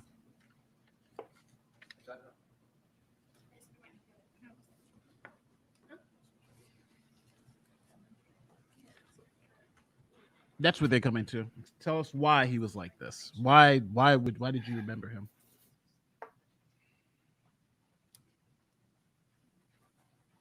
Mr. Lakowski, I'm going to ask you one other question about this. You said you see Mr. Rosenbaum in that picture, right? Yes. Okay. There's a person behind Mr. Rosenbaum as well. Is that right? He's away from the mic. Josh, I'm sorry, Josh. Do you recognize or do you remember seeing the person behind Mr. Rosenbaum? No. You don't remember seeing Mr. Kaminsky? Okay. This guy behind him, Kaminsky. Now, you had said that Mr. Rosenbaum was yelling at you. Yes. Okay. And he's yelling in a crowd of people, right? We're talking about the Ultimate gas station. No. You remember seeing him at the Ultimate gas station or not? No. So where did you see him in particular? I saw him on the corner of 59th and Sheridan. And when he was on, tell me if this is fair, when he's on the corner of 59th and Sheridan, he is yelling, shoot me, and then he uses the N-word. Yes. So he's saying, shoot me, N-word, shoot me, N-word. Yes. Right? Yes. This is interesting. So the only person to use the N-word or use any type of racial language is the victim, the guy who was shot. He's out there calling people N-words and everybody shoot me, Ed, shoot me, Ed. Wow. That's crazy. Yeah. Yeah. Just up the back. Rosenbaum. He's saying this in protest for an African-American man who was shot by police. Correct. Because I don't want the witness to blow our ears out. That's why I don't turn it all out. He's walking away from the mic. I don't recall. You remember that night hearing people saying Black Lives Matter? Yes. Okay. Are people reacting to him in a negative manner? Let me just move up. I know I'm jumping around the Rittenhouse in case. Exhibit 45, I see a person walking the opposite direction of whoever's taking the photo, and a person on the ground, and there's an object connecting them. The person on the ground appears to be holding. This is the forensics. The object. I don't know what the state's trying to prove. No disagreement that the person standing up is Mr. Huber? No disagreement that the object in between them is a firearm? No disagreement. Okay. So, Mr. Rasmussen, if I This is told you Max. the person standing there is Anthony Huber, okay, that we agree on that. You agree that it appears Anthony Huber is touching that, and we agree that's a gun. You'd agree that Anthony Huber is touching that gun, right? Appears to be he's touching that gun? It appears to be. Okay. Now, in the areas, so the fact there's no DNA present in the areas you were asked to look at doesn't mean that the person didn't actually touch the firearm. We see it, right? Correct. The DNA. Yeah, correct. Okay. It looks like they're both wearing gloves too. So Yeah, but just so everyone understands, it's the prosecution made the point that Mr. Huber's none of his DNA was on the gun, right? So to hopefully have the jury make the inference that he didn't grab for the gun. But that's what the defense attorney's now like, well, damn, look at the photo. He's obviously grabbing for the gun. So if there's no DNA, that doesn't mean he didn't grab for the gun, right? Because we see it in the picture. So if I told you that's a different angle, that's Mr. Rittenhouse on the ground, that's Mr. Huber holding, And he didn't have gloves on, yeah. and that's a firearm, you agree it appears that Mr. Huber is touching that firearm. Do you agree with that? That appears to be the case.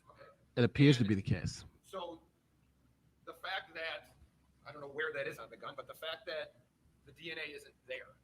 And everybody thinks DNA is this thing that proves everything. You'd agree that we can see he's actually touching the firearm. What is your question? Well, the fact that it's not present, and I don't know where on the gun that is, but the fact that DNA is not present in any of the areas of the firearm for Mr. Huber doesn't mean that he didn't actually touch it. Correct. Whether DNA was detected from an individual or not does not mean that they did not touch that item. That's it. Boom. And I think you said, and tell me if I have this right, the shorter He's moving away from the mic again. someone touches something, the less likely there'll be DNA which you can compare or find. Yes, the less an item is handled, the less I would expect there to be an opportunity. Guys for said, DNA "Don't to believe your transfer. eyes."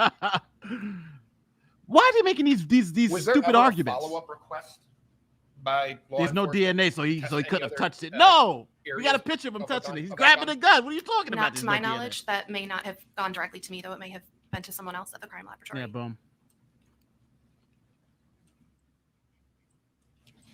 Your Honor, Well, you got a sorry, I don't picture of him remember grabbing the a gun numbers. now, I moved 40, unfortunately. 45 and 46. Yes. I moved 45 and 46. There's no objection. No. See you. And I have no other questions. Thank you for your time. Can you get back? No. You step down, ma'am. How do you redirect that though? I haven't heard anything about food, so we'll just... So they had her on just to say that there was no DNA on the gun, and the defense just came and just slaughtered that real quick. Like, okay, here's a picture. They grabbed the gun. Although actually, And they got her to say that it appears. I mean, she's now on the record saying, "Yeah, it looks like he's holding the gun to me." let's fight over it.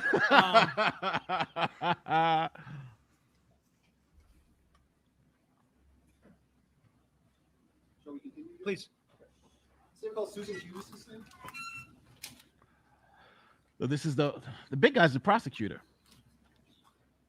So they letting the second seats take it.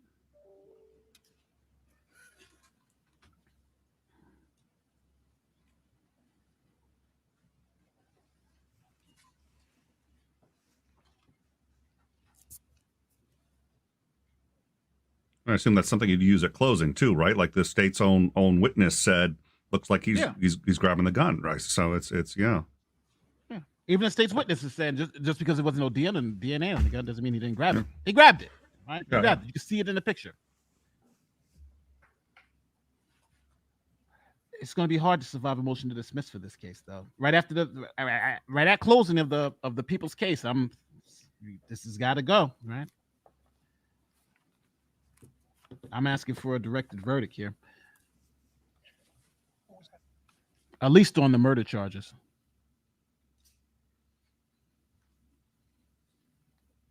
Now, if it comes back guilty, if in the unlikely event it came back guilty, though, I mean that's sort of is that as I understand it, it's standard procedure to at least consider just filing a motion that to vacate after that, just on whatever grounds or some sort of impropriety. Is that true, or is that just my misunderstanding? Is that me watching too many law episodes of Law and Order there? Say that question one more time. If you get an unfavorable decision, if you get guilty, but you think that you can have grounds to vacate or grounds to dismiss, can you is that sort of standard operating procedure at least to try that, or you let it go and just wait for an appeal? No. You can ask the court for a directed verdict and say the jury got it wrong. Like, sometimes the jury makes mistakes, and the judges do that sometimes. Ma'am, could you please? It's state rare and to spell go your name opposite, for the where the benefit jury of the says not court? guilty and the judge overturns Susan it. That doesn't Hughes, happen. H-U-G-H-S. But the jury can say guilty, Ms. Hughes, and did then you the know judge Anthony can say Huber? not guilty as Yes. a matter of law. How did So you that know him? happens. I am his great aunt. And His grandmother was my oldest sister. and how did you come to know Anthony? Well, my niece is his mother. So did you know him from when he was a child? Yes. And would you have considered yourself close to Mr. Huber? Yeah, even when he was a child, we had kind of a special connection. So but, this is to humanize Huber? I was born in Kenosha. I moved away, came back in 2011. And from that time, we became even closer. Now, you said you had a special connection. What do you mean by that? It's about Huber, He was a redhead. I used to be a redhead. he was, his immediate family, they were all blondes. Yeah, So he kind of they gravitated want to get a little latitude, to but they got to me get at to it. family gatherings and I'm things. assuming it's the character Even though when he witness. was a child, I really only saw him, holidays and when I visited Kenosha. So, 4 or No, 5 times a year. you can say But that even he then, wasn't. he would I think they're trying to prove the character gravitate should he towards wasn't the me aggressor, because or he wasn't. I could talk to him about things he was interested in. I mean, we shared interest in art, music, and computers, Star Wars, things that little boys like to talk about. So you said you would see him in Kenosha. Did Anthony grow up in Kenosha? Yes, he was born here and went to school here. Do you know if you know any schools he attended here? Well, he's in the Southport neighborhood, so I think he went there. Perhaps I know he was at St. Mark's for a while, and now I do want to say this for everybody in the chat. Some of your messages will be deleted, and the reason why is because I'm usually kind of a free speech chat guy, as long as it doesn't get too crazy. But what happened to Nick Recchietta ain't going to be me. So if you say some crazy stuff, it's going to get deleted. And the reason why is because I don't know if you guys know what happened with Nick, but somebody put something in his chat and they didn't remove it. And YouTube then suspended him for that thing being in the chat. So if you put something wild in the chat, you're going to get timed out because I'm not going to have my, that suspension goes for a week too. So I'm just letting you know, and it's not me. I don't care what you really say, but if YouTube is going to click me for it, then I got to click you guys for it because, Nick, it was tough with Nick too. And he was like, it's something somebody wrote in the chat.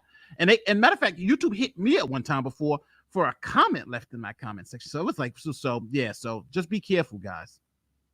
Yeah, they've been getting pretty aggressive and wild about that too. It's just if it's even questionable, they hit the owner. So I wasn't really connected to what schools he was going to. So in 2011, you said you moved back to the Kenosha area. Yes. And you said you became more close. What do you mean by that? Well, from that point, I moved back because I had health issues and both of my sisters did. So I was seeing his grandmother quite frequently. And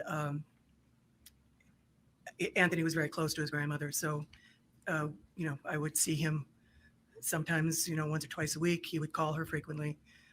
She moved in with me actually in 2013. And from that point, we saw Anthony even more. He frequently needed rides to jobs and things. And when she wasn't able to take him, I would take him. And about how old would Anthony be in this time period? Well, when I moved back, I think he was like 17, maybe when I moved back here. I'm going to stop this because only thing we're going to hear is how good of a boy Anthony Huber was. He was an innocent victim. I understand where you're going with this, but because they're trying to build up character. We'll see. But I don't know. It's kind of crazy. So we have 15 minutes until we get the defense's rebuttal to all this. But I have to get out of here at 2:00. So I'm going to put up the Rittenhouse stuff while I go get something to eat.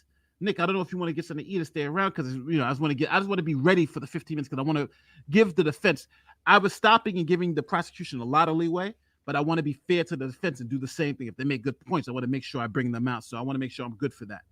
Are you good to stay around or you? I'm absolutely good. So I put a message in the private chat there. I've just got a buddy coming by later today, and they've been running late, but they're going to be here around 3:00. So I've got until then. I cleared my schedule. It just so happens, I was up early and I cleared my schedule. But honestly, it's like if you're doing something like this, I'm going to be getting up early. I go to bed at 4 a.m.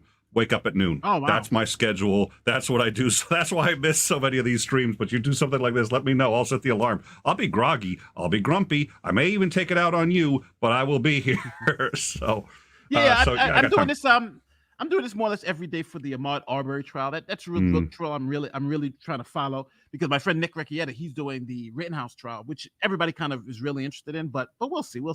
So I'm going to put that up, and I'm going to go get something to eat. So here is this witness. And even back then, put did this you live so you guys can hear it. And I am going to be back. To which ground? Anthony Huber Huber. The defense actually did something crazy.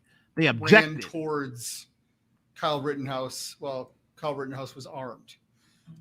Were you surprised when you heard about that? Were you surprised by his actions? Objection irrelevant. Shut her right up. Had you ever seen Anthony Huber run towards danger. But now, as you see, though, that objection destroyed his whole mentality, right? He's like, blah, blah, blah, objection. Gotta not think on your feet. This is why you object, right?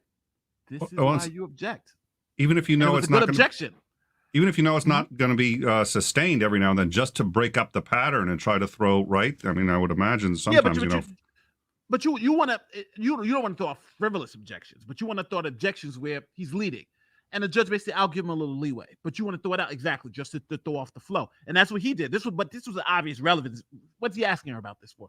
Boom, stop it, and now you have an issue. So here we go. Danger. Yes.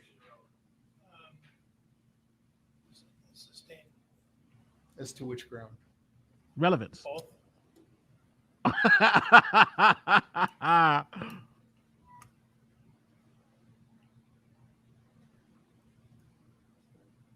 Well, maybe. See, certainly on the second ground.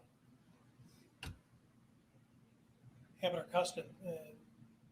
We've heard nothing but having a custom evidence in this case. Pardon me? We've heard nothing but having a custom evidence. I think I can rehabilitate. Well, first off, you don't need to comment on the ruling. Secondly, they're different rules. And we've been talking about this all along. They're different rules. Let's take a break. Please don't talk about the case. Lunch is here. And read, watch, or listen to any account of the trial. And that's not how you want to end. we'll aim for about 12:30. For the prosecution, right at before lunch, you don't want to end on a big what am I saying? So yeah, that was bad. Damn. So we don't got nothing to show. I got nothing to show. But you know what? I'll run it back so we can see some of the earlier testimony. But I'm going to get something to eat. If you guys want to stay around, we should be back here in like 11 minutes to watch the Arbery case, not the Arbery defense. Let me put up Jeff Bezos here so you can see. I see Jeff Bezos. And he's I will be back. yelling in a crowd of people, right? We're talking about the Ultimate gas station. No, You remember seeing him at the Ultimate gas station or not? no. So where did you see him in particular? I saw him on the corner of 59th and Sheridan. And when he was on, tell me if this is fair, when he's on the corner of 59th and Sheridan, he is yelling, "Shoot me," and then he uses the N-word. Yes. So he's saying, "Shoot me, N-word, shoot me, N-word." Yes. Right? Yes. And to set the backdrop here, he's saying this at a protest for an African-American man who was shot by police. Correct. And while he's saying, "Shoot me, N-word," do you remember people behind yelling or chanting, "Black Lives Matter"? I don't recall. Do you remember that night hearing people saying, "Black Lives Matter"? Yes. Okay. Are people reacting to him? In a negative manner. Are they reacting to him when he's screaming the N-word at a Jacob Blake protest? In a negative manner, yes. Okay. I didn't hear you. In a what manner? In a negative manner, yes. How? Stepping away from him. Okay, so they're separate, if I have it right. They're trying to disassociate themselves with the guy screaming racial epithets at a Black Lives Matter rally. Yes. And you had said that he is, now I'll ask you this. At 59th Street, are there other people around? Yes. So it's not a situation, you had said that you didn't feel threatened. Correct. It wasn't a situation, though, where you were one-on-one with Mr. Rosenbaum, was it? It was not correct. Okay, so there's other people, are there other people that are protecting the business there as well? Yes. Okay, so you have support, for lack of a better term. Yes. And you had said that, let me ask you this. You said you didn't view him as a threat. Would that have changed at all if you were alone with him? No, You didn't view him as a threat? not at all. Did he ever threaten to kill you? No. Did he ever say to you, if I get you alone, you're dead? No. You said that he was false stepping towards you, right? Yes. Okay. Did he ever do more than that? Did he ever come actually after you? No. If he would have done that, would have made you more concerned? Situation dictates. Okay. Well, if I'm false stepping on you, okay, would you be more concerned instead of me false stepping if I'm coming full speed right at you? Yes. Fair, right? I mean, Yes. I'm then in your personal space, and you have a gun too, right? Yes. So one of the things I could do is take that gun from you. Yes. Try to. Yes. And if I threatened to kill you if I saw you that night, and then I'm running full speed at you and I'm going for your gun, are those all things you would have considered when making a decision what to do against somebody like me? A threat to my life, yes.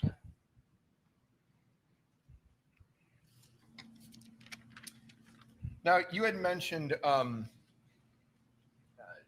people were throwing chlorine gas bombs. Yes. Okay. I don't know if we've ever actually established what one of those is. It's a homemade device. Yes. Okay. And can you tell me what you saw that night in terms of these homemade gas bombs? A water bottle with substance in it. You shake it up, throw it, and then it gets to a point where it explodes because of chemical reaction. Okay, and then does it release some form of gas? Yes. And were you guys on 59th Street getting hit with those? Yes. And you were also getting hit with, now you say rocks. There's been testimony that people were taking chunks of concrete or cement, breaking them on the ground and throwing those. Yes. Is that fair? Yes. Okay, so I know rocks come in different shapes and sizes, but we're talking about chunks of concrete, yes? Yes, sir. All right. And I think weapon prior to being skateboard. So I think, or by prosecution to rebut the same, or evidence of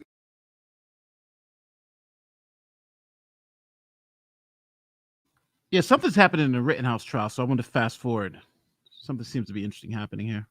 The judge is back. The judge is there, and they're talking. So I wanted to catch this, see what the hell's going on.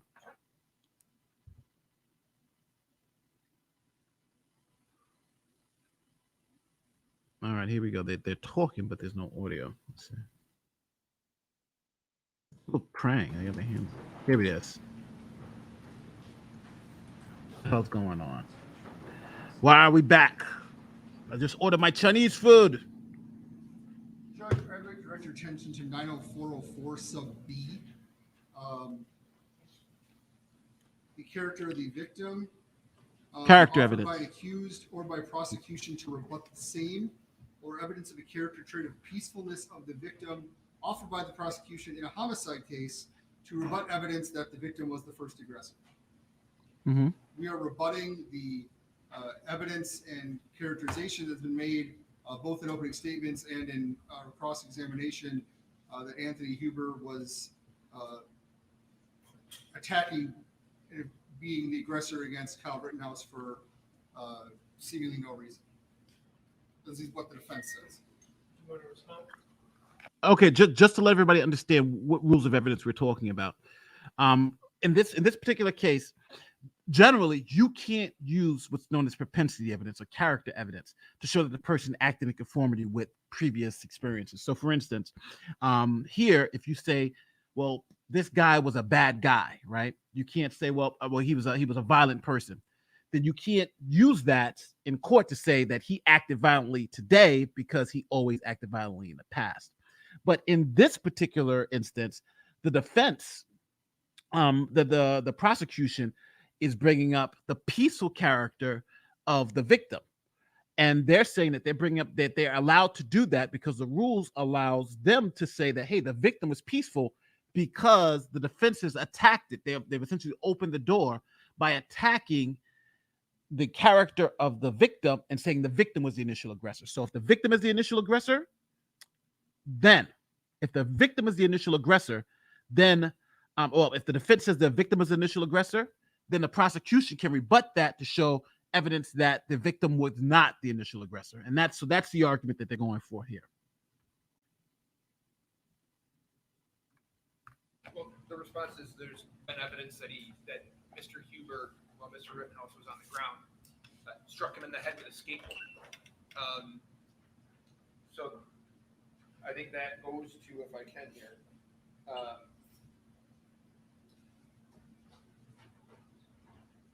I don't know if that rebuts evidence that the victim was the aggressor when it's really just a fact on video that in fact he did strike him in the head with a skateboard and then grabbed his weapon prior to being shot. So the defense's argument, a rebuttal to this, which I think is good, is saying, well, we're not saying that he was violent in the past or he had this violent tendency. We're just saying as a factual matter, he hit him with a skateboard and tried to grab his gun, right? So that's not propensity evidence, so to say. We're not showing that he was a violent guy. We're just giving you the relevant facts that actually occurred. So that doesn't allow you to now say that he was a good boy, because it's just right here, right? These are facts, not opinions about his character. So I guess the court has to make a determination whether or not the evidence that's been put into the record up to this point would support the idea that how do you rebut that? How do you rebut those facts? Which clearly shows what Mr. Huber had done to. I think it goes. Mr. Rosenbaum was. I think the question is, we've alleged that he's the aggressor here. Mr. Huber, his acts speak for themselves in terms of what he did. Yeah. So for Rosenbaum, they were alleging it. Like, look at that! All this violent stuff the guy's doing. I'm saying that the evidence shows that Anthony Huber swung a skateboard at the defendant's head. Then he hit him in the back of the head with a skateboard while he was lying on the ground. Those then are facts. He grabbed his firearm. That's what I'm. Those are facts. I guess what I'm. Yes. I guess what I'm. Those are struggling facts. with- That's a very, very good. Did you want to say something? Doing. Yes, that's precisely what we have. Am I? Sorry, I didn't hear you. This is precisely why this rule is here.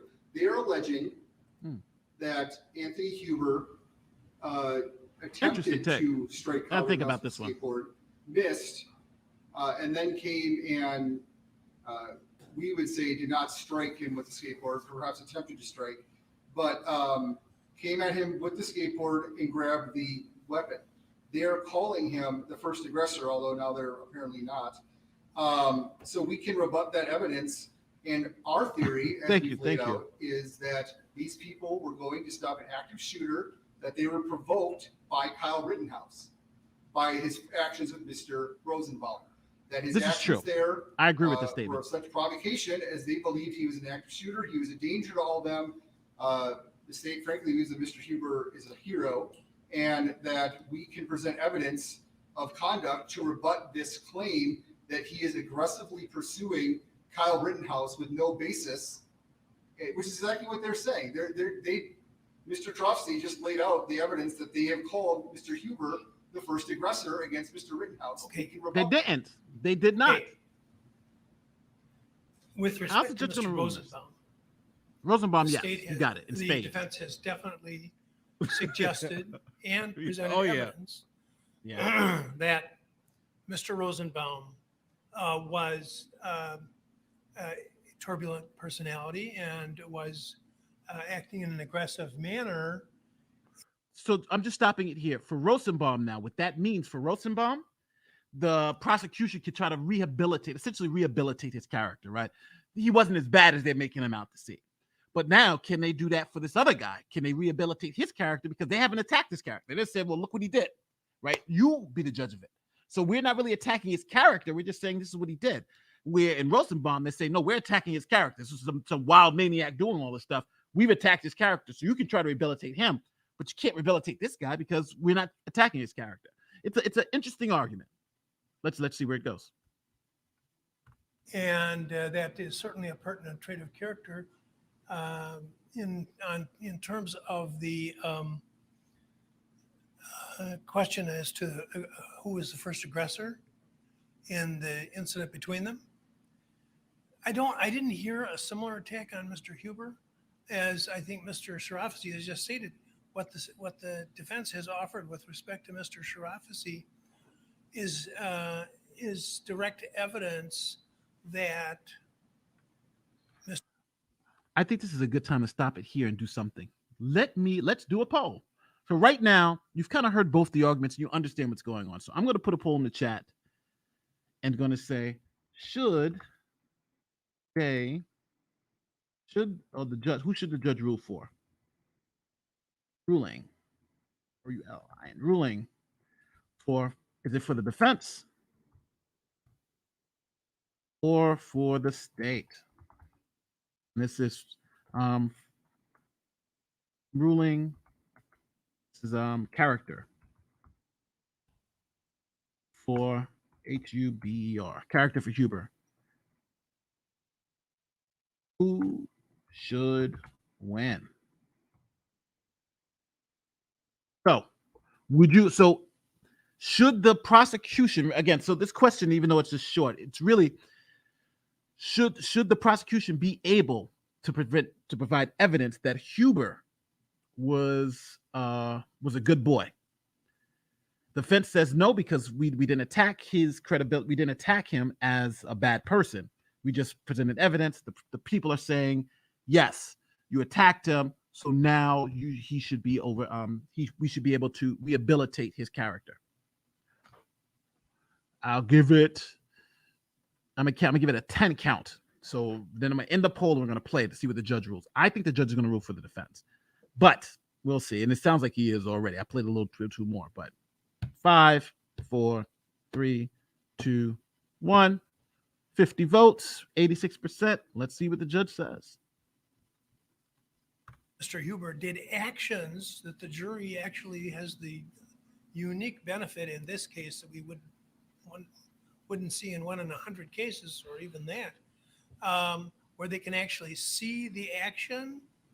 So the evidence that you're offering now is character type evidence, which is really not directly rebutting the physical acts which the jury has been able to observe, as opposed to the case of the Rosenbaum evidence, where they've not seen the act and there was evidence introduced as to turbulent character. So it's rebuttive. Is that a word? Rebuttive? I don't believe so. Well, let's call it rebuttalistic. I asked to the. I think that's twice But you know what I'm going to do? I'm going to think about it during the break and read what Judge Weinstein and other commentators have to say. And then it's an interesting point. But my initial suspicion is that this doesn't rebut with the acts which the jury is able to see, because the statute makes reference to and offered by the prosecution. Where is it here?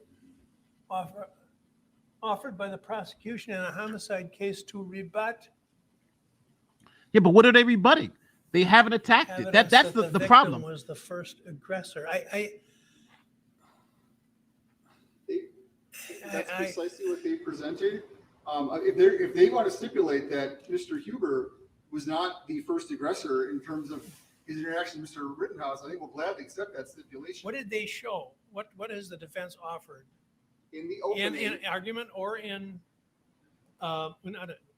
either an argument here during the case or an opening or in the evidence, what did they offer on the subject of aggression by Mr. Huber, other than the act with respect to the skateboard? And remember, it's the prosecution who put this video out anyway. That's what I would say. I would like, it's the prosecution. This is their video, not mine. The accused. In terms, all we know, and I can be corrected if I'm wrong, the only interaction that I'm aware of between Mr. Huber and Mr. Rittenhouse that night, there may be some pictures where they're sort of seen in close proximity. I'll be right back. I gotta pick up Chinese food. The only interaction that I'm aware of between the two is you see Mr. Huber, I believe this was an opening, sort of focuses attention on Mr. Rittenhouse, begin running that way. he either swings and loses his grip on the skateboard or throws the skateboard at Mr. Rittenhouse. It goes to the other side of the road. He then goes and retrieves the skateboard and then goes back towards Mr. Rittenhouse. So I don't see how that is not the defense calling him the first aggressor. It doesn't have to go back all through the night like they've been allowed to do with Mr. Rosenbaum. They are saying, unless they are agreeing that Mr. Rittenhouse was the first aggressor, they are saying he was the first aggressor by throwing a skateboard at him and trying to hit him with a skateboard. Okay. So we can rebut that. Or in the statute. It's plain language in the statute. Well, I'm gonna see what the commentaries say. We'll take a look. Why don't you come back about 12:25 if you can? Oh, all right, 12:30. 12:30. Aren't you a light eater like me? Judge, do you mind if I take this out of your courtroom? You may take it as long as you promise to return it. We're gonna 12:30. That's real time. Yeah, you got it. So you got about 33. Isn't it? All right.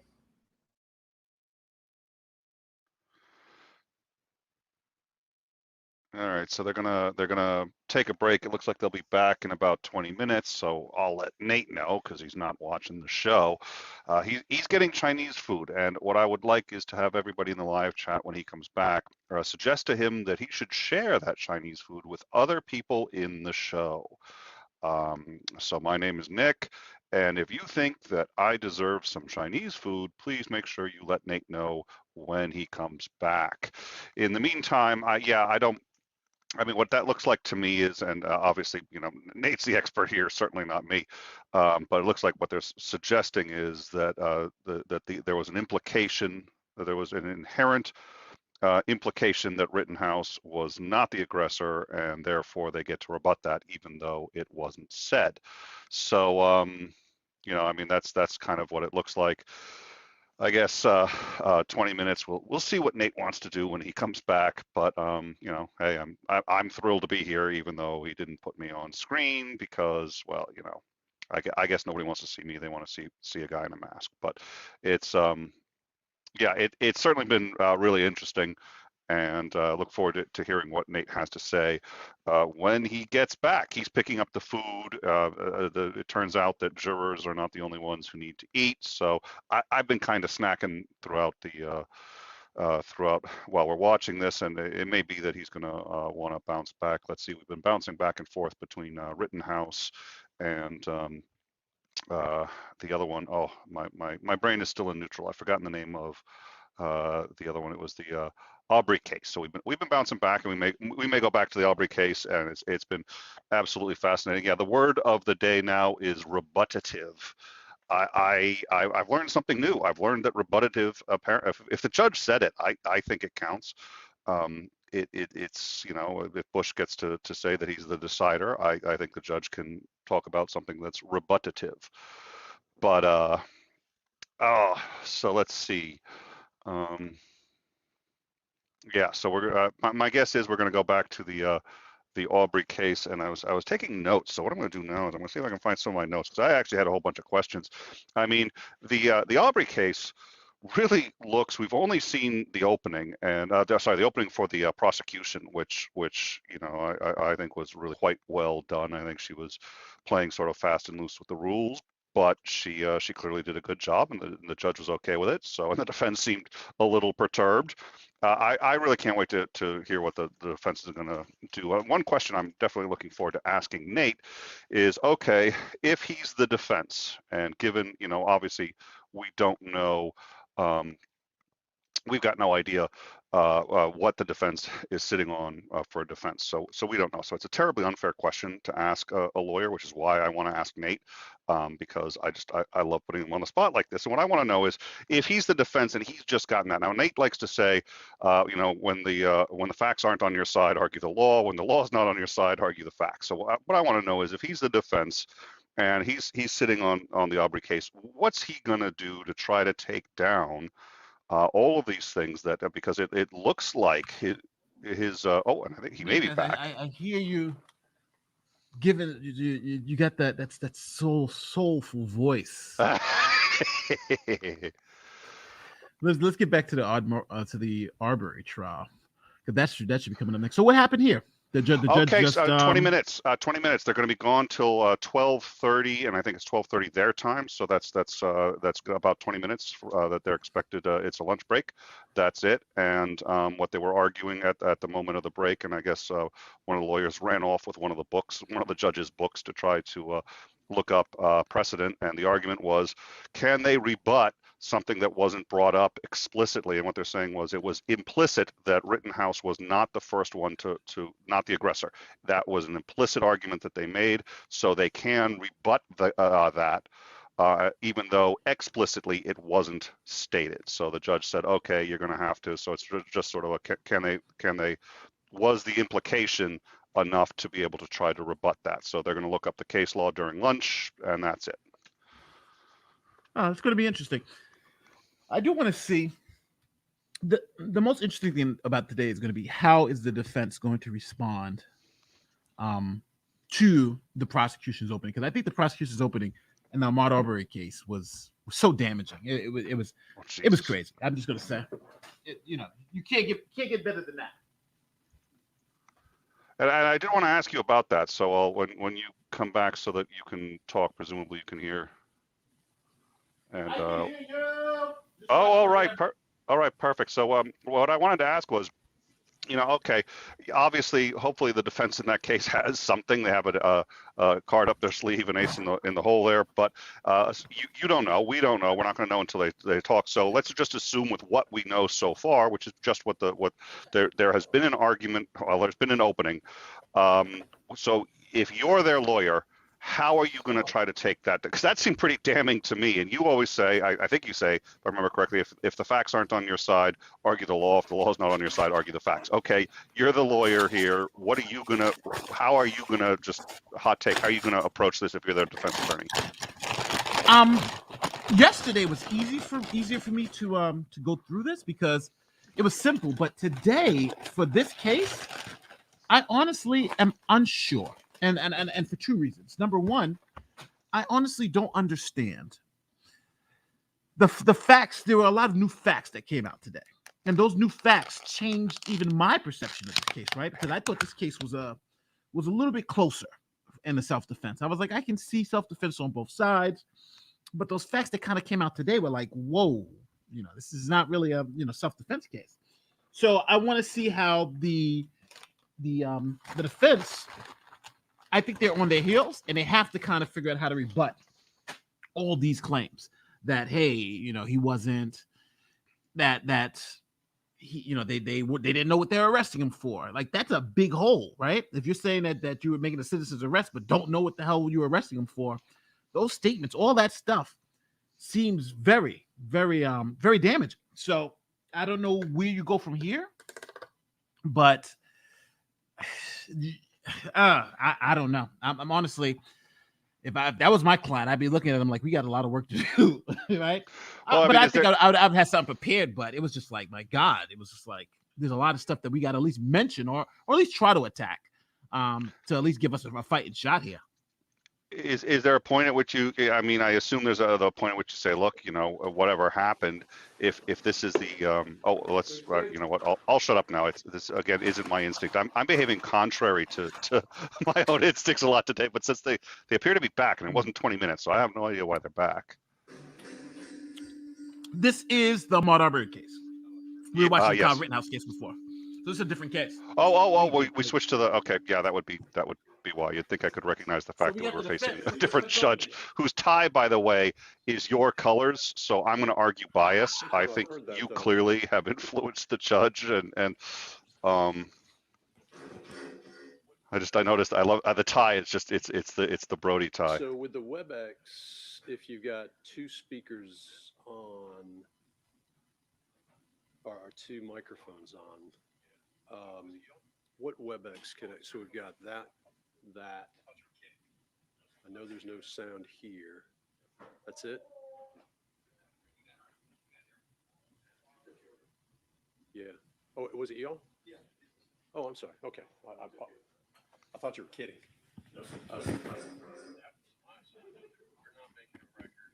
We got everything on the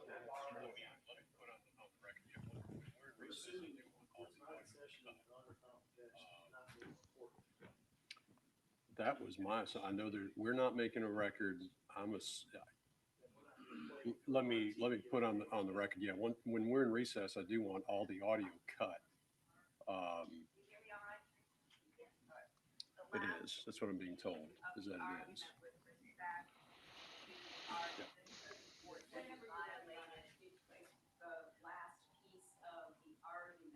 Can you hear me all right, Teresa? Yes. All right. The last piece of the argument with respect to our position that the court had violated. Why do I keep doing that? You have not violated anything. That the state has violated the agreement that was reached in court with respect to their motion to prohibit evidence of the Barnhill letter or anything related to that. And I had mentioned the court order, which was filed and was available to the media, dated December 2nd, 2020, where bond was denied. And I found the segment that I was referring to. It is the last full paragraph on page 3 that ends with, in so doing, the defendant, referring to Gregory McMichael, is ostensibly attempting to influence the developing investigation. Thank you for letting me clear that up on the record. Let's just make sure that we're. One more thing on the record. Yeah. The judge is like, all right, come on. Statement pretty soon, but yes. Your Honor, I would note. Like, get as through I this. Came in this morning, the Transformative Justice Coalition is outside, and somewhere between 50 and 100 people immediately in front of the steps to the Glynn County Courthouse, and they're there again at lunchtime with their banner, which was the subject of prior discussion in Court Exhibit 2, and I wanted that noted on the record. And notwithstanding the arrangements made by the court, which will not go on the record, we're still concerned about these ongoing efforts, which seem to be well beyond the legitimate purposes and guarantees of the First Amendment. And I would implore the court to reconsider extending the restriction on activity around the courthouse back to the historic I Street and Ellis Street across the parking lot, and Reynolds Street on the other side. This activity is just too close, and so close that it is violative of the defendant's rights, as addressed previously. I guess it was couched as a motion for reconsideration. That motion is denied. The court's position is already on the record. I'm not aware of any additional evidence being presented. So again, the motion's denied. I say no additional evidence, I guess, and there's no additional evidence. There's additional argument, I guess. It is. Hit the voice a little bit. I will speak up. Thank you. I have discovered if I use the voice that I would normally use, sometimes it is misinterpreted as me being overly direct. So I will try to speak up, but do not assume that if I'm speaking up that I am being overly direct. My voice tends to drop and project.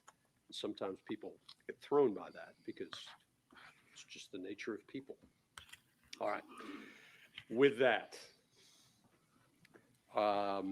is Counsel Travis McMichael ready to proceed?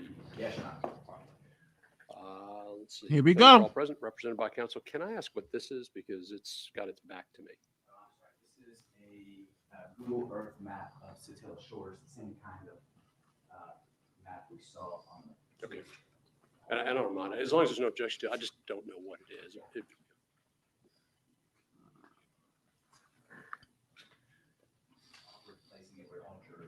Right. And I'll be candid with you. It blocks my view of the jury, but from opening statement, I'm not terribly concerned about it.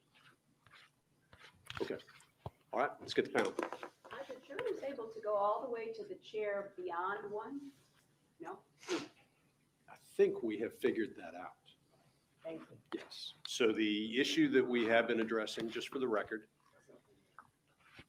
I had, as I indicated to council, asked the panel, I didn't ask them if they were comfortable. I indicated to them if they were comfortable that they could go ahead and sit in the jury box. As again, I explained the court's concerns that compelling the jurors to come down and then being in a confined space with the public health issues that are out there. The court had set the court up the way Glenn County had previously done so, and consistent with Glenn County's jury plan with a few minor tweaks that I think are already on the record. As I mentioned to council, I told the jurors that they were welcome to sit in the jury box if they felt comfortable. It does appear for the record that the vast majority, if not all of them, are comfortable sitting in the jury box. Now the issue we have is we've got more jurors that want to sit in the box than we can actually seat. So we have one juror that we are going to have to either put in the front row of the gallery. There's always something. Or possibly work out another solution, but we are in Wow. the process of trying to do so. Maybe this is one of the alternates. So for the because you have record, certain, we made that in the jury box. change in the jury plan, and unless I hear from the jury that they're Do they have extra alternates, do you think? Or, I mean, that's kind Yeah, of... yeah. You have alternates. So there may be 15 seats in the jury box, and they may have too many alternates. So that's what they're saying. One of them has to sit in the front row. I'm just wondering if they're anticipating needing the, I mean, normally, yeah, there's enough. So did they get extra alternates for some reason? Were they anticipating issues? No, this is a high-profile we capital maintain that we are thing. entitled to be able to see the faces of the jurors who are deliberating in this case. Let's make sure that doesn't happen in the middle of opening. And just for the record, we're getting some kind of feedback. So we're just going to try to get that cleared up.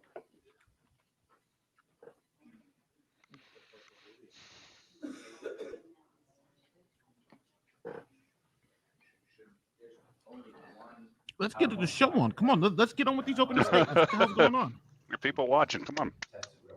Chop, chop. Yeah.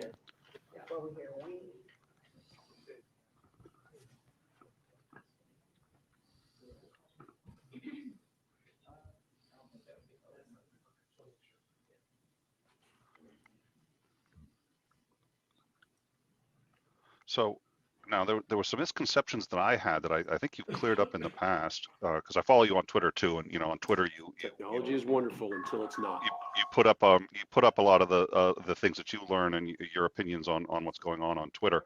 So I'm sure Titan will drop that link because he can't help himself. But so he actually lived so he wasn't actually crossing state lines, right? So there was, I mean, I had always thought that he had crossed state lines, but he actually didn't cross state lines, and he lived there, and he had the weapon legally. Is that correct? Oh, I'm back on Rittenhouse. I'm sorry. I'm jumping back in the live chat. They were talking about Rittenhouse, and okay, let's go get the panel. All right. No, Rittenhouse didn't cross. Rittenhouse lived 15 minutes away from Kenosha, and that happened to be another state. So it was a 15-minute drive. But his father lived in Kenosha. He worked in Kenosha. His friends were all in Kenosha. So the crossing state lines bit is just a misnomer. And just to put a cherry on top of this, he didn't bring the gun across state lines. The gun was already there. It was his friend's gun. So okay. Oh, yeah, I see that was all stuff I didn't know, but I follow you on Twitter, and I just, as you're putting that out, I was like, ooh, okay. Yeah.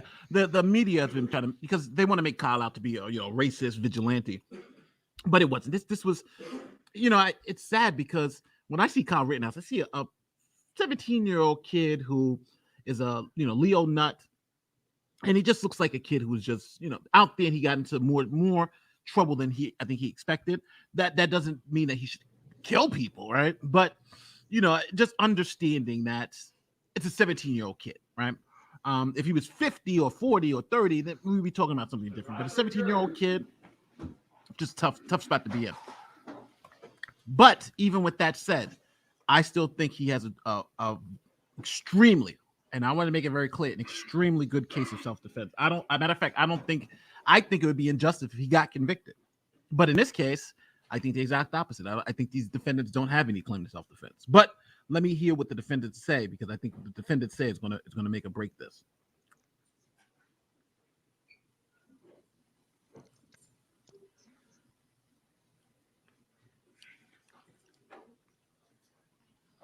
Tell me I'm wrong about his tie. Tell me you can't. You can't. I'm right. I can't barely see it.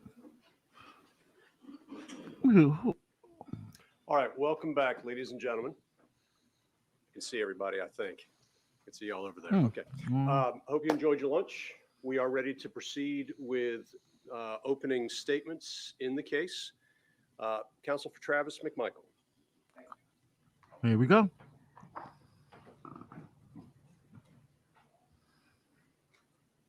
Good afternoon. Towards me? Okay. Good afternoon. For those of you who may not remember from 2 weeks ago or whom I never met, my name is Bob Rubin. And along with Jason Sheffield, who I think y'all met, we represent Travis McMichael.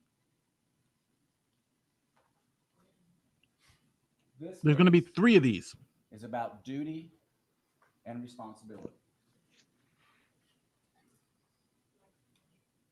I didn't want to interrupt you. I was trying to get your co-counsel, but if you could get, you can speak into the mic. If we could try to get close to the microphone. Yes, sir. It's about Travis McMichael's duty and responsibility to himself, to his family, and to his neighborhood. And it's about your duty and responsibility as jurors. The state talked about actions based on assumptions. I'm going to talk about facts. I like it. Facts in this case. I like it already. It's coming out hot. Travis McMichael is 35 years old. He's single, and he has a 5-year-old son named Everett. From 2007 until 2016, Travis McMichael was in the United States Coast Guard. He was a boarding officer in the Coast Guard, which means he was authorized to make arrests. He was authorized to do investigations. He was authorized to do searches.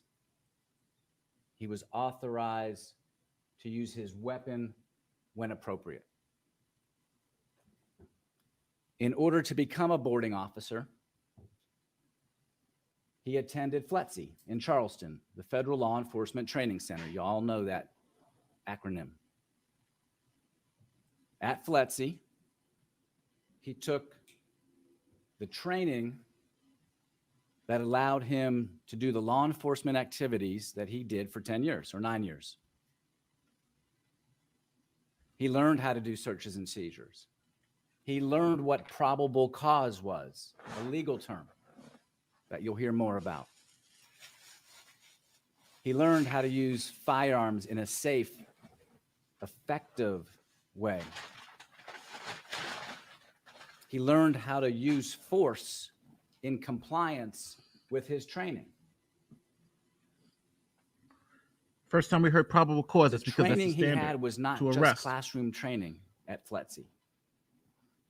It is scenario-based training. It is repetitive training so that if you're ever in a real-life situation where you need to make use of force decisions, you're relying, not just thinking back, you're relying on muscle memory.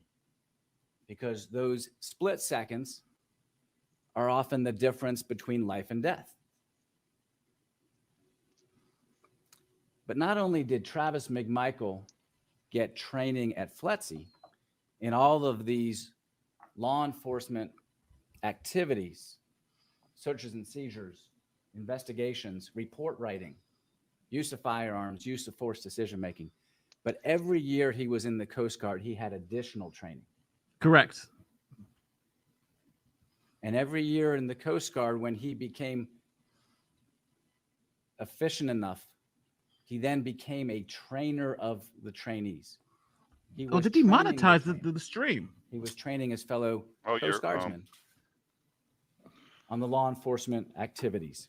I'm on stuck how to to be a begging for boarding super chats officer. now. After he left the Coast Guard, and in 2020, Travis was working for Metzen Marine as a coxswain. I like Working how at the that naval brought up the base, 5-year-old son moving too. boats It's like around. right out of the gate. If you put this guy He away, was living at home with his mom, Lee, 5-year-old Humanize his him. dad. and his father, Yeah. Greg, his sister, Lindsay, and his son, Everett, who was then 3 years old. He was living at home because the apartment he was living in previously had been sold by his landlord. So he needed to live back at home, save some money so he could go back out on his own again. He was living, as the state told you earlier, in Satilla Shores. This is a low-tech map of Satilla Shores because I don't trust PowerPoint. You'll see a PowerPoint, but I don't trust it that much. So this is a regular map of it. Google Earth map. Highway 17 up here, Satilla Drive here. Oh, thank you, Ken. I appreciate it. Just to acclimate you, this is Jones Road, and I know it's hard for all jurors maybe to see this, but you'll see this many times throughout the case. And we'll talk more about the rest of it. But he lived on Satilla Drive in Satilla Shores. Satilla Shores is a quiet, scenic, middle-class neighborhood. The kind of neighborhood where parents let the kids ride around on their bikes.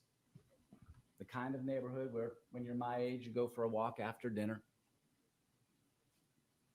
The kind of neighborhood that we all kind of aspire to live in. It's safe, it's beautiful. You work in the yard, you play on the river.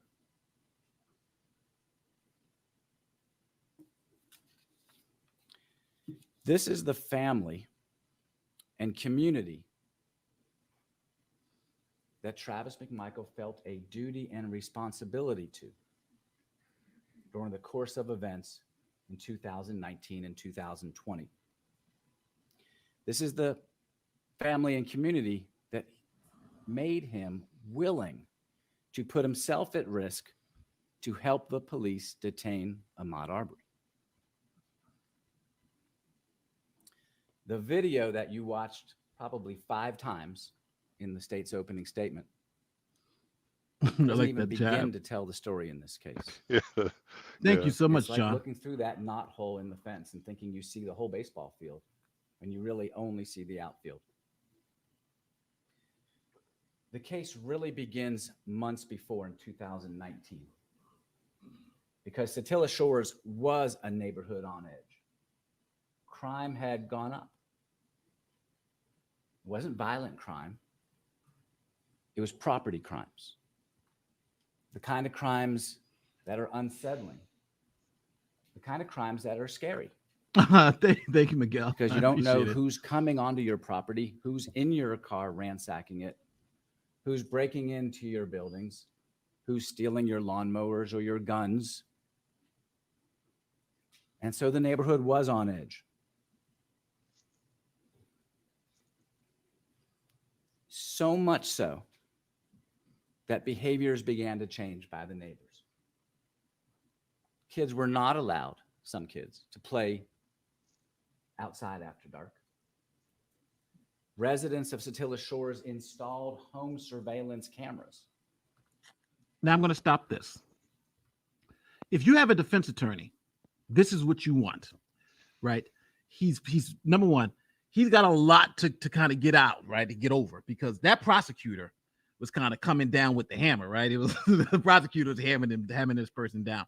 So he now wants to get it back from this violent maniac who was out there looking to gun down black people indiscriminately to this is a family man, this is a community, and hey, this is a guy that you want living next to you, right? Somebody's trying to rob houses, that's where he's going with this. So it's a nice little thing. So he's going to hit you with the emotion first, and it's very good because let's not forget, the jury has just sat for about an hour and a half, 2 hours off after that opening, that monstrous opening from the prosecution.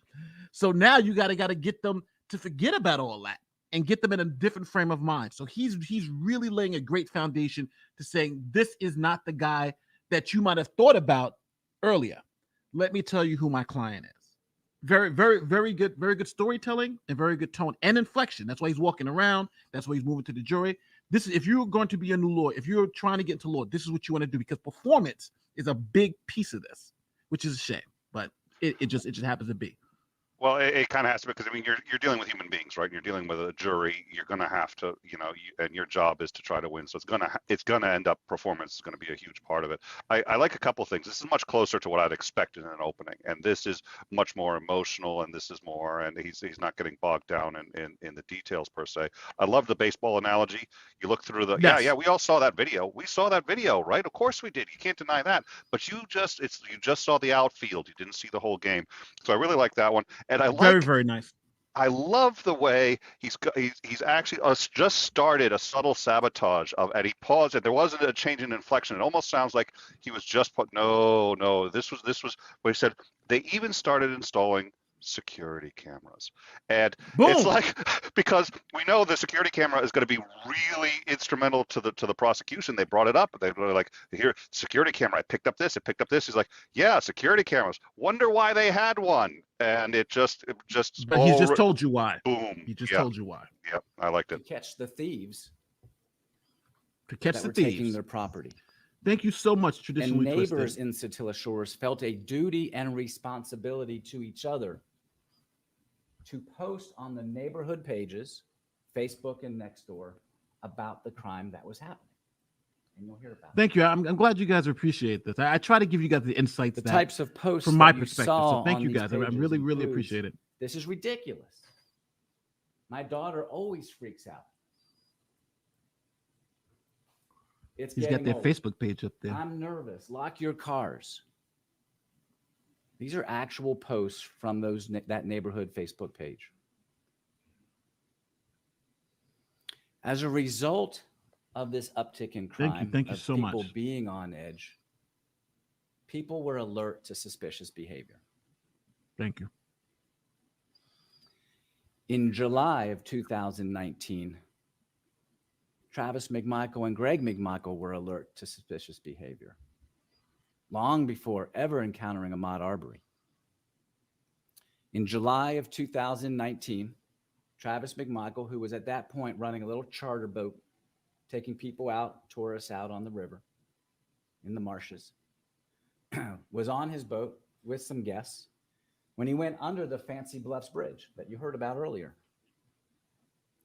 There he saw a homeless man who had lots of stuff around him and a tarp. Stuff, the kind of stuff that made Travis look twice and made Travis feel suspicious that maybe this was the guy who was taking the stuff out of our neighborhood. So he dropped off his guests eventually, went home, got in the car with his father, Greg, and they drove to the area under the Fancy Bluffs Bridge. There they saw the man. And what you see up here is the call, basically what's called a CAD report. It's basically a report made of Greg McMichael's 911 call to the Glenn County Police to say, hey, basically, there's a guy under the bridge we think is responsible. Could you please investigate?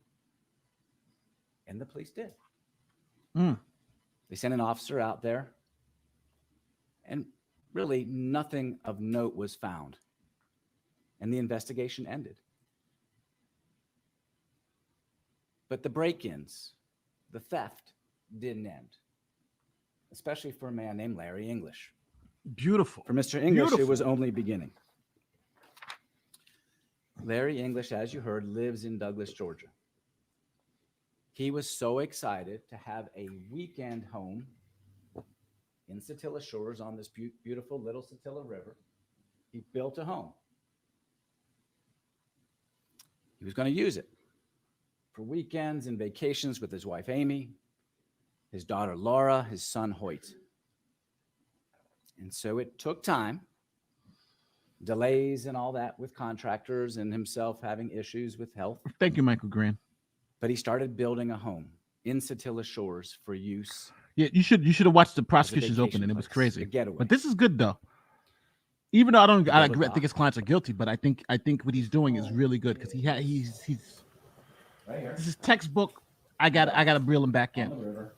Yeah, well, He had he's a just boat on a hoist. he's very calm, and he's at he's the just dock, sort of like, and he had a this is large how it offshore is, boat and you know, it's in his RV. yeah, garage. he's very, and he's not.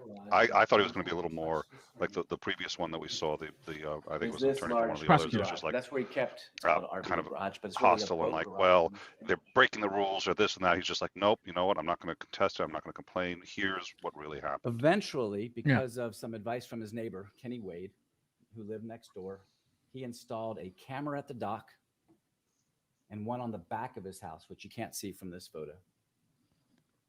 He was concerned about liability because kids were playing out there and they would take his scraps of wood, they would hang out by the dock.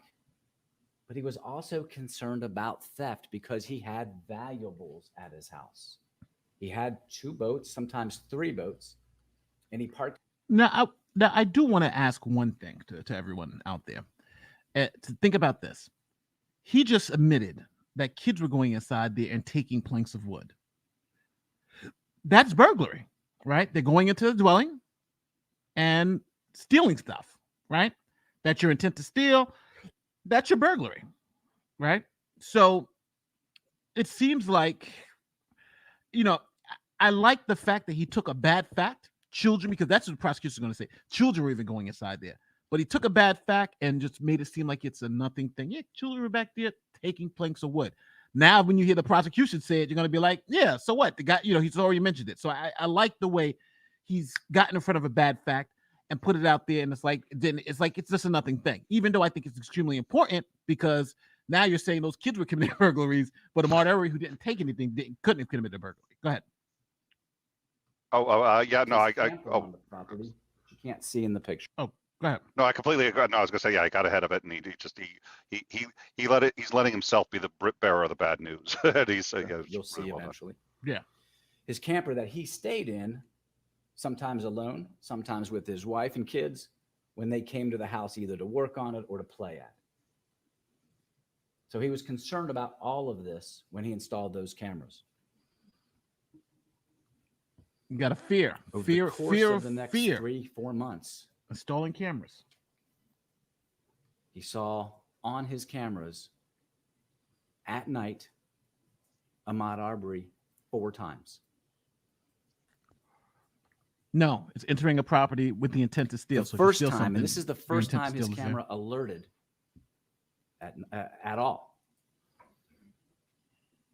was October 25th, 2019. Now, remember, he's in Douglas, Georgia. He has a cell phone. When his camera spots somebody, he gets an alert on his cell phone. We've heard all this before, though. This is a photograph of Ahmaud Arbery on his dock, October 25th, 2019. He gets this alert. He sees this man. He calls Glenn County Police Department. Can't call 911 because 911 would go to Douglas Police. But this is a great visual. Police report, Ahmaud Arbery. Great visual. Great visual. And on a security camera, you're looking all menacing too. Yeah, calls the it's 911 gorgeous. number for Glenn County Police. And he's scared.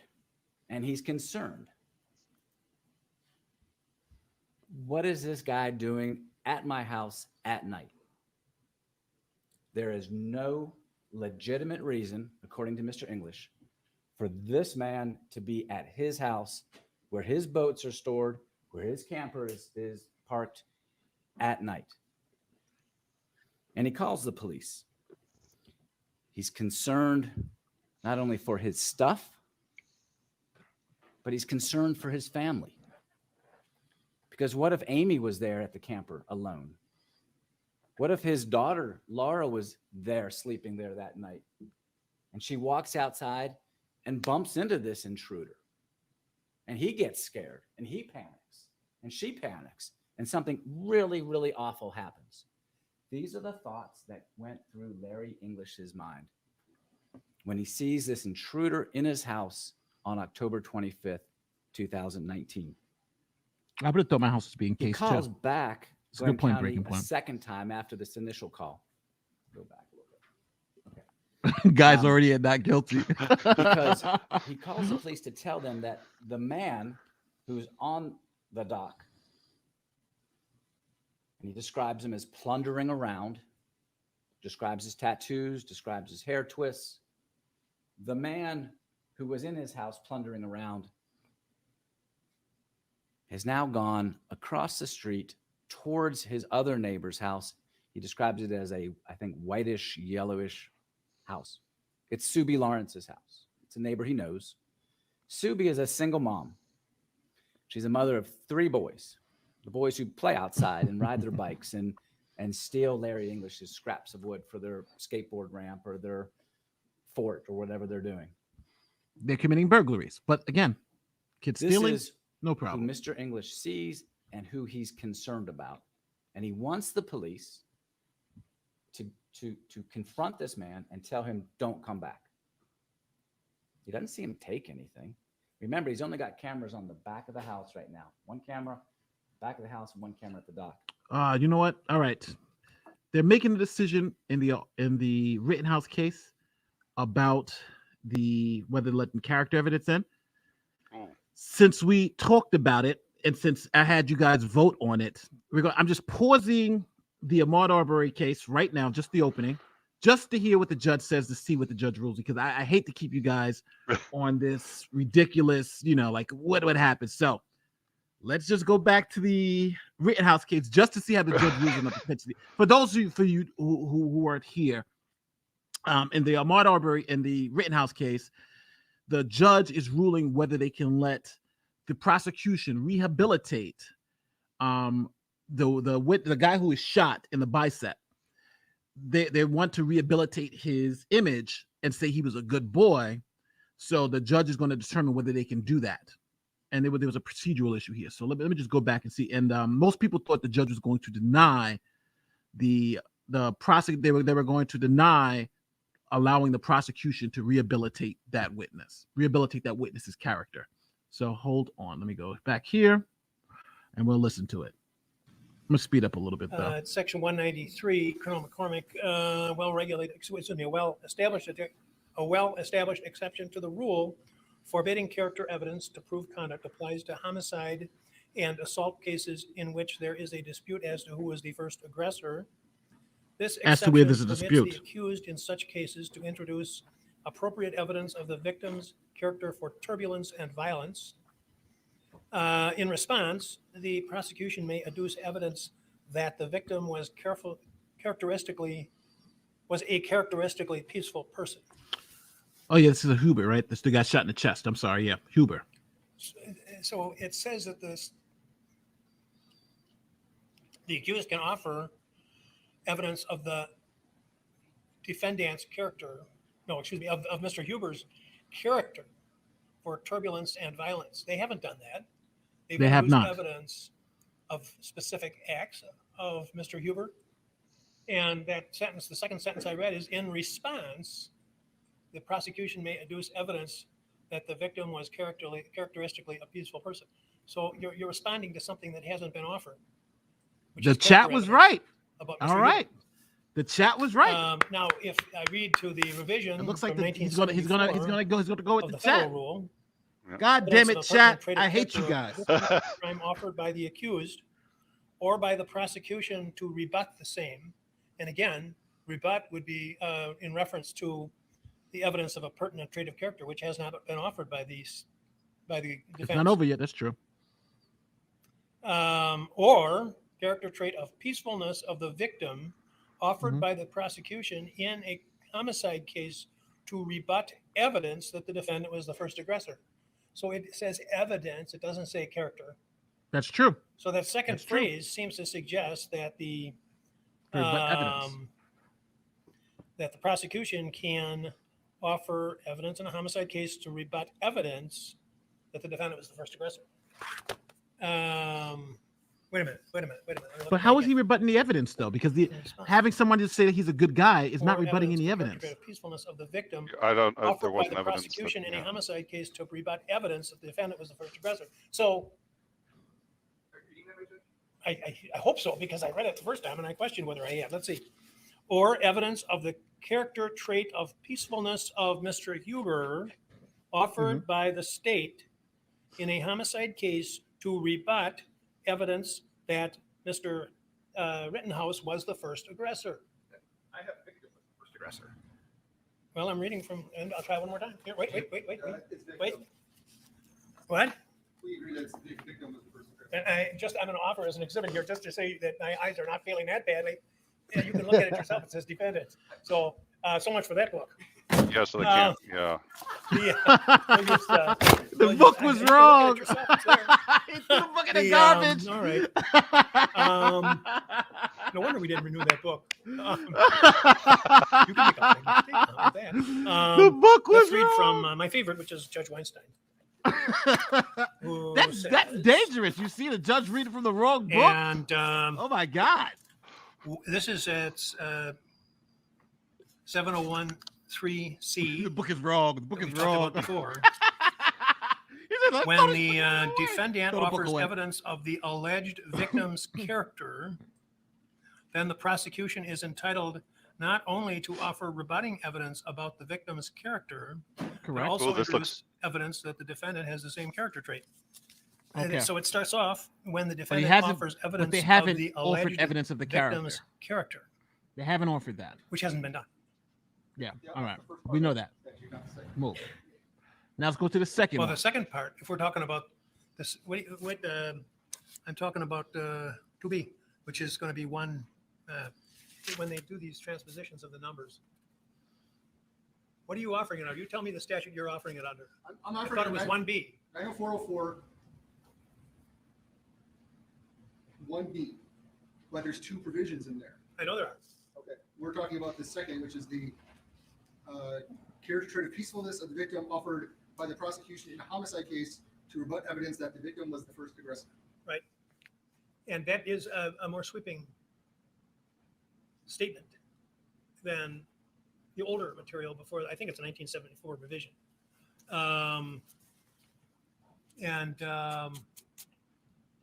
Anyway, there was disagreement in the other one I used was the Graham Handbook of Federal Evidence, and there's disagreement.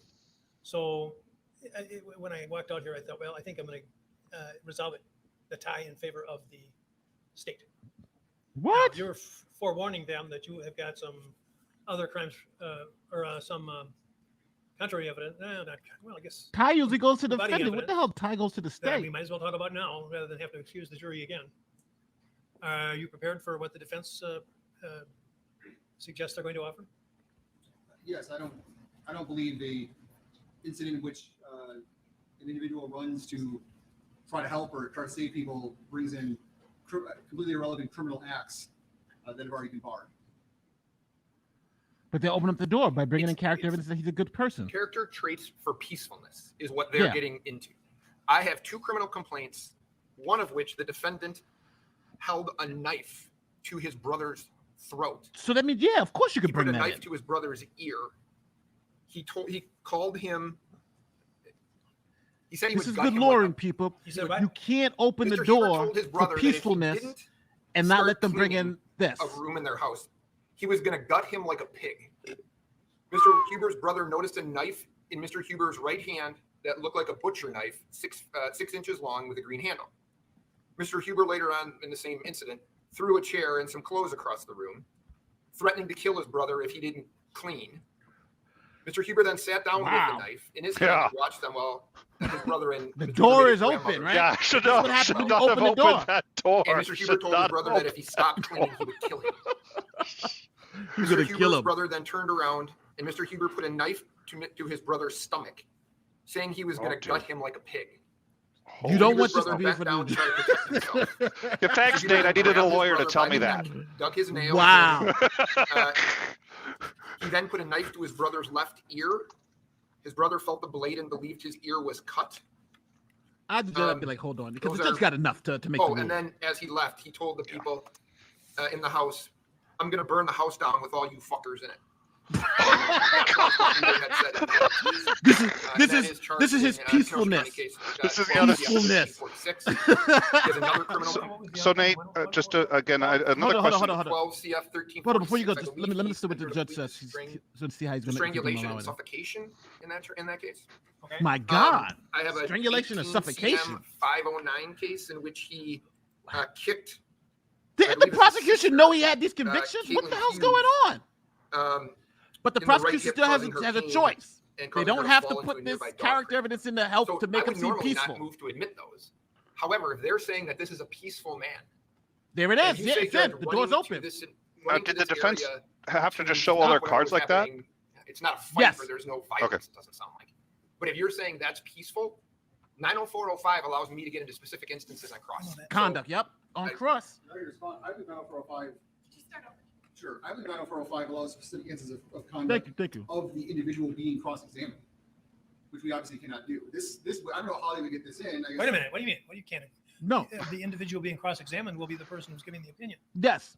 I As soon as she tried says this case. he's peaceful, State against King, right here in yes, this room when I was I've done that before. 1974, 75. Mr. King shot his wife in the eye and killed her, and there was testimony. I've done this before. All right. Well, the bottom line was that. Let me stop the judge. All right. In a case that I had, right, I had a guy. Now, generally, you can't bring in this stuff like that. But I had a guy in a ticket scalping case, right? He had 115. He had like 115 convictions for ticket scalping. Now, generally, I couldn't bring in the fact that he had all these convictions for ticket scalping because that's propensity evidence. And the jury, the jury, which was the judge, would just say, hey, you know what? He ticket scalped last time, so that means he ticket scalped now. So you can't bring that in. But they put his mom on a stand, right? And his mom said, hey, he's a law-abiding citizen. That then allowed me to ask the mom, well, did you know he's got 115 damn ticket scalping convictions, right? Why? Because I'm not challenging him. I'm challenging her knowledge base or what the hell she mean by law abiding if you got 115 convictions for ticket scalping, right? So that's the thing that the prosecution is trying to avoid. If they bring in the fact that the grandmother or the grand aunt is up there saying, well, he's such a peaceful boy. Well, I can bring in the fact, well, he's slashing people, he's holding knives to people's throats, right? To rebut that. So that's what's going on here. So let's see what the judge says. Sorry, I know that was a little long-winded, but you guys know me. I like to get into it. YouTube demonetizes this. It's important. So I was allowed when the an opinion had been expressed about the character for peacefulness of the accused, and on cross-examination, I inquired, would your opinion change if you knew thus and so about Mr. King? Yes. And there was objection because it was a specific instance, and the Supreme Court said that was permissible inquiry because the opinion had been rendered, and the wealth of knowledge of the opinion giver was therefore subject to scrutiny as to how much information this person actually knew. Because the character you're trying to present isn't limited to just an incident involving a fire at some point in time, but is limited to the entire character of the. You got his granddaughter up there talking about him in diapers, So right? This is a good boy in diapers. Inclination would be that it's probably admissible. Probably. And if you go ahead with the evidence, and you're welcome to do so, although the defense has also pointed out correctly that the character is for peaceableness, and what you were talking about was more heroism. So, but I think I'll give you that much. But you're forewarned. I'm going to be taking another look at that King case because it's been a long time. But this sounds like something that he'll be allowed to go into. Would you now? Would you guys? I'm just going to ask you yes or no in the chat. If you're the prosecution, do you try to walk this line? Do you want that evidence in? What? I will not. I will withdraw that question and not submit here, please. But he does. I'm not going to elicit that. Is that no? Back on the stand. I'm withdrawing that. I don't want them to know that. So it's basically he sees the door, He sees the door. He's like, I'm going to throw this door wide open. He opens the door, sees what's on the other side. It's like, hell no. I'm not going to ask her anything about that. Oh, dear Lord. Oh, my God. Even the judges laugh. Oh. Thank So, you so much for having me on, Nate. I'm going to have to get going. all right, but, brother. I'm Listen, sorry. Thank you so much for being here. You know what they do? You know what they do? It's like you do a great job with all of these things, and the problem is the nature of the content that you do. You're going to get demonetized, and they're going to take the stuff down because. So I'm sorry they took down the stream, and but it looks like people are. Yep. You know what? It's the nature of the beast. But good job doing it, and I'm glad you're doing it anyway. So good on listen, thanks for coming. We're gonna go through the rest of this opening for the defense. But that was hey, I think it was the right decision. But the prosecutor, that's tough though. Yeah, he's been holding knives. You thought. I don't think you want to call him peaceful. So my God. So do you guys? Let me. It was I'm going to burn this place down and kill every motherfucker in here that did it for me. I'm just like, I'm not a lawyer, but I'm thinking you don't want that in if you can help it. Yeah, especially for your peaceful hero, right? Yeah. To the poll in the chat, what did the court get it right? Nick, thanks. Don't forget to please go to Nick's channel. The link is in the description, in the chat. It's for End Time. At least go click the link and check it out. This guy's got a great channel. A lot of great, interesting stuff. He covers a lot of the political stuff, a lot of this new stuff. So please check it out. Again, Nick, thank you so much for being here. We'll definitely see you next time because I know we're definitely going to do this again. And I'll see you guys. I'll see you on the other side. All right, brother? All right. Perfect. Thank you so much. Bye. Peace, man. I withdrew that. Also, if it pleases the court, I'm not going to stick my head into running garbage disposal. Oh yeah. They tried to play it. They tried to have their cake and eat it too. You saw that. Oh, well, we can get it in, but they can't do it. It's like, no. It's clear they can do that. But if you want to, you know it's coming. All right.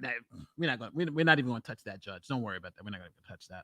Let's get back to the opening statements of Ahmaud Arbery. Why, my God. Woof. Thank you. Back to work. All right. So we get back to Ahmaud Arbery. That was crazy. I'm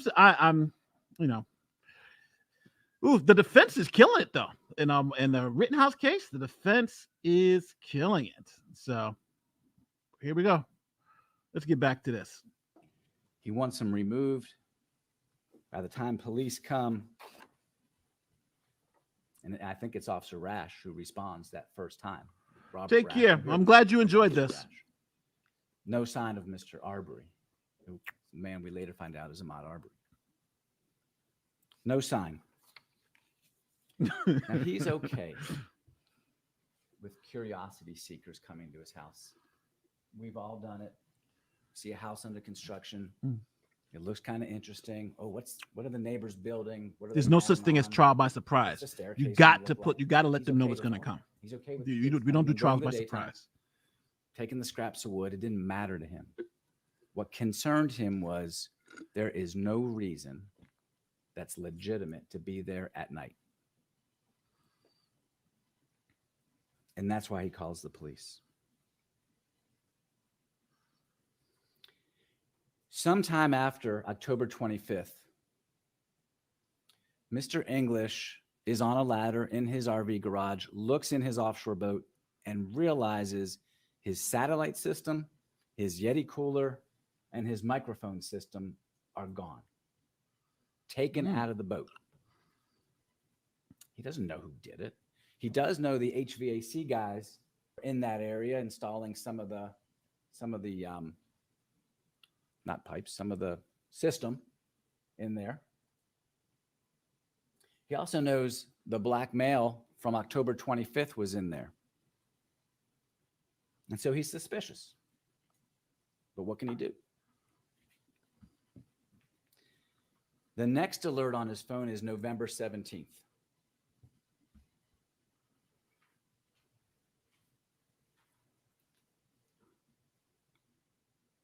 Okay. November 17th, a white couple comes on his property at night, 10 o'clock at night. They park out by the porta potty that you saw in the earlier picture. Yes, it would. The man has his belt unbuckled. I'll have to explain it later. Let's listen to this because we're a little far behind. So I want to let this get through. He says, About a week and a half to 2 weeks ago, I had my stuff stolen. This is now November 17th. Week and a half, 2 weeks ago is pretty close to October 25th. I've had my stuff stolen. They're in the same area. They're going around where the boat is in the RV garage. Police send an officer out. Officers go out. The couple's gone. They see nothing. Mr. English is upset. He's frustrated. He has valuables stored at the house. Stuff has been stolen. Now 2 people have been seen on his cameras, 3 people, 2 white people and a black male. I speed it up because he was just So talking the next morning, so November slowly. 18th, he goes and he gets his boat. Of course. You can't ask her nothing. Figures, You can't ask her nothing. I just can't keep valuables in this house that's open, but is owned by him with his valuables. And so he takes the boat away. That very night, November 18th, he sees the same black male he saw on October 25th. The man we now know is Ahmaud Arbery. These are He's good. back I again. don't care if you. He's seen around the boat. not the I'm big going to offshore say boat, it. but the other boats. This is And according to Mr. English, fantastic he's plundering lawyering. around again. He calls All County these Police pictures of again. Arbery doing this suspiciousness. County Why is Police he there? arrive Why is he again. on this property? And again, Real- Mr. Arbery gets away without being Very, confronted by very, very good lawyering. And Mr. English is frustrated. This is what you're here for. You're here for good lawyering. He's so frustrated that the very Okay, next I'll day, turn it November down. 19th, 1.25. these are all out of order. And this is why we don't use technology. All right, we're back to 1.25. All right, November 18th, 2019. This is the night he sees Ahmaud Arbery for the second time.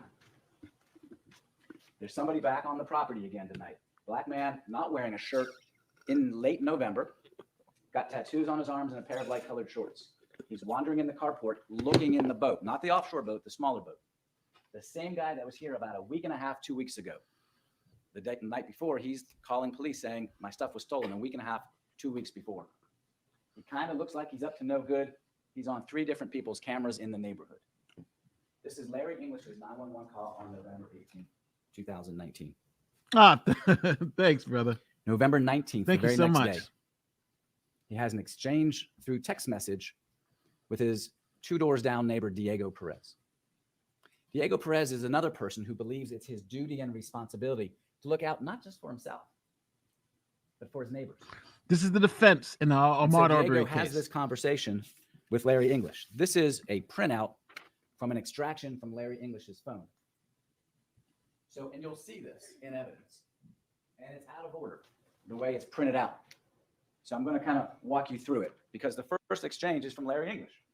He sends Diego Perez clips of the videos from the white couple on the 17th of November and the black male on the 18th of November. And he says to Diego Perez, who he just knows as Diego Satilla Shores, that's how he's in his phone. They're not friends. They're just neighbors, good neighbors. And he says to Diego, have you seen these people in the neighborhood? And Diego says, no, sir. I can't say I've ever seen them in the neighborhood, but I'll keep an eye out. I can respond in mere seconds because he's only 2 doors down. With your permission. Larry English says, you have my permission. And Diego says, I may be able to intercept them or pen them up for the police. I may be able to intercept them or pen them up for the police. Diego Perez is taking it upon himself, if he can, to perform a citizen's arrest. I'm going to hold them until the police come. And Larry English's response to that, thank you. Wow. Because seconds count. Diego Perez knows it. Larry English now knows it because 3 times he's tried to catch his intruders and 3 times he's failed because the police just get there too late. As Diego Perez artfully put it, when seconds count, the police are minutes away. Mm. And so he needs the help of Diego Perez and other neighbors. This was a neighborhood watch thing. Officer So we're Rash, getting who into Zimmerman responds terms now. Neighborhood to these watch. calls, he canvasses the Thank you, neighbors. Stuart. Thank you for joining. He's trying to catch this guy. And so he canvasses the neighborhood using stills from the video. Have you seen this guy? Do you know him? Can you help me help Larry English? And no one knows him. He's not jogging in the neighborhood. No one's ever seen him. The only time we see Ahmaud Arbery in Satilla Shores is at night on these cameras. And remember, people have cameras in the neighborhood. If he was in there jogging in the daytime, you would see evidence of that. So November 19th, Diego Perez offers to help. Officer Rash canvasses the neighborhood. All right. I stopped with the prosecution too. That's a big time fact. That's a big time fact he just laid, and I want to make sure you guys heard it. He was never jogging in the daytime. So all that stuff about him being a jogger, he's kind of blown that up, right?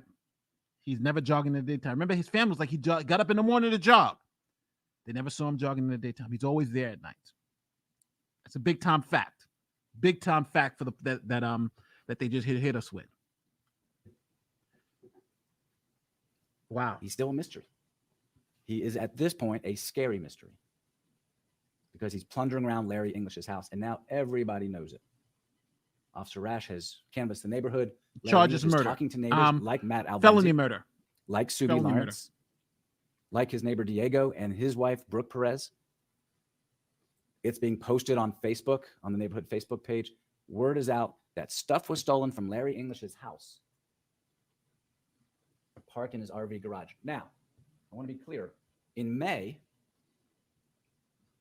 after Travis McMichael was arrested, Larry English realizes he doesn't really know when the stuff was stolen. It was back in Douglas.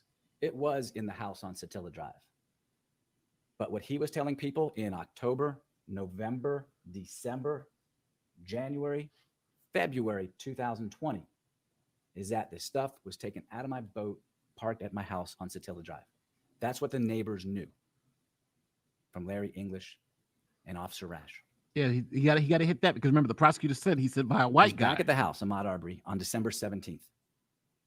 This is now the third time seen on camera at Larry English's house. He's at night. He has no legitimate reason for being there. And remember, Another great you're visual. seeing You him see, they throw through these infrared visuals up there. cameras. Make sure they give it is to you, pitch right? black in that house. There is no light. That's not daytime. There's no lights on, there's no light switch. He's a hell of a jogger admin. Oh my God. Ahmaud Arbery is seen plundering This is around. good. You know, I know Again, this is again good. in the This area where guy's the good. boats were located in that RV garage. Was it, Police are not called he that night. Only running There's no once they yelled for 911 stop. call. Yes. Larry No, English he can't was remember running why when he didn't ran out call the house. police. He may ran have out been the house. sick and not seen I thought he this was video jogging. until much later. No, it hasn't been blown up, but now it's been blown up. And you saw the jogging thing clip is of the being blown video up now. with Ahmaud Arbery walking outside the house, looking around again, and taking Mhm. off into the neighborhood. Yes, And the question remains: he might be a is he night out for a jogger. jog, 10 o'clock at night, December 17th, or was he doing something else? In the middle of the winter, right? Out the job never it's know. 10 o'clock at night in the middle of the night. But it sure does look suspicious. Damn The right it next does. time he's seen in Larry English's house is February 11th, 2020. This is now the fourth time. Yeah, they do have in him the on house. malice murder charges, but the felony murder is the big one now. But this time is different because this time it's not Larry English who calls the police. It's Travis McMichael. The state got the facts a little bit wrong. So let me correct them. Travis McMichael was going out that night, about 7:30 at night. It's dark, to get gas, fill up his car before the next day. He had to be at work early, so he was just going to fill up his car that night, so he wouldn't have to wake up so early in the morning the next day. On his way up the street, he's at 236 Hill. This is the exit up here. This is English's house. As he gets up here, he sees a figure dart across the street. Exactly. They are trying to conflate it. And this figure, now he realizes it's a man, is lurking in the shadows 25 to 30 feet from the street, kind of staying in the shadows very furtively, catches Travis's attention. He has no idea who this is. He's never met Ahmaud Arbery. But he sees this guy, and he sees this guy kind of running across the lawn. It's really initially the house next door, kind of a Spanish-style house. He runs across the yard, and he hides behind that red porta potty that you saw in that photograph. Travis is like, this is not good. We know about a guy intruding in Larry English's house. And he stops his car, and he kind of aims his head at the porta potty. And knowing there is no legitimate reason for this man to be there, he starts to get out of his car to ask him why he's there. Well, this guy steps out from the porta potty, and he reaches with his left hand, I believe, into his waist. 1.25. Reaching for a weapon. It scares the heck out of Travis. He sees this. He's trying to get out. Gets in his car, puts it in reverse, stalls because he's so startled. Eventually backs up and gets home, where he calls 911. And this is what he says. What's he say when he called 911? This is the 911 call. We're not going to play the whole thing because it's too long.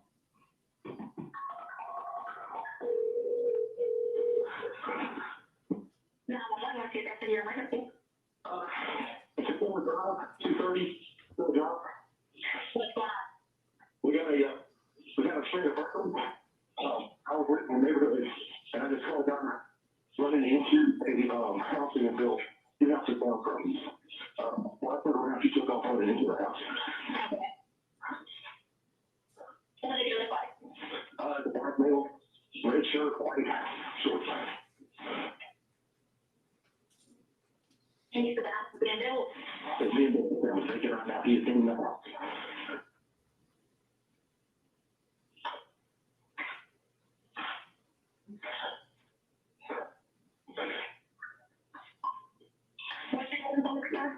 Travis McMichael, 423 1374.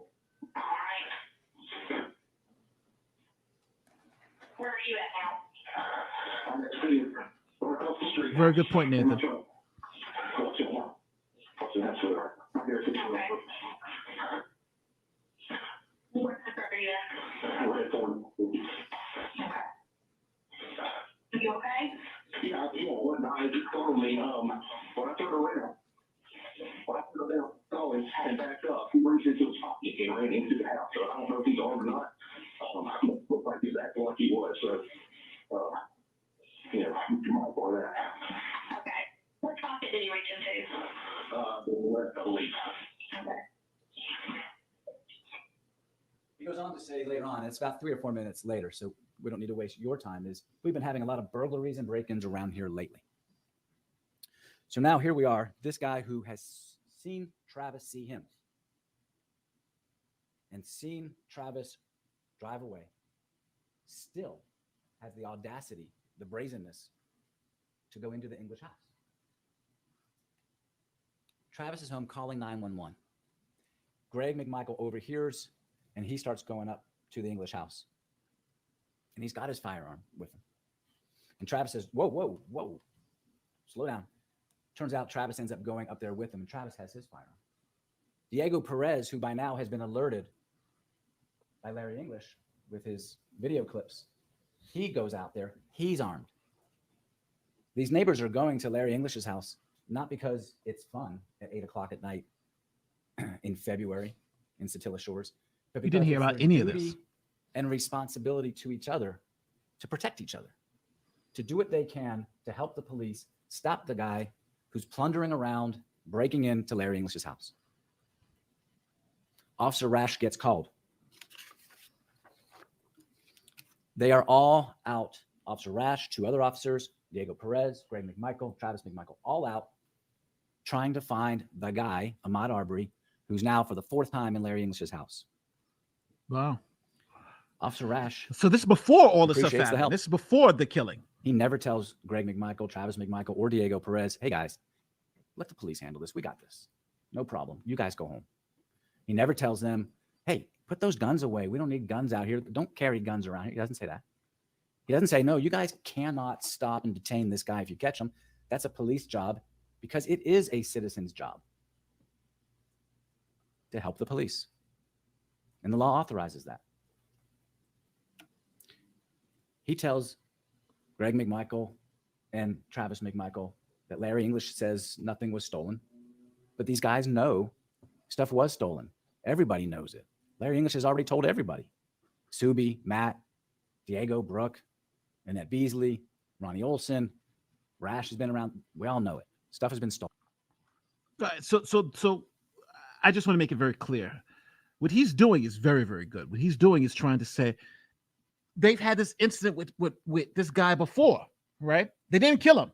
They got guns. They did all this. They had this incident with him before in the house, right? They didn't kill him. And that was months before. And he's already been in there 4 times.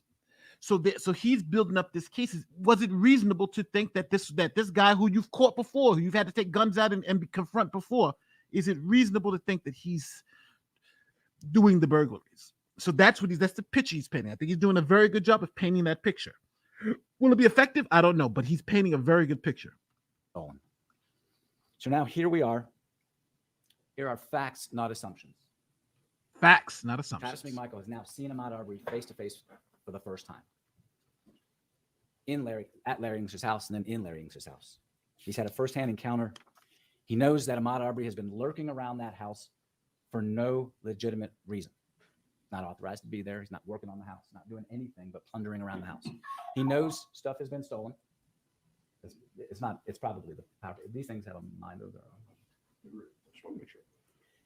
He knows stuff has been stolen because Larry English has told everybody that. He knows this guy has the audacity to go in the house despite knowing people are around and watching him. He knows he's possibly armed because he made that move to his left-hand pocket, waist. He has probable cause to believe a burglary has been committed. What is burglary? Let's go back one slide. Burglary is entering a dwelling, whether occupied or not. The fact that it's open without doors means nothing. It's any dwelling, any building, structure, whether occupied or not, without authority, with the intent to commit a felony or theft. You don't actually, to commit a burglary, have to take anything. That's true. Facts. It is the intent to take something or to commit another felony that makes it a burglary. But proven intent is the problem. Travis McMichael has probable cause, based on his training of what probable cause is, to believe Ahmaud Arbery is a burglar. Probable In that cause. first moment, What does it mean? yes. It is the level I agree. of In that first suspicion. moment, he's right. At this point in time, this is, This is argument closing. I have an objection at this point in time to this being the law, and the law is going to come from the court. And this has not been, how about I put this, approved on any level by the court. Well, let me make it clear. This is what Travis McMichael understood from his training was the definition of probable cause. So the Just evidence clarify was where we are. Ladies and gentlemen, as I indicated to you, the court will actually charge you on the law. During the presentation here, the representation is made on what the law is. Again, the court, you will receive that from the court. You will not be receiving that from counsel. So if we can please couch the argument in those terms. Yes. And this is not what I understand probable cause to be. This is what Travis McMichael, from his 10 years in the Coast Guard, understands probable cause to be. The level of suspicion that would cause a reasonable and prudent person to believe that a crime has been committed under the totality good of the objection. circumstances. He was on the roll. That's it. It's the level of suspicion that you would need under the totality of the circumstances to believe that a crime was committed. That's a weak. That's not. That's where Travis McMichael sat. That's a weak definition of probable cause. But as of we'll go February with it. 11th, 2020. The next time we see Ahmaud Arbery in Satilla Shores is February 23rd. It's a beautiful. All right. So just so we're clear, this prior event, the facts are a little different. And I think this defense attorney has made a very good argument about this particular set of facts, but now he wants the jury to infer those facts to the later date. So months before, they caught Ahmaud Arbery in the house, right? And they confronted him in the house. So they're saying when they confronted him in the house, they had probable cause for citizen's arrest. He didn't say if they made it or not. That's I would give them that, right? If they had confronted Arbery in the house, then we're talking about a totally different scenario. In this new scenario, he's got to now turn that to, we didn't confront him in the house. We confronted him on the street, right? They never even saw him in the house. They admit they never even saw him in the house. So now we got to see how he connects those two, because he's trying to bootstrap that first encounter where they did have probable cause. I'll even agree with they had probable cause, but he's trying to bootstrap that event 6 months ago to the event of the death, which was 6 months later. So let's see how he ties that in. Again, very good arguments here. Full day, kind of a warm February day in Brunswick. Travis McMichael, around midday, around 1 o'clock, is on the couch in his living room trying to get Everett to take a nap, 3-year-old son. Got his He's baby doing with the him. strategies that parents do. He has Everett every other week. He shares custody with Everett's mom. On this Sunday, he's trying to get Everett to go to sleep. Greg is in the front yard, in the driveway, reupholstering his boat cushions. It is a pleasant, uneventful Sunday morning leading into Sunday afternoon. While they're doing that, Ahmaud Arbery is walking into the neighborhood, not jogging. Okay. Running, walking into the neighborhood, walking into Larry English's front yard. All right, I will. Where he stands there, and this is the view from Ronnie Olson's house across the street, where he stands there, looks around, and walks into the house. While he's doing that, Matt Albenzi is in his yard, down Jones. He's down here. He can see directly into Larry English's yard. He is aware of the break-ins into Larry English's house. He is aware of the items stolen from Larry English's boat. He's out splitting logs. Tree had fallen in his yard, so he's breaking up the tree. He sees this guy that looks like the guy from the video clips. In fact, is the guy from the video clips, walking into Larry English's house. He grabs his gun, puts it in his pocket, grabs his cell phone, walks down Jones to an oak tree. There it is, across the street from Larry English's house. And he calls 911. While he's calling 911, he sees Ahmaud Arbery through the windows in Larry English's house. He doesn't know what he's doing in there, but he knows this guy's been there at night 4 times prior. He knows stuff is stolen. So he's calling the police. He makes, he believes, eye contact with Ahmaud Arbery. The next thing he sees is Ahmaud Arbery sprint out of that house. He is not jogging. He is running away into the neighborhood. He ain't jogging. That's true. Based on prior experience. That's a man get the hell out of there. He is sprinting at what turns out to be about a 6-minute mile. It's fast, and he's got long strides. He is out of there. That's true. He's like, he ain't jogging. That view is from Diego That's a Perez's sprint. surveillance camera. He runs right past Greg McMichael's yard. Greg McMichael sees him. Greg McMichael is aware of the things that have happened that we've talked about. Greg McMichael sees him tearing, hauling ass Very sneaky. down the road. And he knows what's up. And he goes inside and he tells Travis, the guy's running down the street. The guy. They know who it is. They're not Running down the guessing. street is It's not a some crime. random guy running down the street. It's the guy. The And they turn guy out to be running right. down the street. It is the guy, the same guy 4 previous times at night. They grab their guns. Now, why did Travis McMichael grab his shotgun? Because 12 days earlier, he confronts this guy. Oh, 12 days. I trying thought it to was help months Larry early. English. 12 days. And this guy reaches into his pocket like he has a gun. So he Great grabs his shotgun strides. for self-protection. And he gets in the car. Or he walks out in the yard, actually, and he sees Matt Albenzi motioning down the street. Same direction Ahmaud Arbery was running in. So he gets in the car. His dad gets in the truck. I'm sorry, I say car. It's a truck, Ford F-150, and climbs into the car seat because when seconds count, the police are often minutes away. The police are not going to catch this guy at the speed he's running. All right. There's something that's been glossed over here. I think he's doing a great job, but I got to say, I just have to say, one thing that he's glossed over, but he's admitted to, which I think is going to be damning for him and is going to hurt his client. They didn't know what he was running for. They didn't know why he was running. They just started chasing him. So just technically, they can't be making a citizen's arrest because they don't know what he's done, right? I can't just somebody running down the street, even if they're running away from something. How do you now? He's got to probably figure out how to link all that, because you can't be like, I saw him 2 weeks ago or 12 days ago in the house, so that's why I'm chasing him, right? You got to tie that up. Maybe if they saw him coming out the house, then okay, I'm a little bit more there with you. But they didn't. They saw him running, they saw someone pointing, and they chased. What are they chasing him for? What's the arrest for? And they're not law enforcement. Law enforcement can chase him, right? They're authorized to do that. Regular citizens do not have that authority. Suspicion, you can't chase people down with guns on suspicion. You got to have facts.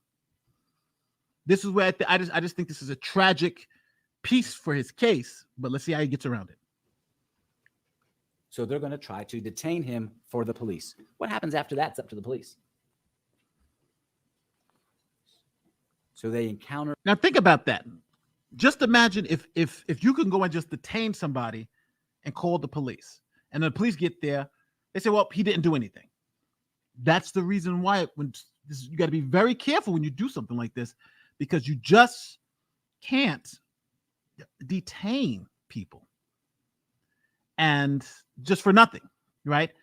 You have to know what you're detaining them for, right? You can't, it doesn't work that way. I mean, I see somebody running, I can detain them and let the police figure it out.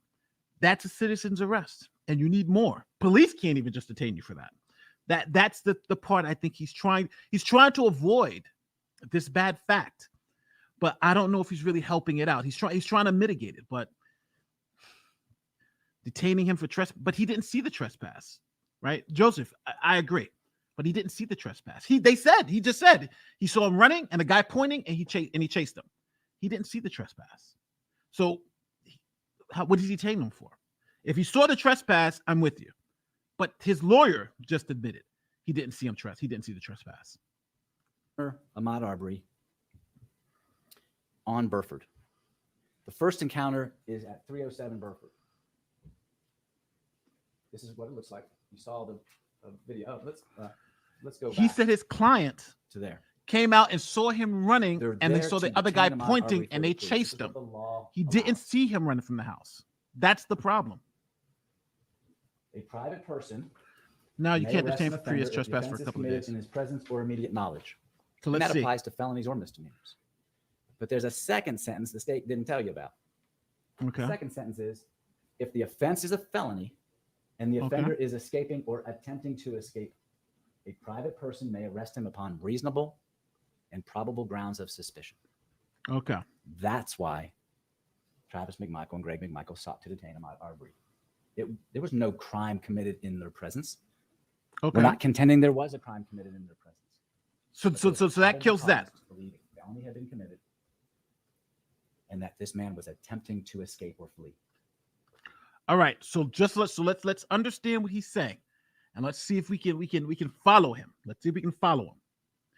He's admitting, stone cold, they didn't see trespass, burglary. None of that was in their presence, but they saw him escaping. Right? They don't know what he was escaping from. They don't know what he's running from. They saw him escaping from a burglary, and that's what gave them and that probable cause for that. I don't know how you connect those dots, because if you see somebody running, how do you get that he's escaping? How do you get that probable cause for an escape? Running down the street is not that guy just burglared a house, right? How do you get from I'm running down the street, running in fear, running down the street, the guy pointing, that guy's running down the street. How do you get from there to they're chasing him for committing a burglary? That has to be cleaned up. Yeah, fleeing. But how do you connect that dots? Running to he must have committed a burglary, because the only facts they have is that he's running. That's the only facts they have. He's saying this. I'm not saying this. This is what he's saying. Only facts they got is he's running. That's why citizen's arrest is in this case. There are 3 encounters with Ahmaud Arbery on Burford. Oh yeah, this guy's great. No, he's good. Oh yeah, The first good. one This is in a front good of attorney. Roddy Bryan's house. William R. Bryan. I shouldn't call him Roddy. I don't know. Mr. Bryan's house. That's not probable Travis cause. Me McMichael pointing at pulls up somebody is not alongside probable cause that you committed a burglary. Ahmaud Arbery and says, "Stop! Whoa, This guy, I want to talk to you. What you were committed doing a back burglary. there? What's And going you run? on?" No, that's not how it Arbery is. Says 0. He doesn't say, "Hey man, I'm just out for a jog." He doesn't say, "Hey, leave me alone." He doesn't say, "Back off." He doesn't say, "Hey, calm." Doesn't say anything. He just looks at Travis and he goes back the other way. Travis backs his truck up and says, "Whoa, whoa, whoa, stop. Let me talk to you." Ahmaud Arbery looks at him and bolts. Doesn't say anything. Doesn't need say, to. "Leave me alone." Doesn't say, have "Hey, to. Good morning. Good afternoon." He just bolts. At This this is all time, good though. There This is no guy's gun. good. The shotgun that Travis bought is stuck between the seats. Greg's gun is on his holster. There's no gun being pointed at Mr. Arbery. There's no like, "Hey, stop," at the point of a pistol or a shotgun. There's no gun. Mr. Arbery's not even aware of any guns at that point because no gun has been shown. They go down Burford. They pull up to him again. And Burford, by the way, Satilla Drive turns kind of, the little drive turns into Burford. And they go down Burford a little ways more. Known criminal trespasser. Whoa, stop. I want to talk to you. I don't know. Stop. I don't think you have enough. Police are coming. I don't think you have enough. When Mr. Arbery hears Travis McMichael say, we called the police are coming, he bolts back the other way towards Roddy Bryant's house, back towards.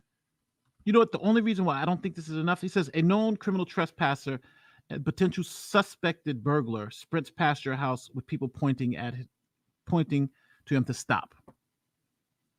So the only now let's stick with the facts, right?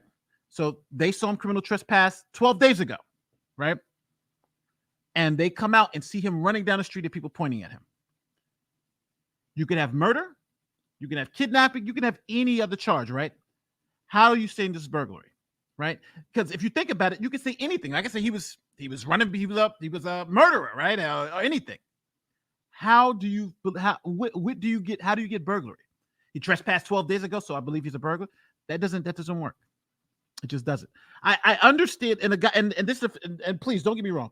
There's a difference between a tactical argument and this defense attorney is brilliant, and he's making a hell of a case for a lay jury. I'm just not a lay juror. And my question would be, how do you get from point run to committed a burglary? Because you could change burglary to murder. You could change burglary to robbery. You could change to any other thing, right? How do you get there? Because he trespassed 12 days ago? That doesn't work. For me. Towards Satilla Drive. They stop the truck, put it in park. Greg McMichael does get out and he gets in the bed because he's cramped into the child seat. Yes, innocent until proven guilty. Travis McMichael gets out and he looks down the road. Like, what the heck? I want to talk to this guy. Just didn't suspect coming out of English's house. He sees Albanzi moving. We know it's the guy from the night 12 days before and back again. And he looks down the street and he sees Ahmaud Arbery trying to get into Roddy Bryant's truck. Oh, thank you, Shotgun, too. He's interacting with the truck. He doesn't know who that black Silverado truck belongs to. He doesn't know. You know, the problem with this, I got to say it. If you're walking down the street or running or doing whatever, and someone stops you and says, stop, I want to talk to you. Do you have to stop and talk to them? And if you don't, what right do they have to stop you? I'm on a public street. I'm walking down the street. Someone says, stop, I want to talk to you. And you keep walking. Do they have the right to stop you and force you to answer questions? Police officers, different story. These aren't police. That's the question I want people to think about. You're walking down the street. Someone stops you and says, I want to talk to you. Are you now legally bound to talk to them? Or can you just walk away? Can you run away? And if you do, can they detain you? That's what we're asking. Because that's essentially what he's saying. Roddy Bryant. He's never met him. He doesn't know his truck. So he sees this black Silverado and he sees Ahmaud Arbery trying to get in it, and he expects to hear a gunshot because he thinks Ahmaud Arbery is armed, like he pretended to be on the 11th. And he's fearful that this guy, whose name he doesn't know, will try to shoot the owner of the truck and take the truck. And so that scares him. This attacking the truck worries him. His dad says, Travis, go back, go back. He says, no, Dad, just go around. We're going to go around Zellwood. You've heard the name. Go down further down here. They see. Now, I also got to, now he's starting to get a little crazy. You believe somebody has a gun. They're trying to attack you with a gun, and you go, instead of leaving and calling police, you come back and confront the guy again with the gun who you believe has a gun. This is getting hero level stuff now. This is getting kind of Superman stuff. Bulletproof chest, He pretended to be armed 12 days ago. So, all right, you got a reasonable fear that he may be armed today, but now he's confronted you. You've left, right? Because you said he had a gun. We got scared, so we left to go and confront him again. I don't know. It just seems like it just doesn't work for me for some reason. They don't take a left on Holmes. Now, they don't know where either the black Silverado is or what that has to do with anything, or where Ahmaud Arbery is.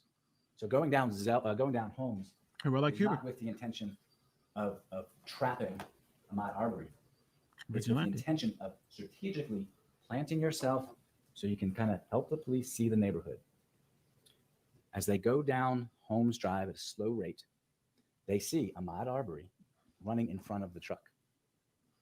Travis McMichael drives past him, doesn't say anything to Ahmaud Arbery, doesn't shout at him, just kind of drives past him, watching to see what this guy's going to do. Again, no gun, no shotgun, no pistol is brandished, pointed in any way shown to Mr. Arbery.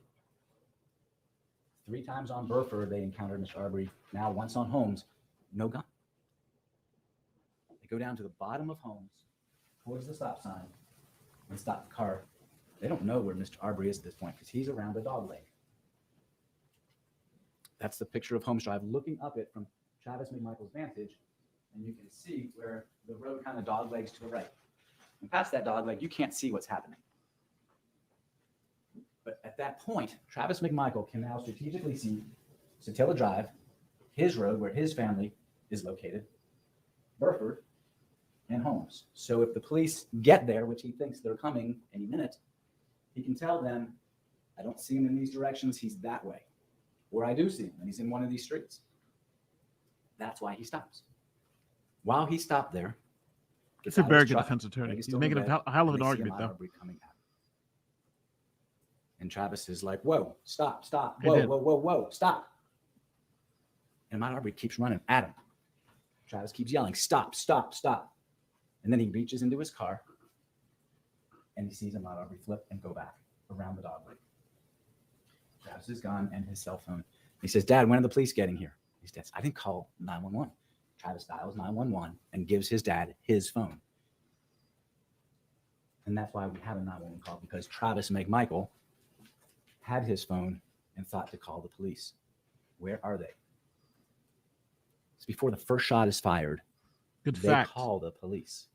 Good fact. They call the police. That is not evidence of an intent to murder.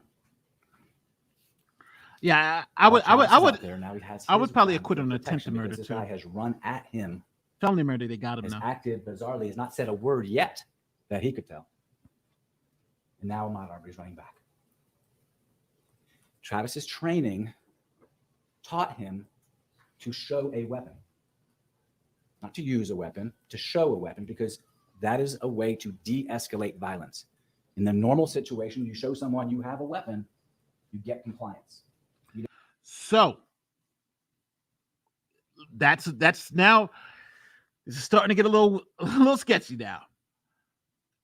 He's now admitting that his client pulled out a weapon to get the guy to comply. That's hurting a self-defense claim, because if I'm trying to get you to comply and I pull a weapon out and like, you better do what I say.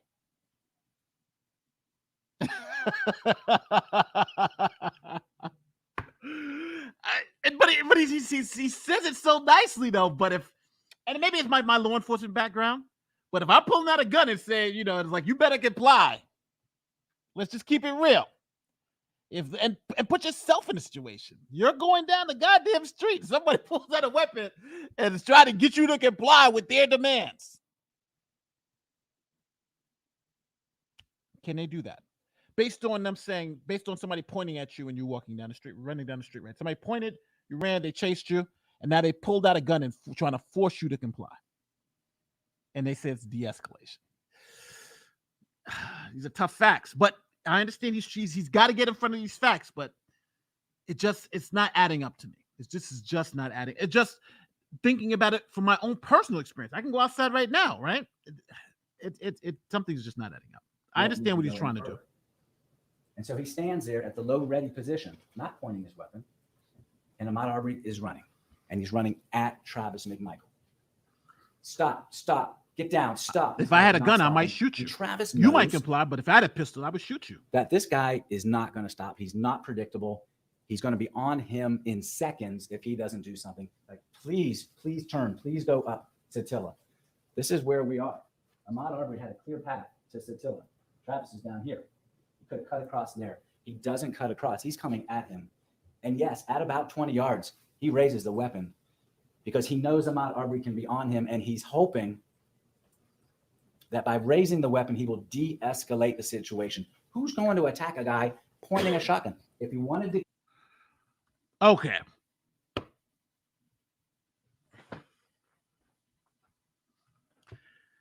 For all the people who said he wasn't have the weapon, he's pointing a shotgun at him.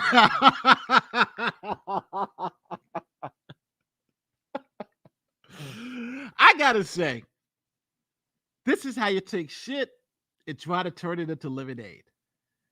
He's literally 30 feet away, pointing a shotgun at him. And he's doing all of this because 12 days ago, he saw him in a house committing trespass. And today, somebody pointed down the street and he saw him running and said, hey, that's the guy I saw 12 days ago in that house.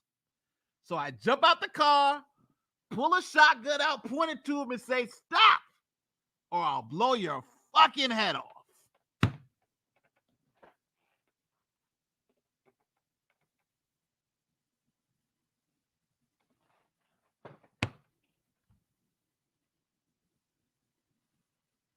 And it's his fault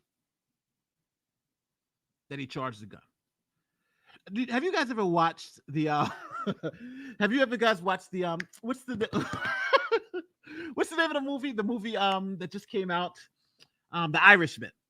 And there's a piece of that movie where Al Pacino says, you charge a gun, but for a knife you run away, right? Because knives are close-in weapons, right? You want to, for a knife, actually most people don't know, within arm's length away, knives are actually more dangerous than guns, right? Because people can grab guns and it's hard to get a good line of sight.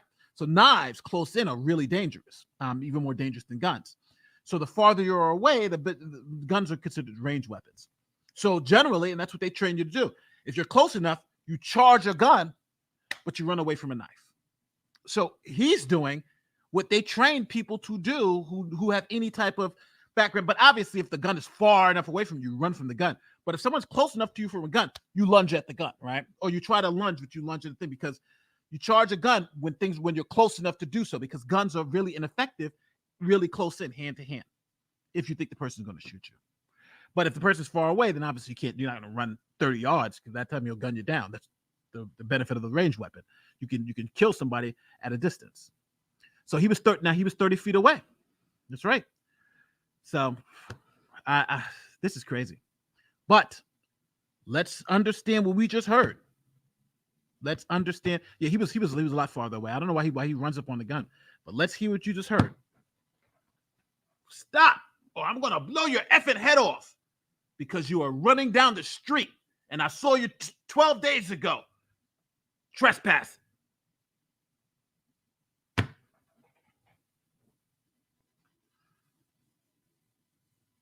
Yeah, that's what we got. Kill him. That was an open shot. He didn't shoot. He didn't shoot his weapon. He was trying to de-escalate the situation in compliance with his 9 years of training in the Coast Guard. Same training police officers get.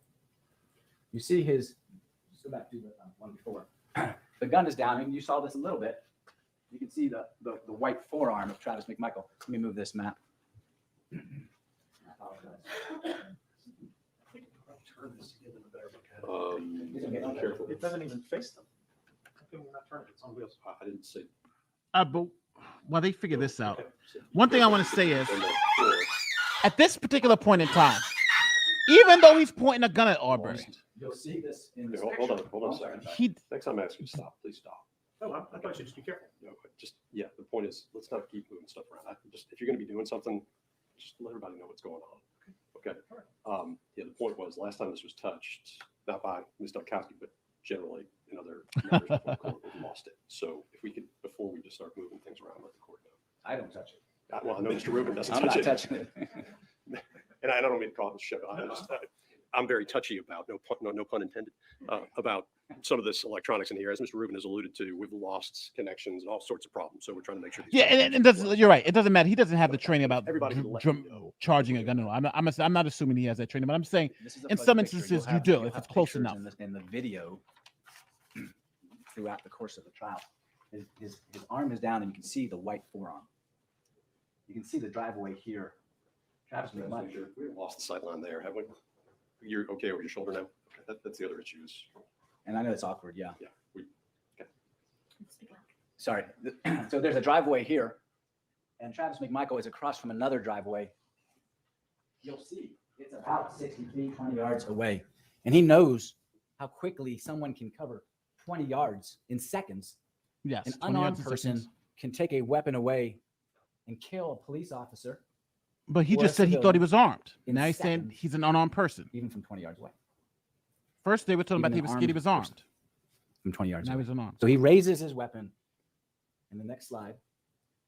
And you see the distance because he wants the guy to stop, not because he wants to hurt Ahmaud Arbery. He's not looking for an encounter. If he wanted, Now let's think about that. You're running down the street, not Ahmaud. Just think you're running down the street. Somebody pulls a gun and tells you to stop, and you keep running, and they gun you down, and they say I was in fear that the guy was going to run. And you guys are both on a public street. Does that guy now have a justified reason for self-defense? Right? I don't know. I don't think he was jogging. I think he was running from getting caught. Yes, I'm agreeing with you. But it's about what did he do? And who had the right to do what? Did McMichaels have the right to stand on that corner and point that gun at anybody? No. Right? If he points that gun at anyone else, he's guilty of a crime. Now we have to say what gave him the right to point it at Ahmaud Arbery. That's exactly what we're talking about. If he points the gun at anyone else, it's a crime. So I'm saying, so he's pointing the gun at Ahmaud Arbery. So instead of putting anybody, we can put anybody, kids, wife, whoever. If he points that gun at anybody else, that's a crime. But if he's pointing at Ahmaud Arbery, we're saying it's not a crime. I just need to know the reason why. to hurt somebody, he would have fired. I didn't on know he was Burford, pointing a gun. on Holmes, or now down here at the bottom. Ahmaud Arbery doesn't stop. He doesn't say, "Whoa, hey, I'm good." Run the other He direction. doesn't That say makes anything. sense, Rick. I would have. And he doesn't stop. Instead, he goes around the truck to the right-hand side, the passenger side, and at that point, Travis McMichael can't see his hands. Remember, he still thinks this guy could be armed because. Well, hold on. So now that just blows up these arguments that I see in the chat. He didn't run at him. He ran the other way, right? He's running. He sees the gun. He's like, oh, shit, and runs around the truck, right, to avoid him. So now what do you get? So, okay, so we got stop or I'll blow your fucking head off. And the guy runs the other way, and now you go and confront him again? Really? Really?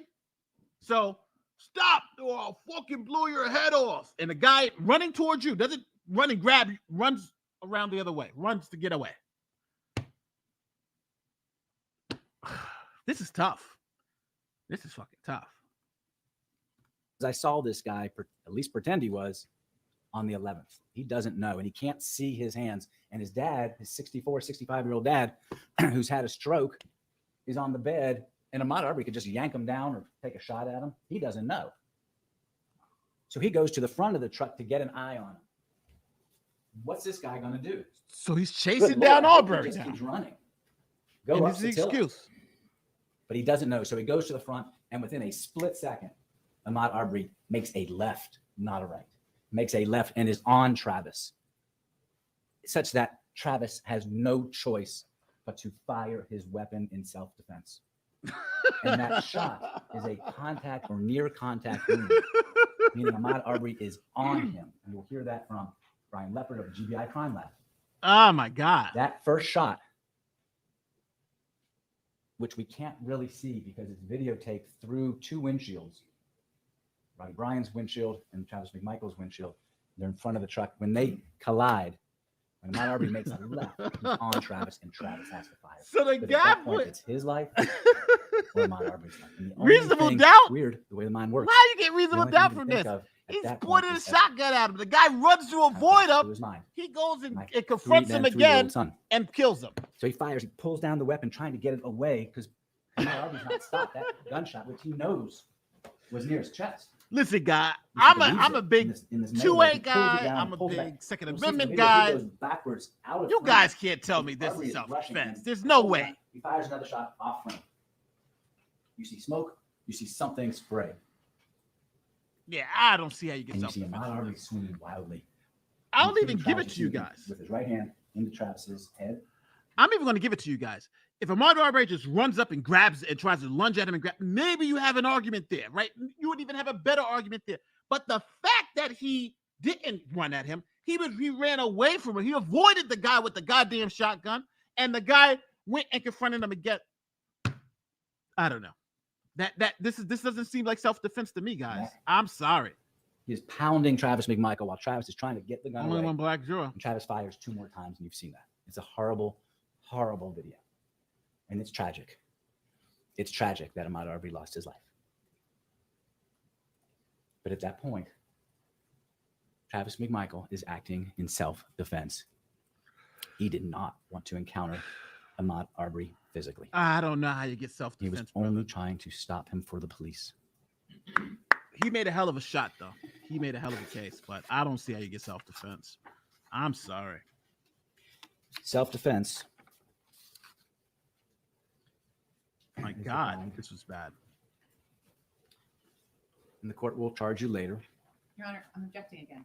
Mr. Rubin is now giving them the law in self-defense. It is- So We are allowed to give a long opening statement, just as the state did in its opening. But we need to be very clear because, again, we haven't gone through a charge conference in this case. So let's be clear about it, that this is not the charge. So I expect you'll be charged on self-defense. And I expect this is what you'll be called, be charged, be told by the judge. A person is justified in using force which is intended or likely to cause death or great bodily harm only if he reasonably believes that such force is necessary to prevent death or great bodily injury to himself or to a third person.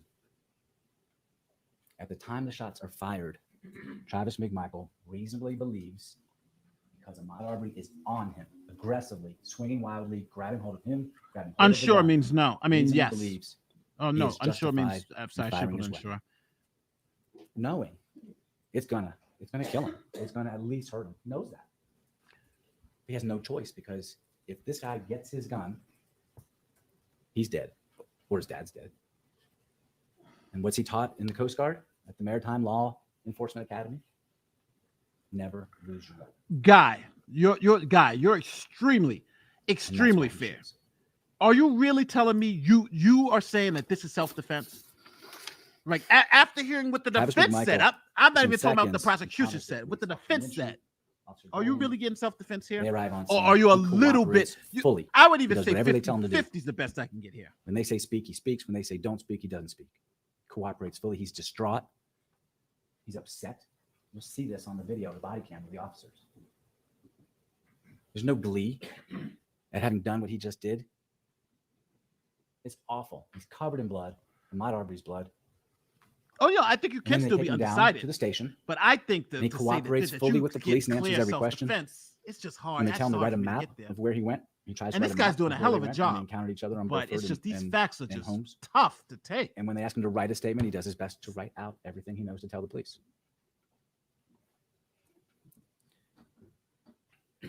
There's been a lot written about this case and Travis McMichael's actions.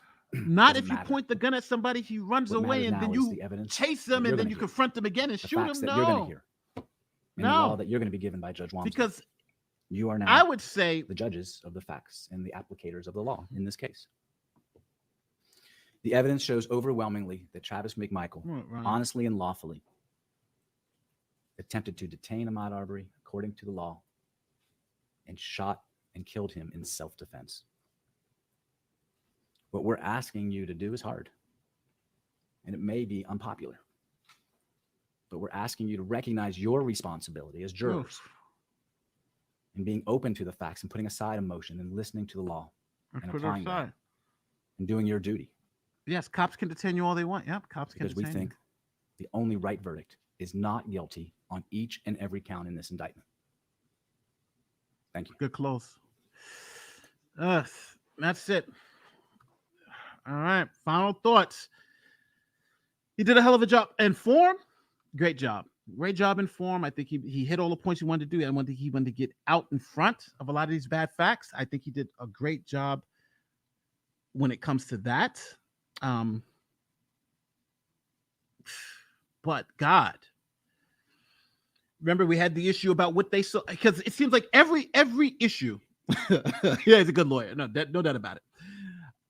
Every issue that was even a question mark to me, he seems to have just like answered it easily, right?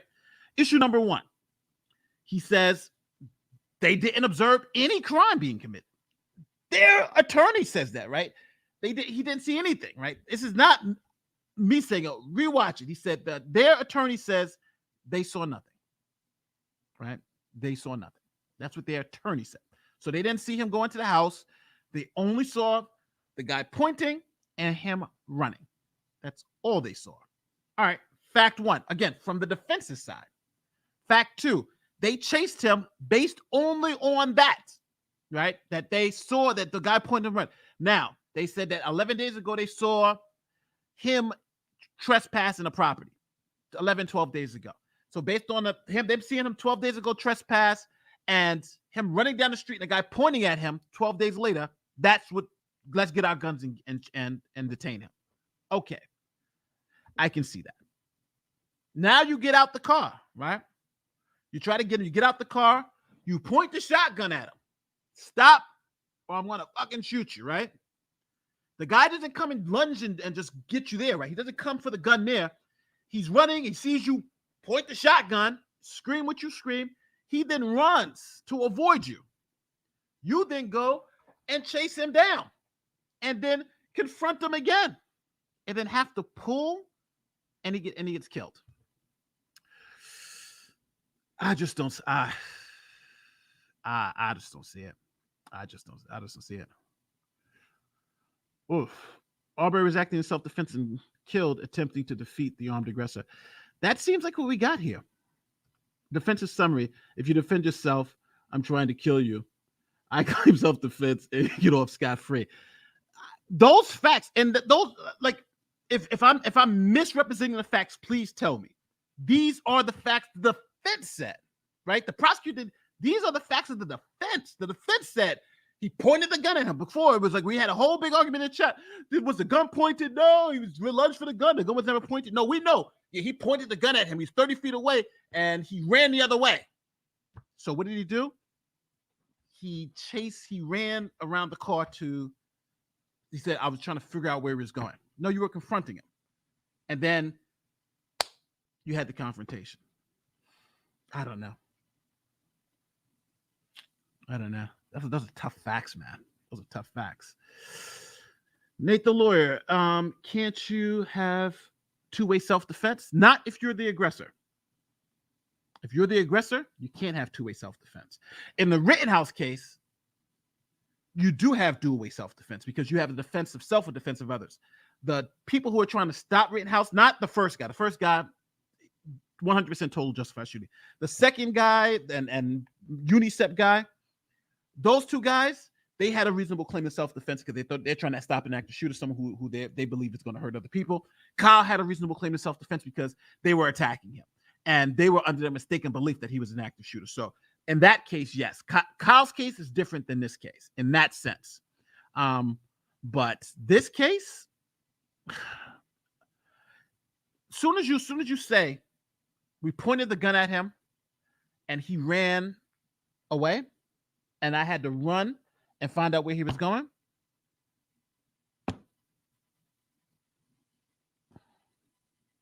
I don't see how you. That's just tough. I think at very least the narrative being spun around this case is that these guys hunting. No, oh yeah, no. Listen, I'm sorry all right. So for all you new people out there, only time we discuss the race, right, the race issue, in these particular cases, is when it is appropriate and when we have facts to support that race was involved, right? So for here, we do have some facts. They said the N-word a couple of times. They said this, they said that. But as you notice, none of my legal my analyzing the legal issues have anything to do with race, because they're not charged with with hate crimes, none of that, right? And I've said this at the beginning, we are going to say that Ahmaud Arbery was white. We're going to pretend to analyze this as Ahmaud Arbery was white and these are all white guys, to take race out of it. And I think we can come to the same conclusion if he was white, black, red, whatever, right? That's what we're looking at. We're looking at this without race. The same thing with the Rittenhouse case. Even though Rittenhouse case, they're saying it's about race. He's a white guy to shove other white guys. That's not about race. You know, he's not being charged in the races. George Floyd is another case that is not about race. It's about police misuse of force. And if George Floyd was white, I'd be saying the same thing. Now here, there is a race issue. We can't pretend there's not a race issue involved in this. But I don't think it affects the legal analysis on what happened based on the facts that we just got. So that's one of the things I asked for you to do. We're going to remove race, even though I understand race has something, people may feel race has some way to play with it, but just assume Ahmaud Arbery was white and the facts are the same. And you'll see it becomes a little bit more clear. I think on both sides, you can see a self-defense argument on one side, but then you can also see how this is not self-defense on the other side, right? Let's remove race and it becomes a little clearer. It's hard to exclude race. I know. That's why people come here. That's why they watch this shit, right? Because I do it for you, and we do a good job of it, right? That's why I got my streak. I got like a 12 case streak, right? I've been calling them right all the time because I remove race, look at the facts, and then be able to knock them down. So yeah.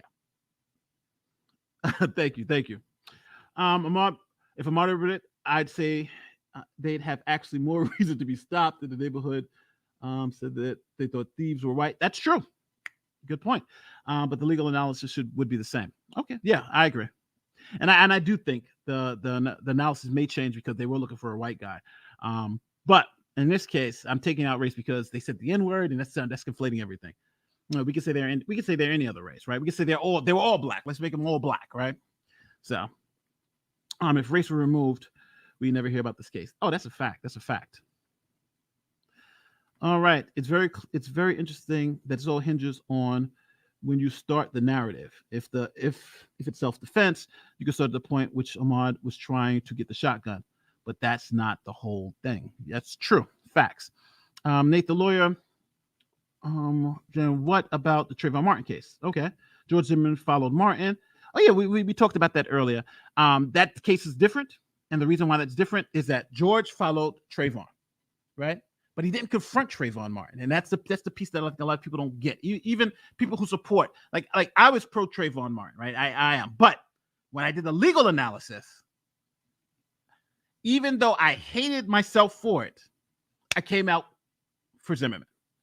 The reason why he followed Trayvon, fact, he observed Trayvon. Nothing is wrong with that. When Trayvon was going, if Trayvon would have went home, I don't think Trayvon would have been killed. But Trayvon circled back because he saw Zimmerman following him. And then Trayvon confronted Zimmerman.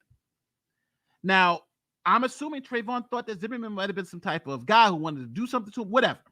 So Trayvon started beating his ass, right? He was beating his behind. That's what the neighbor said. And Zimmerman only shot Trayvon when it became obvious that he was going to get his ass beat or he was going to get a serious injury. Those are the facts. Now, it's uncomfortable, right? I feel bad that Trayvon was killed. I would support Trayvon and his family, but the facts, Zimmerman likely had a self-defense claim because those are the facts.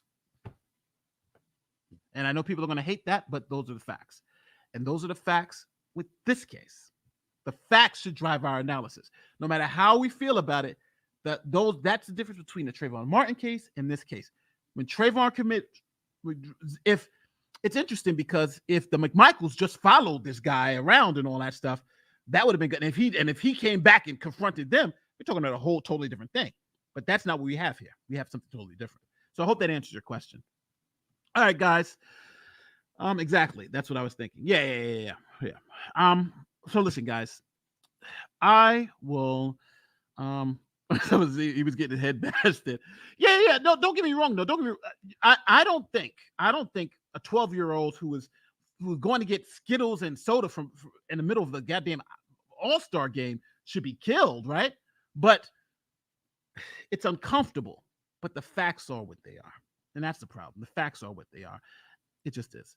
So listen, guys, I really hope you guys enjoyed this stream. Thank you for the super chats because YouTube has totally demonetized this. So I'm getting like a penny for every 1,000 views or whatever, but it's fine.